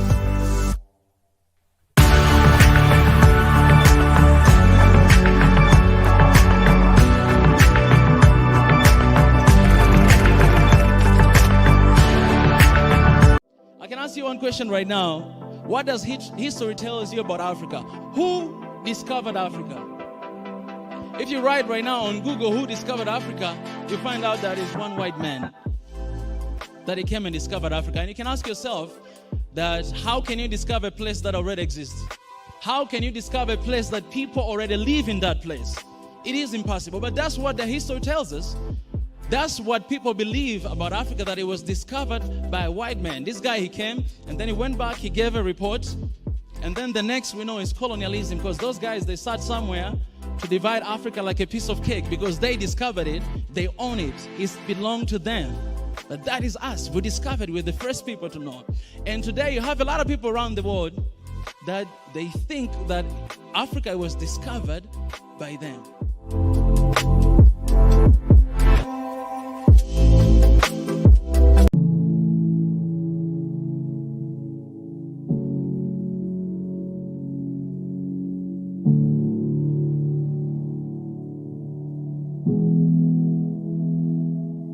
First of all, I think every African should be doing what I do, like everybody, because of who we are, right? We're African, we should love Africa. You know, when I went to South Korea, I realized that Africa is being perceived and viewed very different. I realized that, well, the media, what I see on TV, what people talk about Africa, even my friends, they don't really know about it. It's very negative. It's very negative. That was 2013, and I was like, I must change this. So I started actually there in South Korea. I started to go to schools, to like elementary school, like kindergarten, elementary, middle school, high school. I started to go there. That was like my part-time job. I went to, like in Korea, I went to every single city in Korea. I went everywhere in that country, and I was going to these schools. One day I went even close to North Korea. Like there's this one place called Paju. It's just next to North Korea. Like you see North Korea is there, South Korea is here. I went there and I went to kindergarten. These little kids, and these little kids, when they see you, some of them, they start to cry. They just see you, they say, why are you crying? So I was like, why are you crying? So they're scared. These are little kids, but that's what they have been seeing on TV. That's what, like, sometimes some of them, even their parents teach them like that.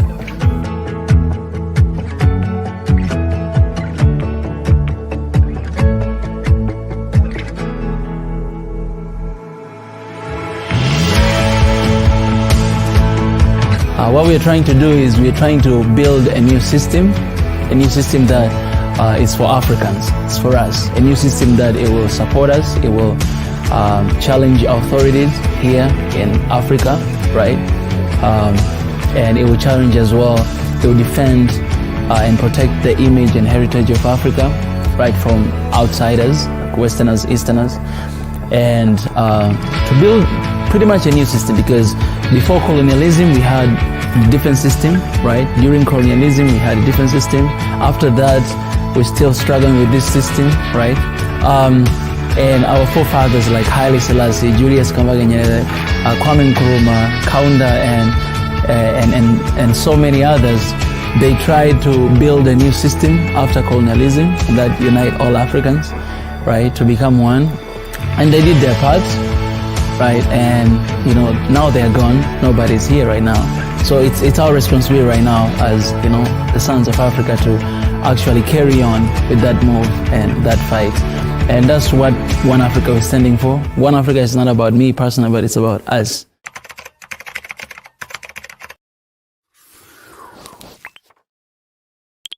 A journey to One Africa.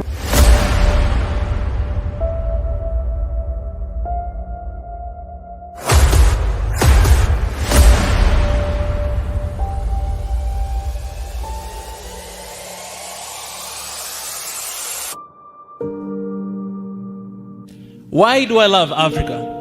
I love Africa because I'm African. There is no one else to love Africa except me. There's no one else to protect Africa, to defend Africa, except me, because I'm African. It's my pride, it's my heritage, it's my nature, it's in my blood. I have African blood in me. We might be speaking different languages, we might be like wearing different clothes. Today I look like Habesha here. We might be eating different food, but the fact that you're African and I'm African, I love you.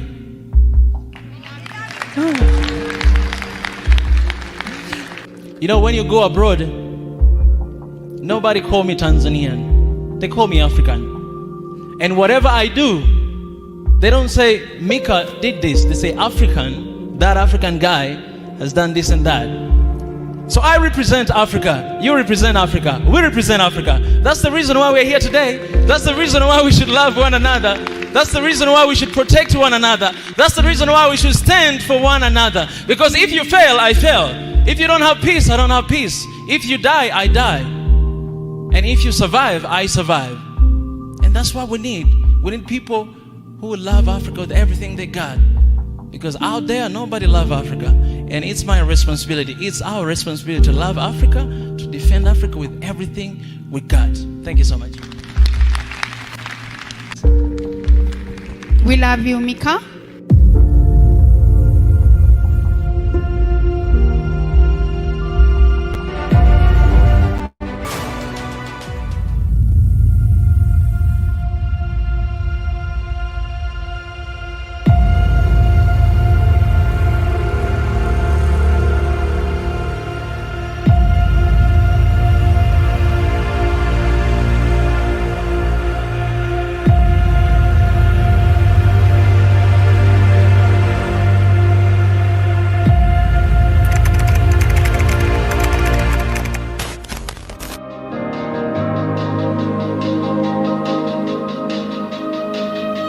So Africa, a place where poverty and pandemic diseases are originated. The least wealthy continent per capita. The land where the only things to be found are animals, corrupted leaders, poor kids, dirty water and civil wars. People who are in need for help, donations and support, aka the NGO's motherland. For others, honestly, Africa is just a very hot, dark and sad place everyone wishes to escape one day.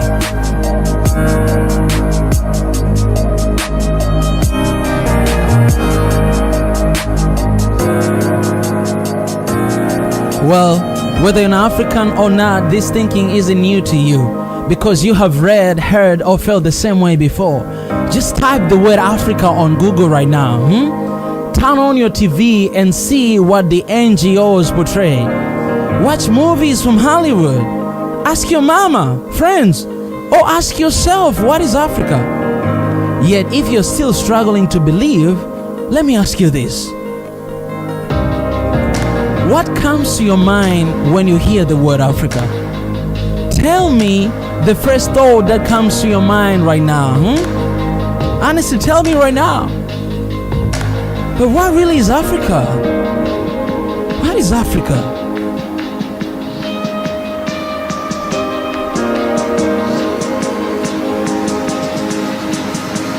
Listen, there are many theories about the name, but one that is close to the truth is Al-Kebulan. This name translates to Mother of Mankind, or according to other sources, the Garden of Eden, the place where love, peace, and unity dwells. Al-Kebulan is an extremely old word. Many nations in Africa use this word, including Ethiopians, Nubians, Moors, and Numidians. For me, this isn't just the theory, but the truth. My truth I choose to believe in.